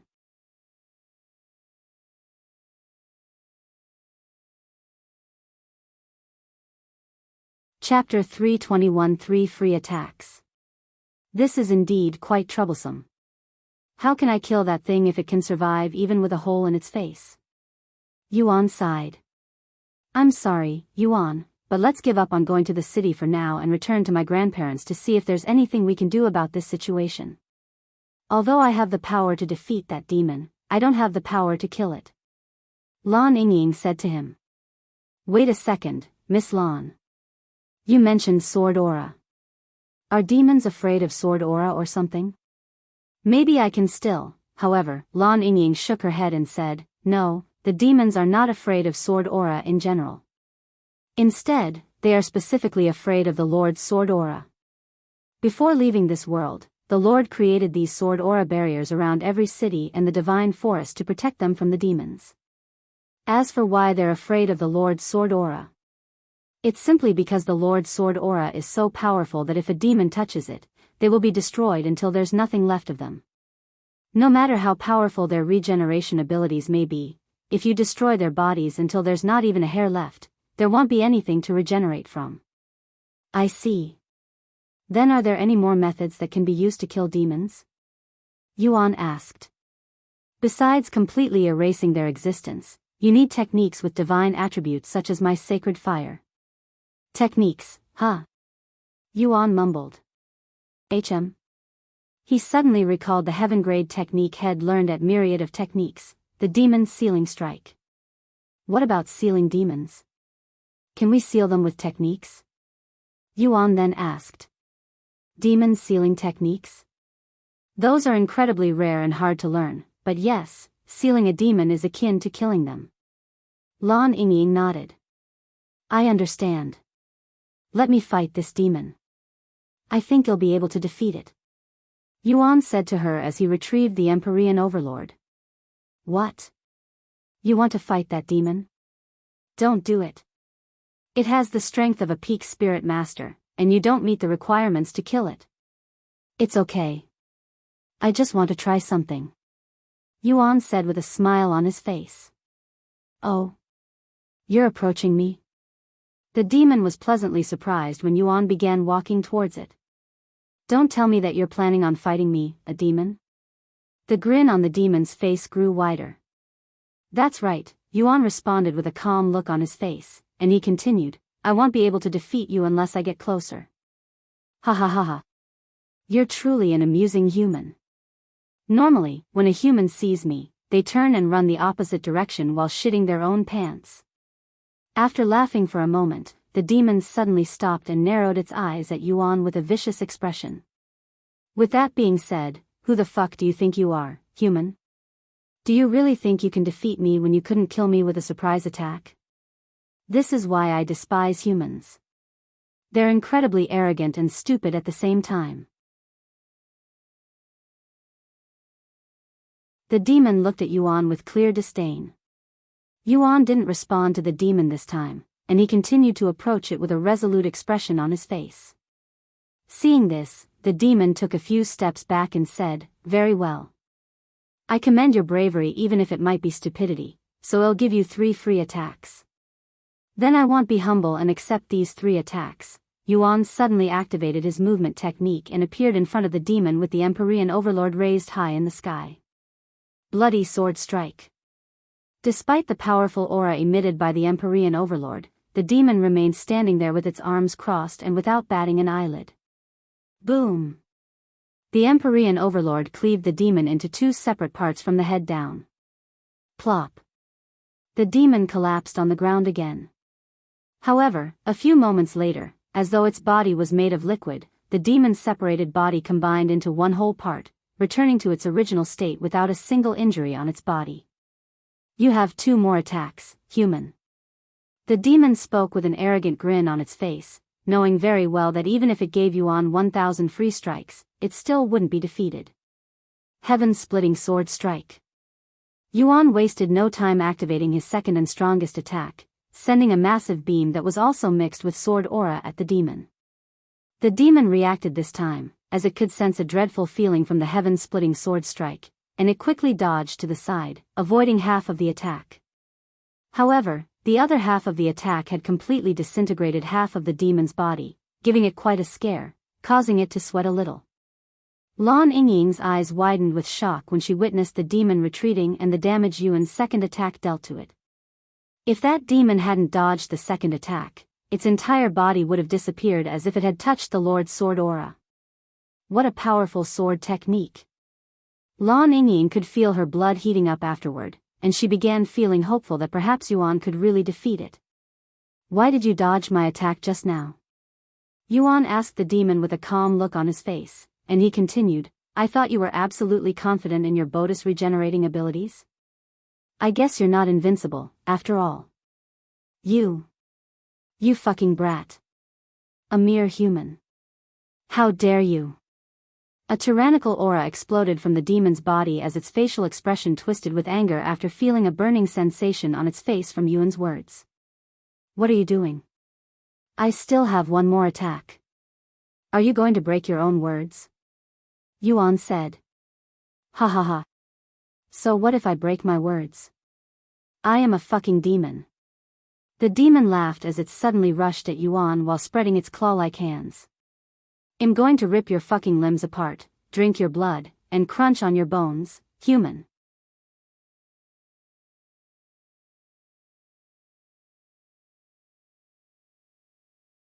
Chapter 322 Demon's Sealing Strike. Yuan immediately used his movement technique to dodge the demon's fast but seemingly simple claw attacks.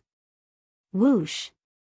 After dodging a couple of attacks, Yuan retaliated with the starry abyss that had returned to being invisible. The starry abyss tore another hole in the demon's face, but the demon continued to attack Yuan without falling. Are you incapable of learning, human? You can't kill me no matter how many holes you bore in my body. However, Yuan ignored the demon's words and continued to attack it with the starry abyss, and in just a couple of minutes, had bore over 100 holes on the demon's body. Is there no limit to its regenerating abilities?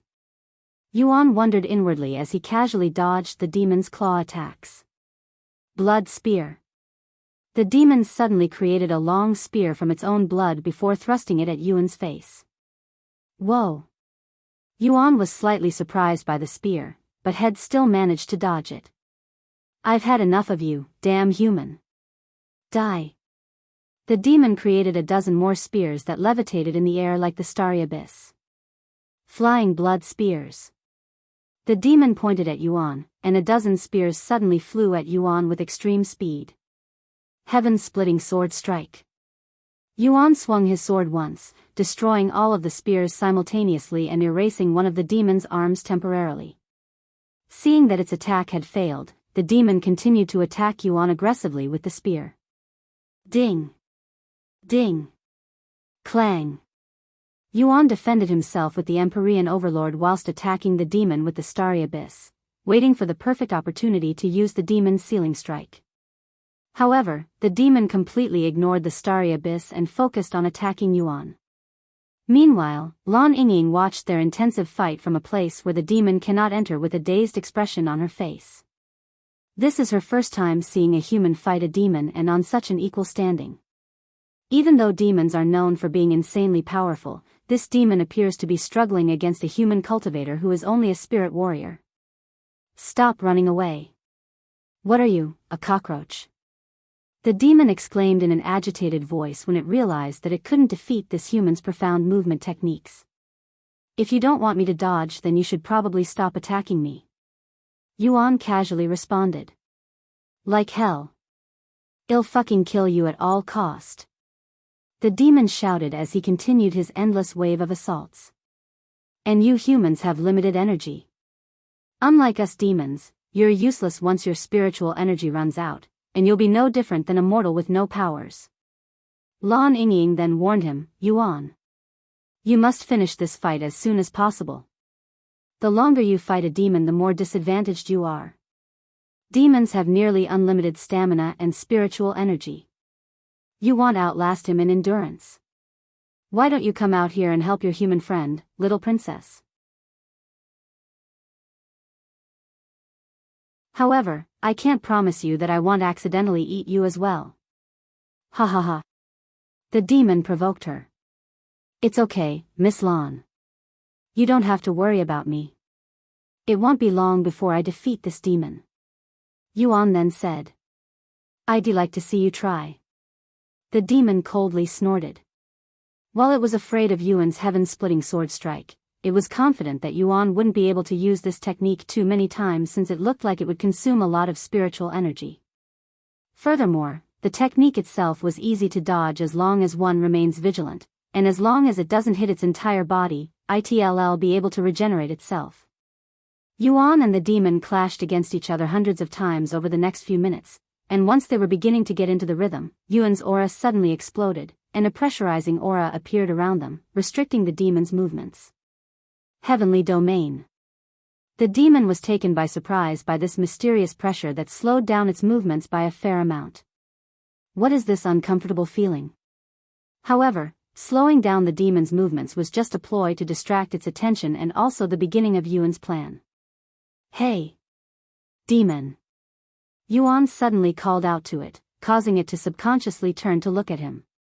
The moment the demon's gaze met with Yuan's eyes, his eyes turned golden and assaulted the demon with an invisible mental attack that was unlike anything the demon has experienced before. The world suddenly turned dark for the demon, and all the demon could focus on at this moment was a pair of majestic eyes from an unfathomable existence hovering behind Yuan that looked down at it as though it was a mere ant. What the fuck are you? You're not human. The demon mistook Yuan as a monster in human skin when it experienced the dragon's gaze, and it feared for its life for the first time. However, Yuan didn't say anything and took this chance to attack the demon when it was frozen from fear. Demon Sealing Strike. Yuan stabbed the Empyrean overlord that was emitting an ancient aura directly in the demon's chest, not noticing the symbols that had appeared on the sword's blade. Huh. The demon didn't feel any pain, only a numbed feeling, and it didn't realize that it had a sword piercing its body until it looked down and saw the massive sword between its chest. What do you think you're doing? You really don't learn. The demon halted its sentence when it realized something was amiss, that its body was getting stiffer by the second. The demon looked down again for the second time, and to its surprise, the wound around the sword was actually transforming. It was turning into stone. What is this? What did you just do to me? The demon roared out loud and attacked Yuan in a panicked manner, but it struggled to release any strength.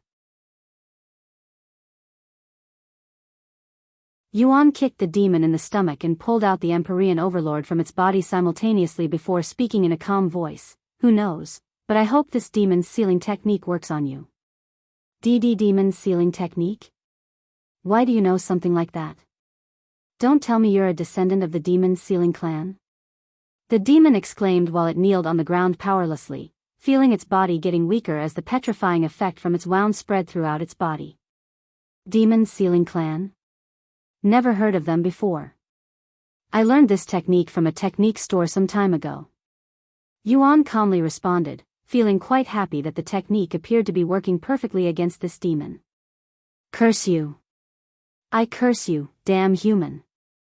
The demon shouted loudly, and it felt an intense urge to rip Yuan to pieces, but alas, all four of its limbs and the majority of its body had turned to stone.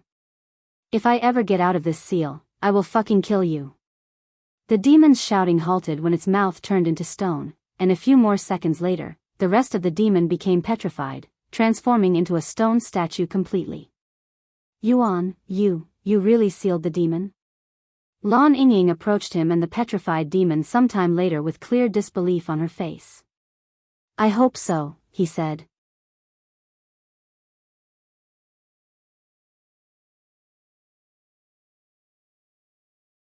Chapter 323 Demon Slayer. What should we do with this sealed demon now, Miss Lon? How long do you think it'll be sealed for? And is there anything else we can do? Yuan asked her afterward.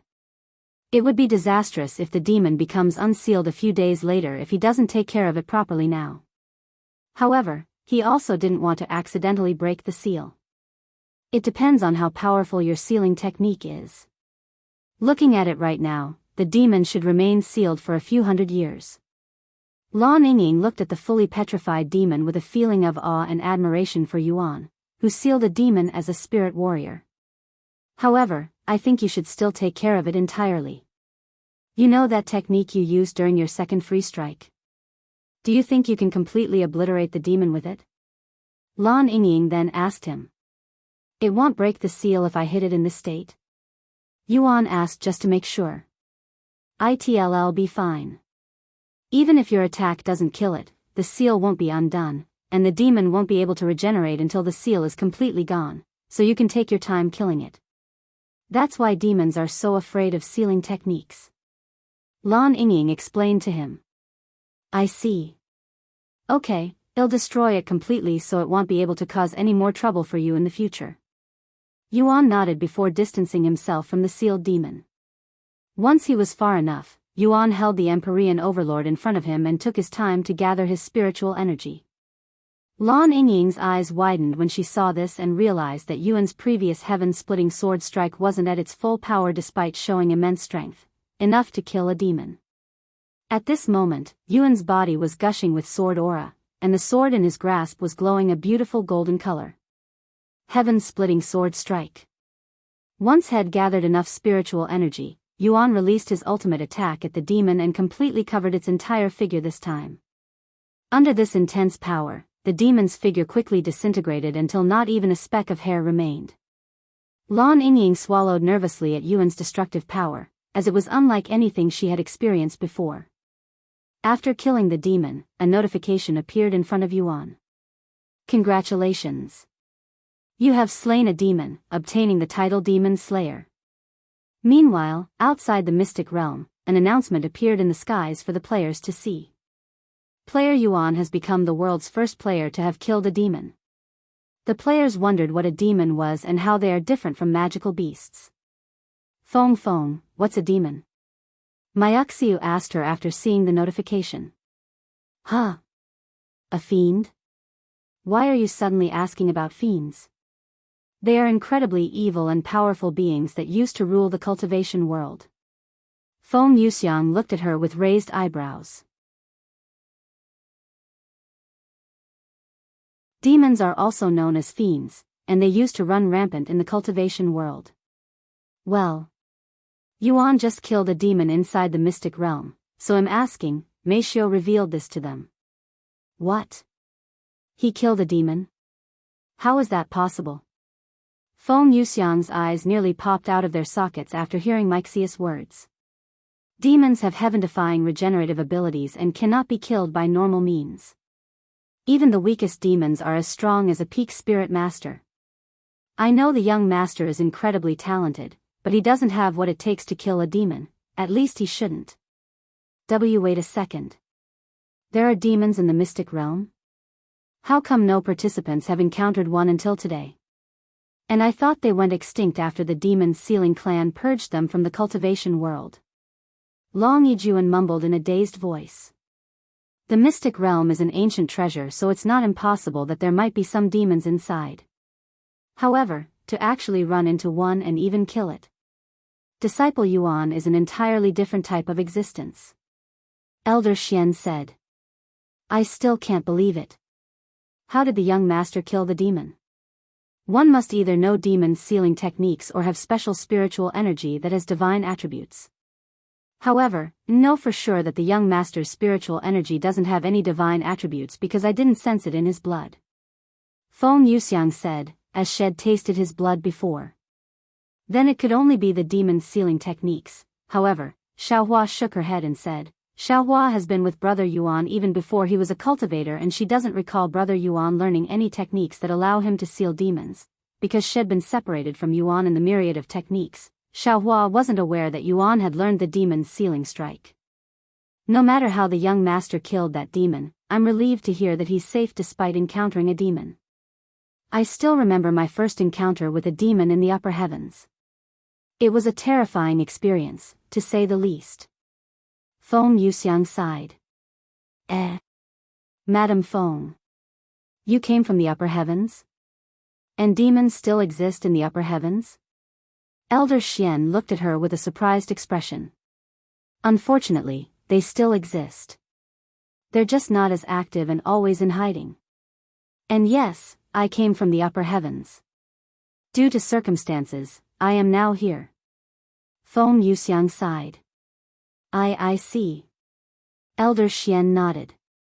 Meanwhile, inside the mystic realm, at a place isolated from the rest of the world, a red-skinned figure lifted its head to look at the cloudy sky with a narrowed gaze as it sat on a red throne. That fool perished. Did he get too full of himself and went too deep into that man's sword aura? Even though I specifically warned him to not get ahead of himself. This demon mumbled, yet it expressed no sorrow after knowing that a fellow demon had just died.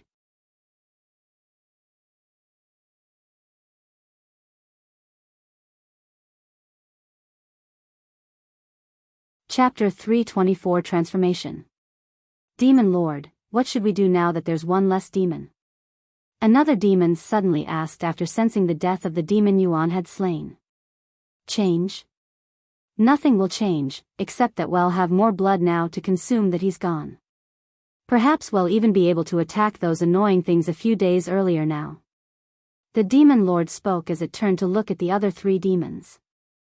There used to be hundreds, thousands of us.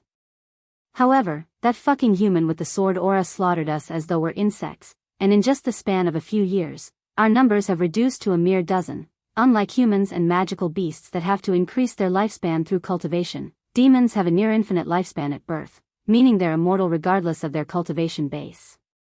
The demon lord's gaze turned to look at the small pool of blood in the center of these three demons and continued, that Lan family wanted to completely wipe us out, so they continued to attack us even after that human long disappeared. Although they'd managed to kill 10 of us throughout the years, we also managed to kill 2 of them. Now, there's only 4 of us and 3 of them.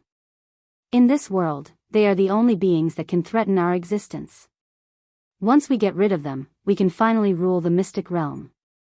We're going to enslave the humans and drink their blood every day. If not for that damn human and his sword aura, we wouldn't be in this pitiful situation and be soaking in the human's blood already. That bastard even covered every city in this world with his sword aura, preventing us from gaining strength by eating humans. Another demon expressed his frustration for the Lord. The demon lord stood up a moment later and approached the pool of blood and shoved its hand inside before pulling it back out and using its hands as a cup. It drank a mouthful of the blood. No matter how many times I drink their blood, it's always a marvelous feeling.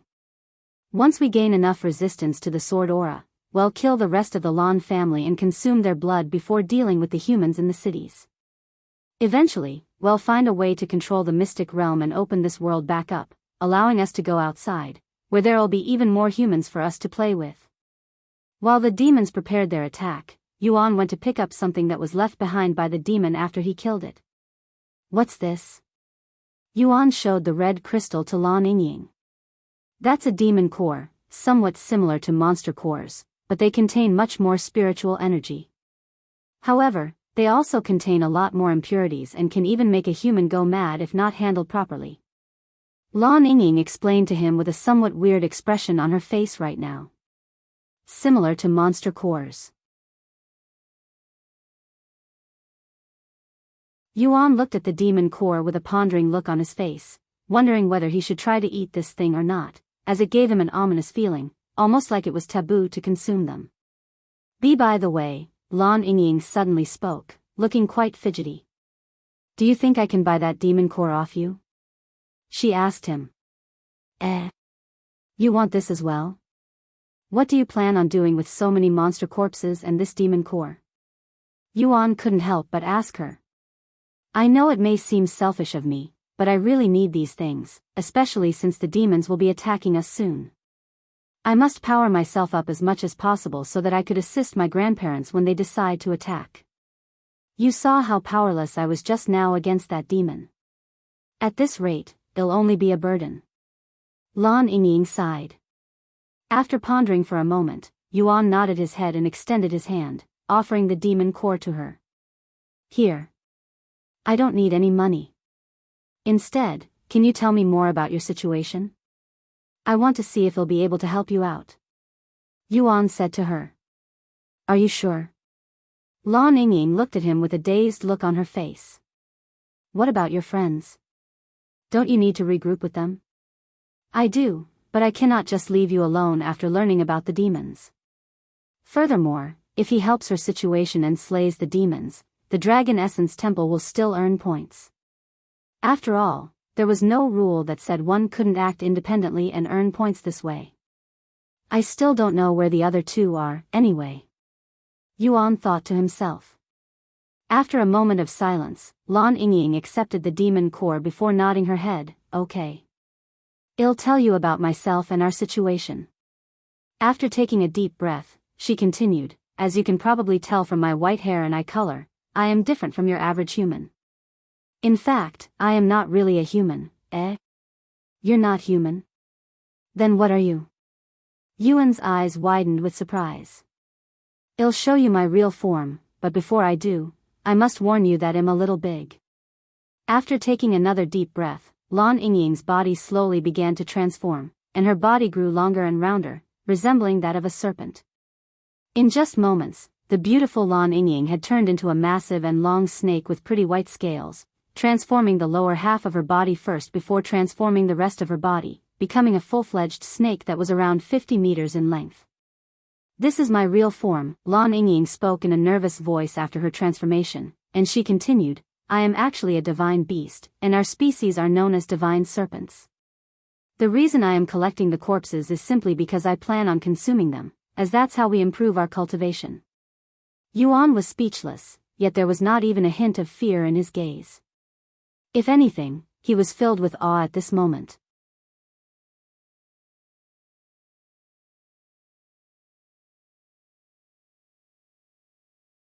Chapter 325 Riding Lan Yingying. Wow. You're actually a big snake? This is my first time seeing something like this. How cool. Yuan said to her in an excited voice after a moment of silence.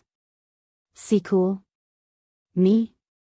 Lan Yingying was taken by surprise after hearing such words. This is also her first time encountering a human who doesn't show even the slightest feeling of fear even after seeing her true form. Although there have been humans who didn't express fear towards her true form before, she knew they were nervous and fearful of her inwardly, and they were just too scared of expressing it, fearing that it might anger her and be the end of their lives. Do you think I can touch your body? Yuan suddenly asked her. Sure. Lan Yingying nodded after a brief moment of hesitation. Hearing her approval, Yuan immediately approached her and caressed her beautiful white scales with his hand. Wow. It's so smooth. Yuan mumbled after feeling its unique texture that was unlike anything he's touched before. Lan Yingying felt a little bit embarrassed at this moment even though she didn't feel any shame when she was half naked in front of Yuan before, as this is her first time letting a human being touch her divine scales. How does your transformation work? I know a phoenix who is also in human form, but her situation is a little bit unique. Yuan then asked her. Why you know a phoenix? Lan Yingying's body shuddered after learning this. Yes. We're good friends, he said. Well. All magical beasts have the ability to transform into humans after they reach a certain cultivation level, but this requirement differs with each species as some magical beasts can transform much earlier than others. However, divine beasts such as myself usually require a much higher cultivation base to transform into a human since our bodies are somewhat unique. With that being said, my species is also unique in this sense since we can transform into humans as early as reaching Spirit Master. Lan Yingying explained to him. What about your human body? Are they any different compared to normal humans? Lan Yingying shook her head and said, No, there aren't any differences as far as I'm aware. We have the same internal organs and reproductive systems as normal humans when we transform. After a brief pause, she continued, actually, there is one thing that's different, our dantian. Even if we can transform our bodies, we cannot transform our core dantian or spiritual energy, and that's how people usually tell us, well, normal magical beasts, apart from real humans. Divine beasts are different and can imitate human spiritual energy almost perfectly, so most people can't tell the difference between divine beasts and humans. I see. How amazing. The cultivation world is truly a mythical place where anything is possible. Yuan expressed his awe for the cultivation world again. Sometime later, Lan Yingying asked him, "What do you want to do now, Yuan?"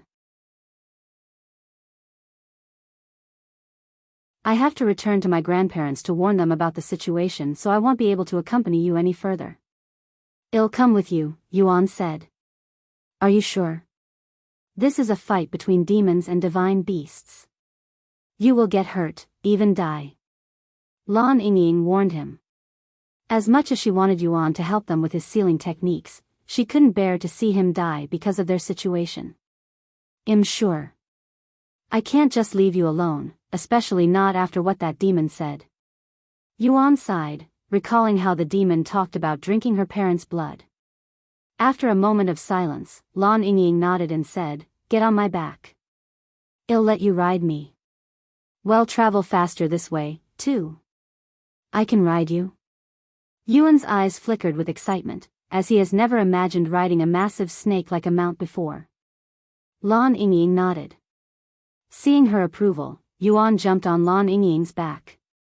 "I'll move slowly at first so you can get used to it," Lan Yingying said as she began slithering her massive body across the ground gracefully. "Oh." Yuan was surprised when he could barely feel Lan Yingying's body moving despite her movements, almost like there was some sort of invisible force keeping him stable and safe. It was so stable that he could probably take a nap without falling off. Lan Yingying increased her movement speed every few minutes, and after some time, she was moving faster than flying swords. "Are you okay, Yuan?" she asked him just in case. "Yes. This is awesome. We should return to my grandparents' home in a few hours," Lan Yingying said to him. "Okay." Yuan nodded. Meanwhile, in the real world, Meishio sat before her laptop with a cup of cold water in her hand. There was only a couple of hours left for the frozen Jade Zither auction before it officially ends, and the 411 million had increased to a grand $525 million. You family has bid 526,100,000. Anonymous has bid 526,200,000. Music Genius has bid 526,300,000. Meishio watched as the price for the frozen Jade Zither skyrocketed, albeit at smaller increments. Although it may seem crazy that someone would be willing to spend so much money on a virtual item in a video game, when the world is dominated by video games with the majority of people in the world playing games actively, the abnormal slowly becomes the norm, especially with how hyped and popular cultivation online has been. Furthermore, spending astronomical amounts of money on video games has long become the norm ever since the creation of the legacy families. 530 million. 540 million. 550 million, the number grew closer and closer to 600 million, and the number of viewers on the website has returned to its peak numbers when the auction first started, as everyone there wanted to witness and be part of history when the most expensive in-game item is being sold. When there were only 10 minutes left in the auction, the number stopped exactly at 600 million without any more bids. As for the highest bidder, it was the Yu family that had plenty of money to spare. You're tuning in to the Biyao's Wuxia Chronicles YouTube channel. Don't forget to subscribe and join us on this journey to catch the most captivating stories.